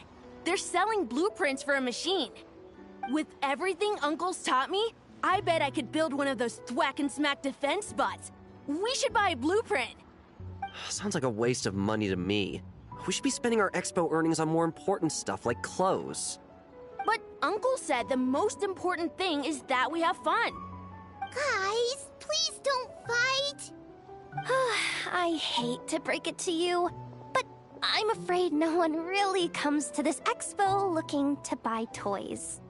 If you make any more here, it won't be nearly enough to buy yourselves a blueprint.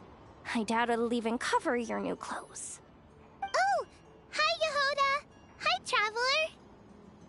I came here to make sure you kids stay safe, so listen carefully.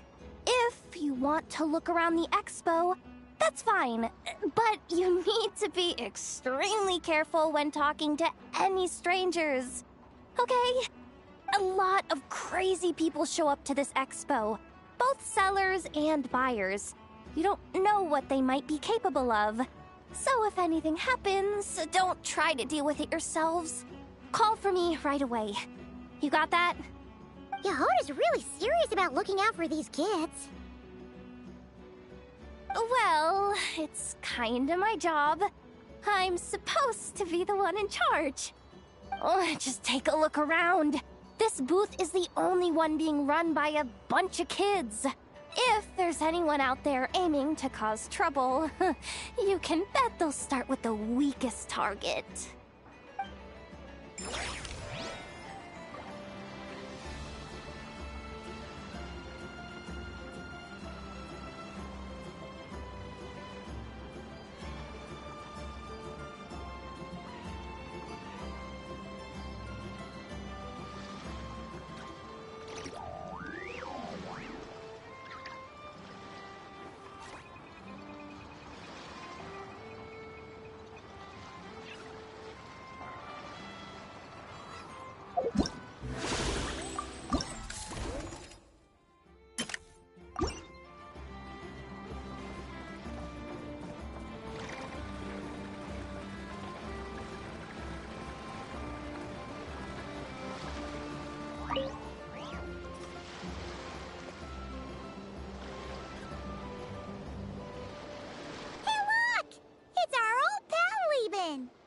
Oh, it's you two! Been a while, hasn't it?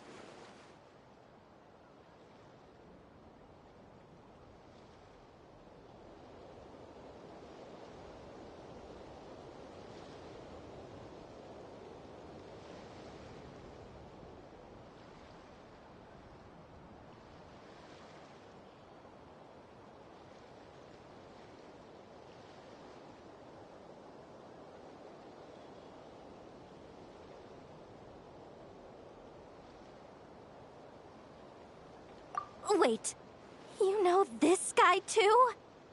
Okay, I'm slowly starting to get why Boss Neff asked you to help me out. Ah, you must be the expo manager. Was there something you needed from me? Nope, just checking in. You're just selling a few ordinary items, is that right? Mm-hmm, that's right. Okay. I mean, we've got people selling toys this year, so why not? You seem confused. In the right environment, ordinary items don't have to fetch an ordinary price, you know? I'm sure I'll meet someone at this trade expo who recognizes their hidden value. Cool. Well, you do you. I'm certainly not gonna stop you. What about you, friend? Care to do some business?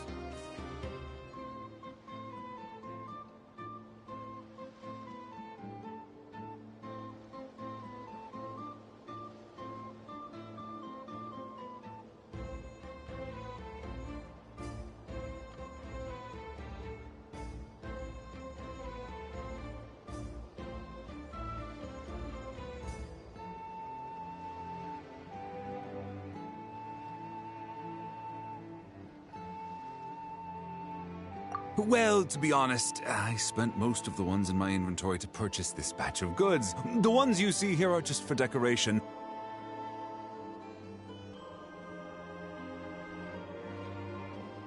But I'm confident that I can make a killing here, so I'll be sure to make another batch of Box of Marvels should the opportunity arise later.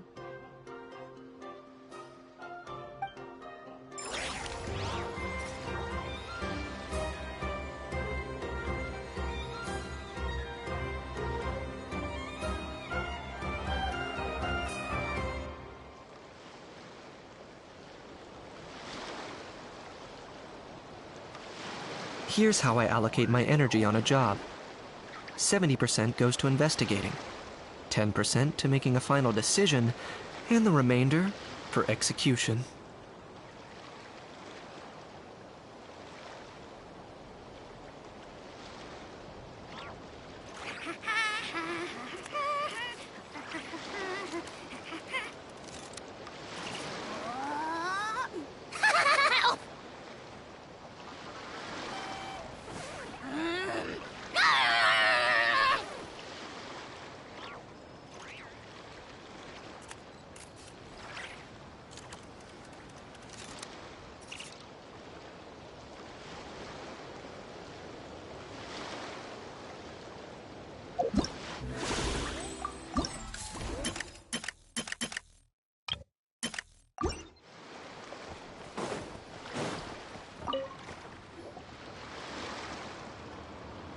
Wait, that's a familiar face. Isn't that Viswava? Why, if it isn't the Traveler. Knew there'd be some big names here. Let's get the official business over with first. Unfortunately, you're the first seller at the expo to receive a complaint. We've received word that the muskets you're selling are a few shots away from turning into scrap. Well, yeah. It's written here plain as day.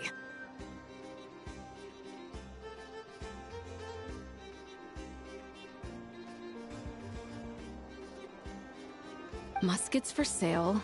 Condition extremely poor. The internal grooves have been worn away and the ammo might be damp. Best practice is to pray that it doesn't explode before each use.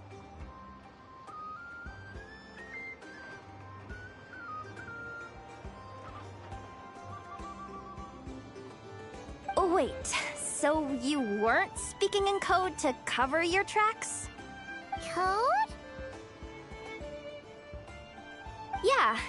Sometimes people bring stuff that needs to be kept on the down low, so they dress it up as junk beforehand. Happens on the black market all the time. You're overthinking things here. This stuff really is junk. We were just gonna scrap them, but my superiors thought we might as well try and make some more off of them. And who knows? If the prayers are answered and the gun ends up firing a few times, the buyer hasn't totally wasted their money, have they? Guess not. I mean, a weapon on the brink of ruin that's still capable of considerable firepower. Doesn't that just scream black market to you?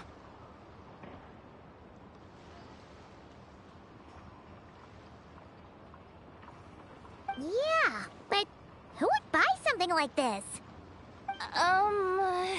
Maybe collectors who don't care if it works, and desperados who don't care if it explodes. Fair enough.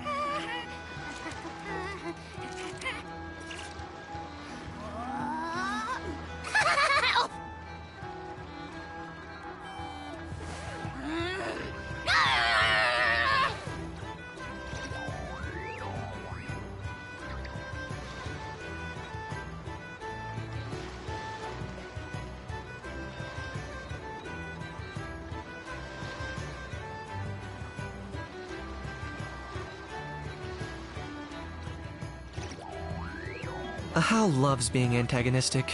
Just ignore him when he's mouthing off. Don't let him get under your skin. I dare you to release me and say that to my face!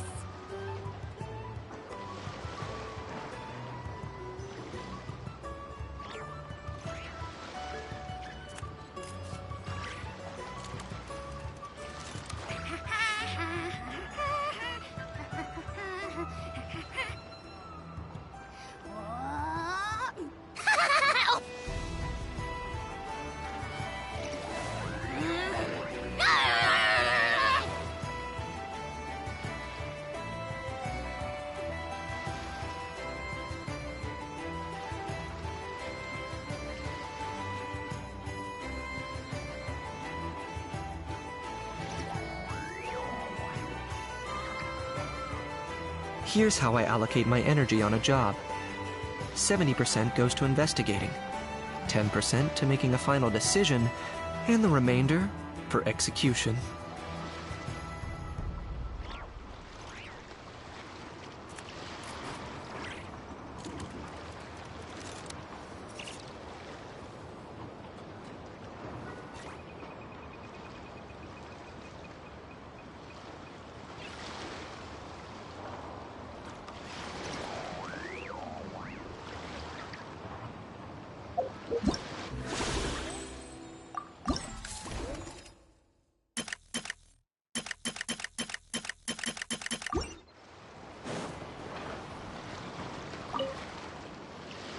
Sir, we don't forbid exhibitors from offering drink samples, but I need to make sure you understand what you're getting into.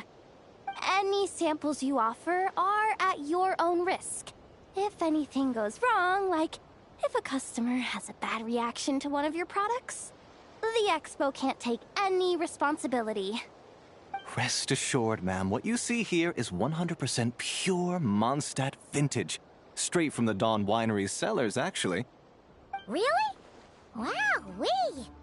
You don't often find Mondstadt wine this far away from home. Ah, you're telling me. If you try to ship this stuff through the proper channels, all the taxes and tariffs would send the prices skyrocketing. But that's where my connections come in. With me, you get Mondstadt wine at Mondstadt prices. Cool! What kind of connections? Hey! You can't go around asking people questions like that!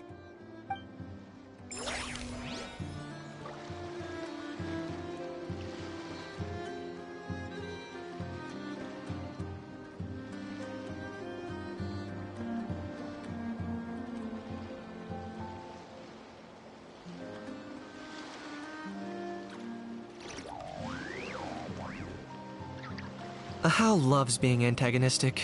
Just ignore him when he's mouthing off. Don't let him get under your skin. I dare you to release me and say that to my face!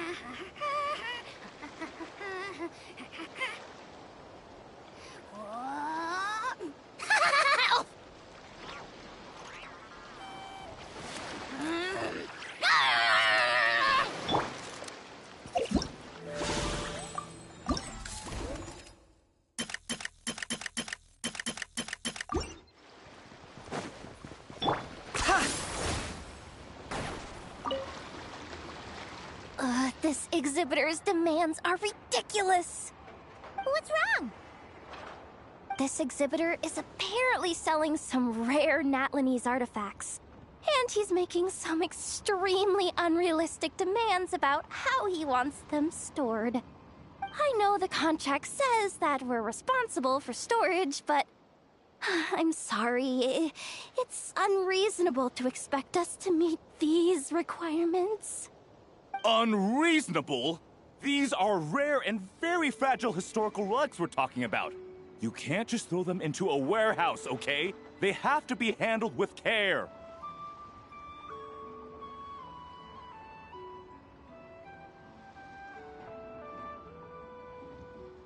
Tumaini? Yep, that's Tumaini, all right. So, what exactly do you need? Well, I suppose I can use the assigned warehouse if I really have to. Just don't tell Granny Eatsley about this, please.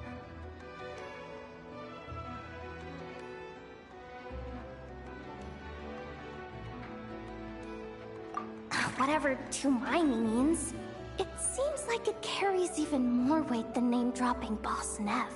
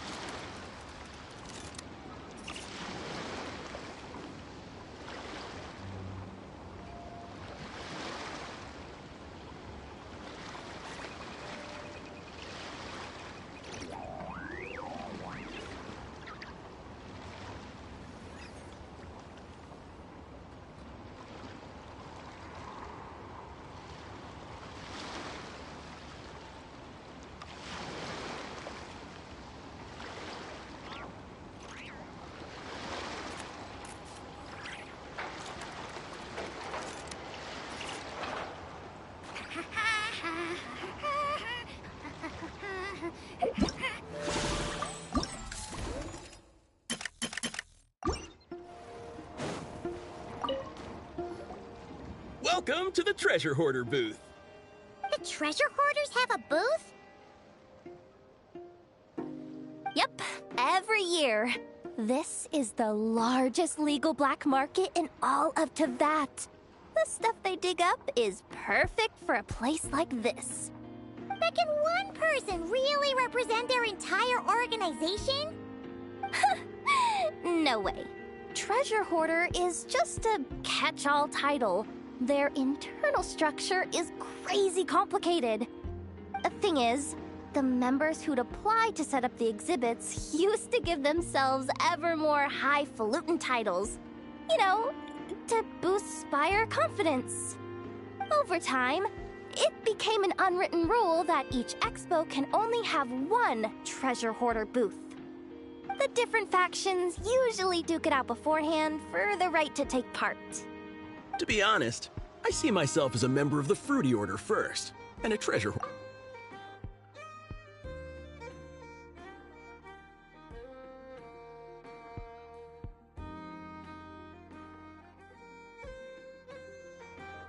Of course it does.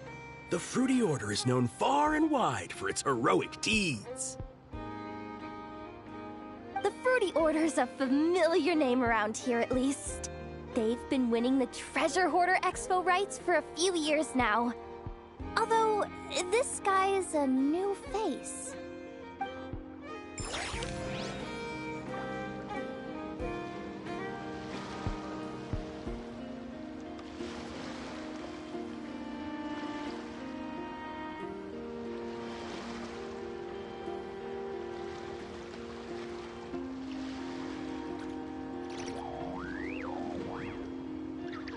Here's how I allocate my energy on a job. 70% goes to investigating, 10% to making a final decision, and the remainder for execution.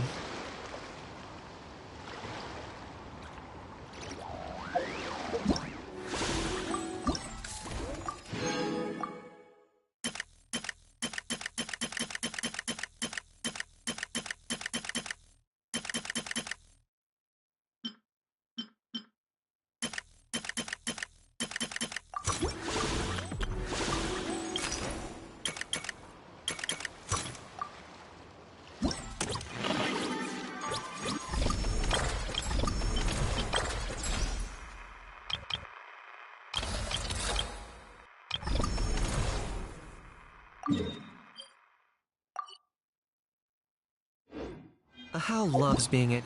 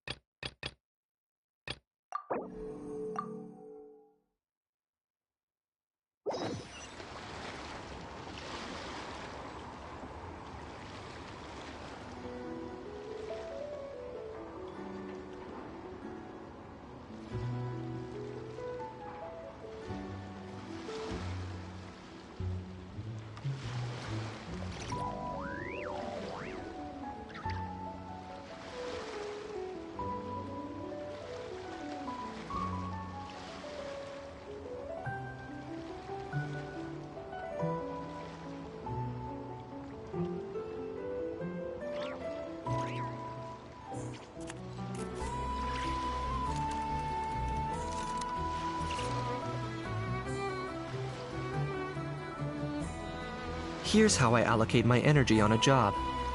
70% goes to investigating, 10% to making a final decision, and the remainder for execution.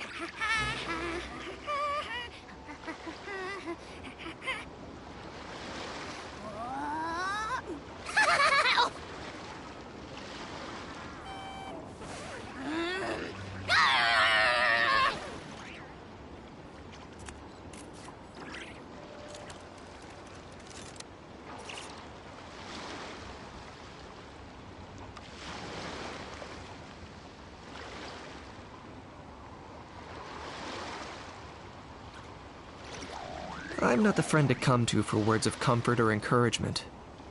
But when it comes to weighing the costs of your actions, ask away.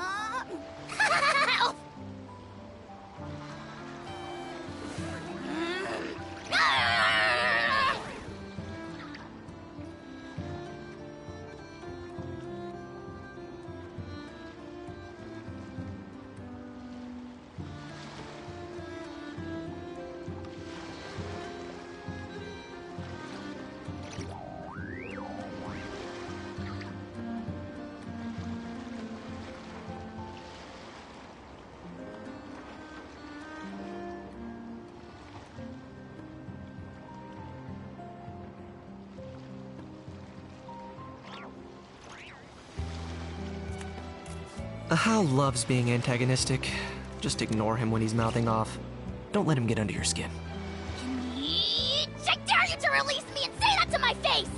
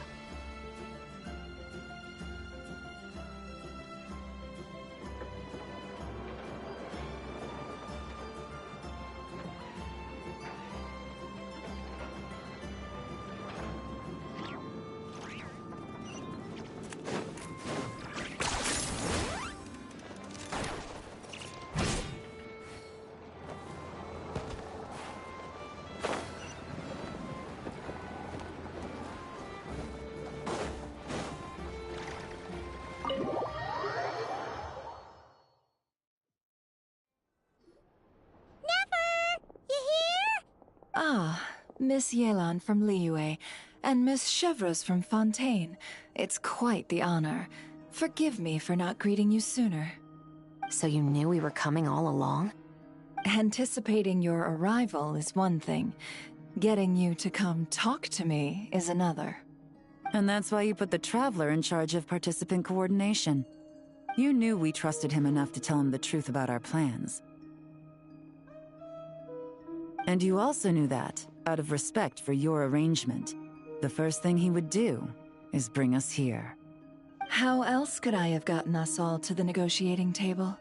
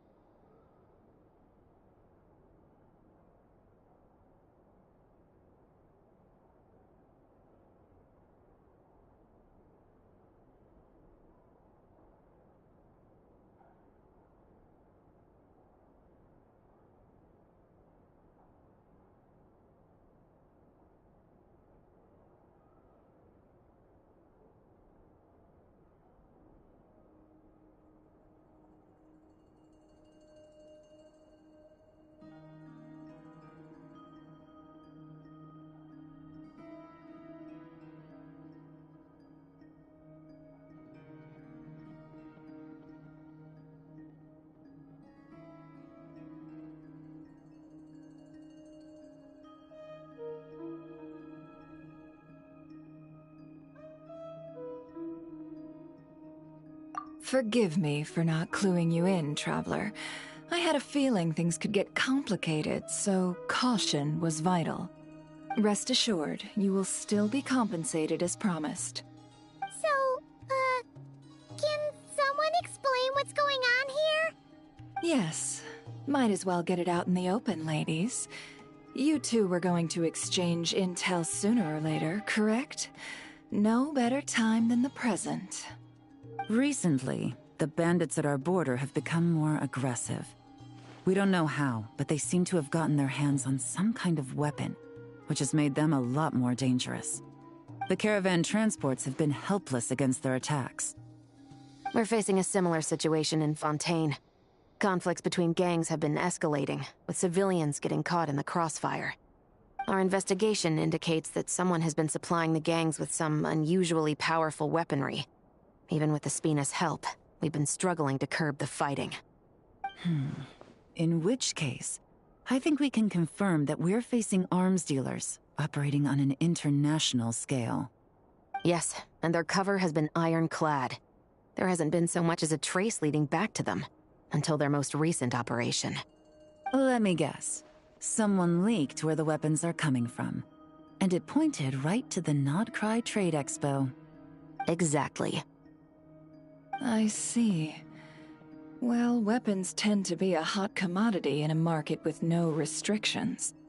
Say that the person you're searching for is in attendance.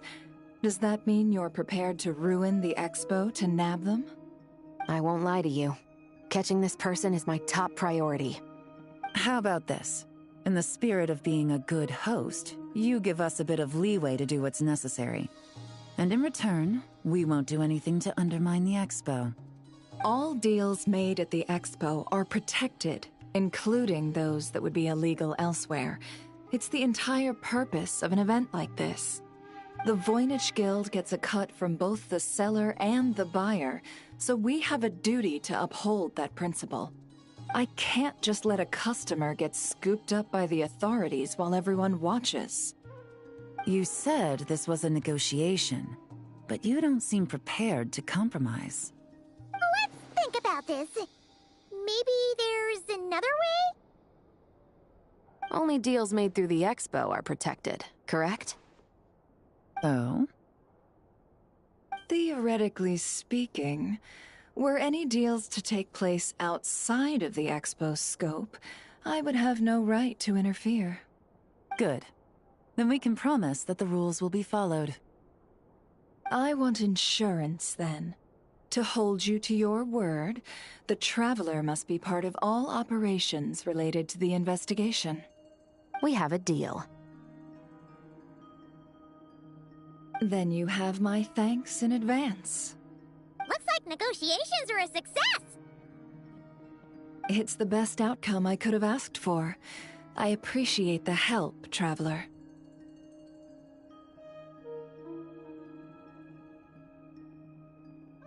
In that case, do me one more favor, would you? When this is all over, I want to hear the real story behind everything that goes down.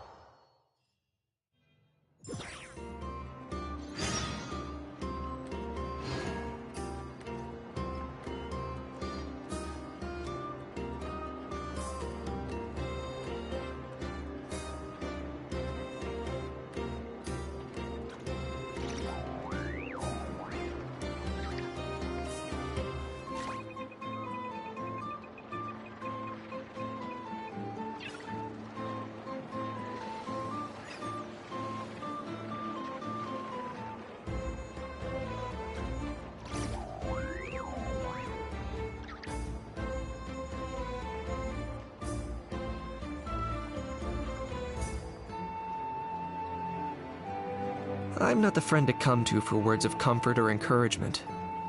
But when it comes to weighing the costs of your actions, ask away.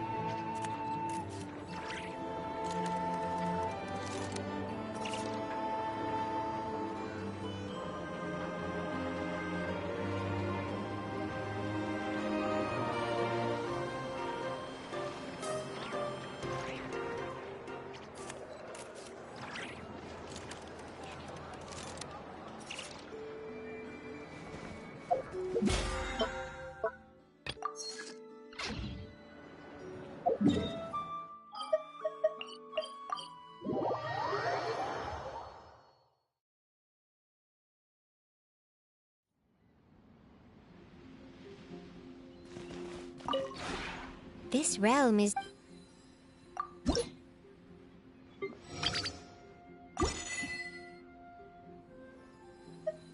If you ever...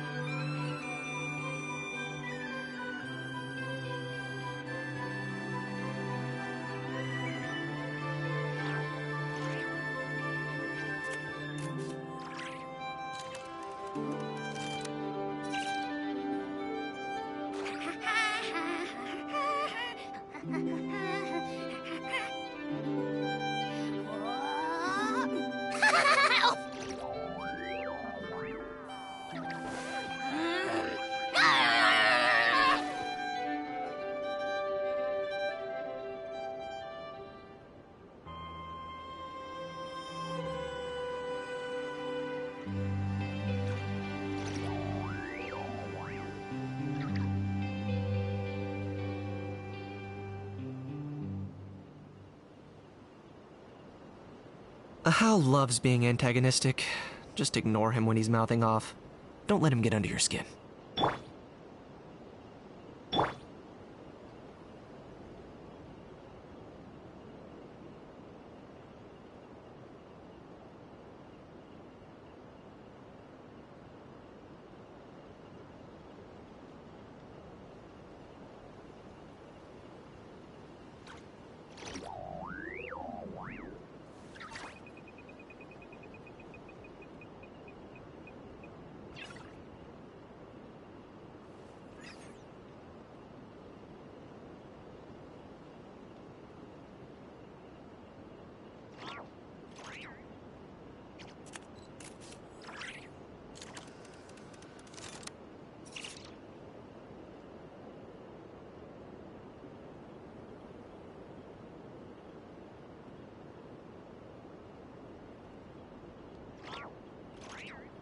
Here's how I allocate my energy on a job. 70% goes to investigating, 10% to making a final decision, and the remainder for execution.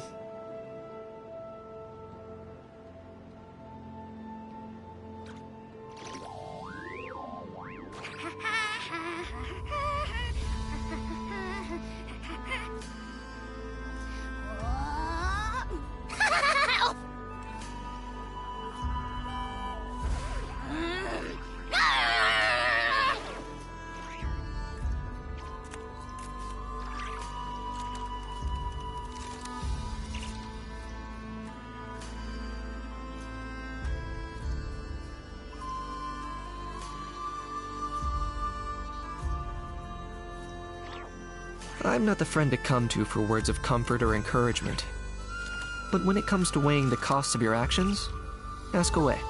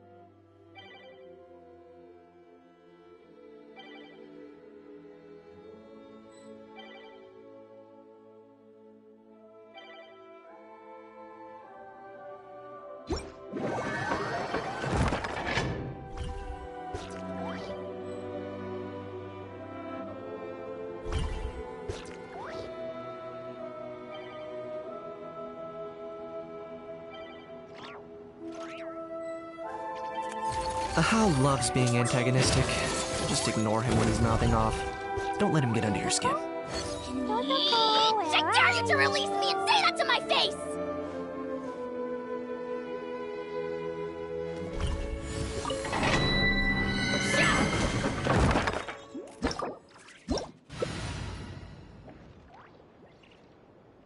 The The abyss is like the world's shadow. It's always there, and it will never perish.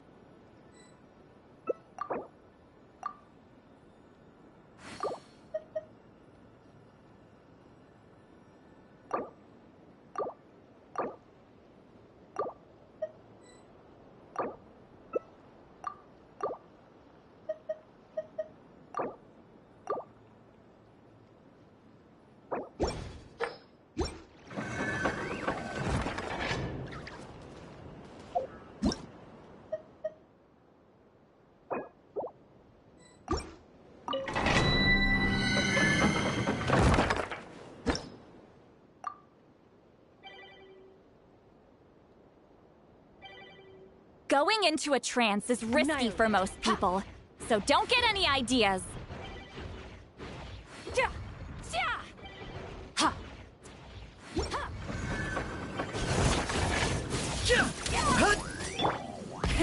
Rev the engines!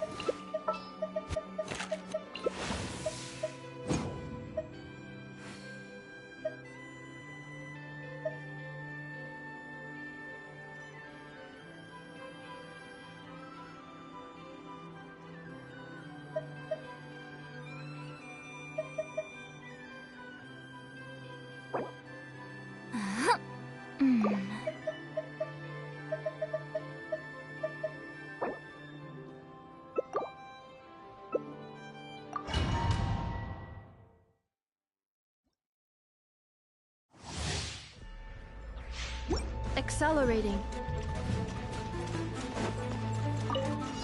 Defensive mode engaged.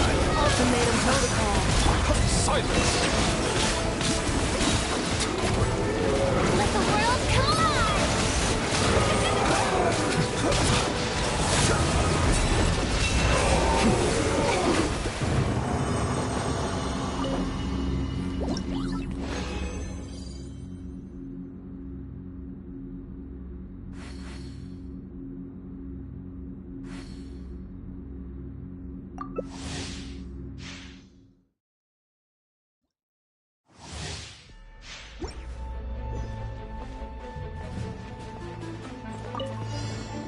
Installation chamber.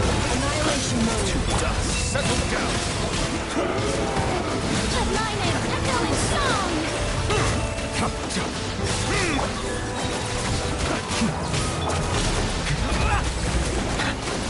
My turn to take the spotlight!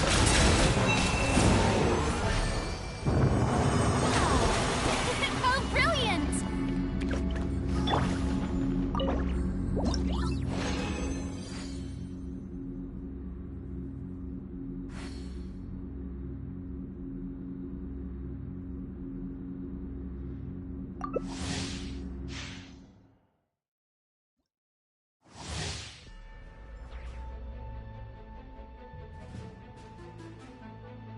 Yoo-hoo!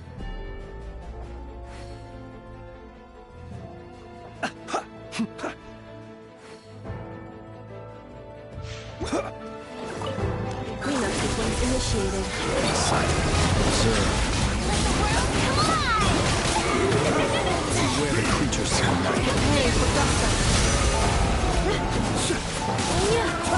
To dust. Accelerating.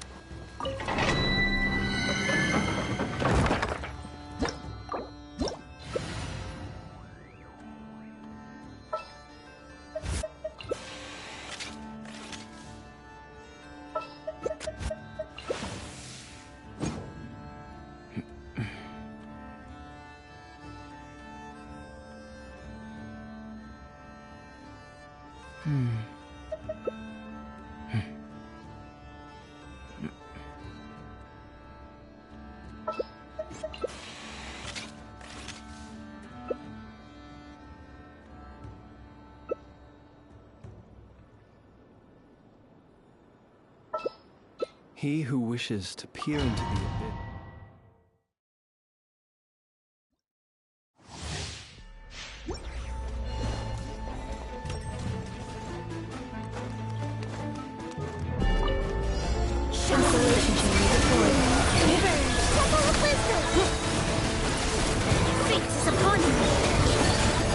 Annihilation mode.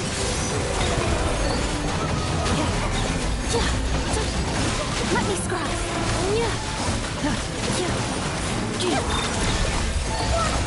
Make yourself.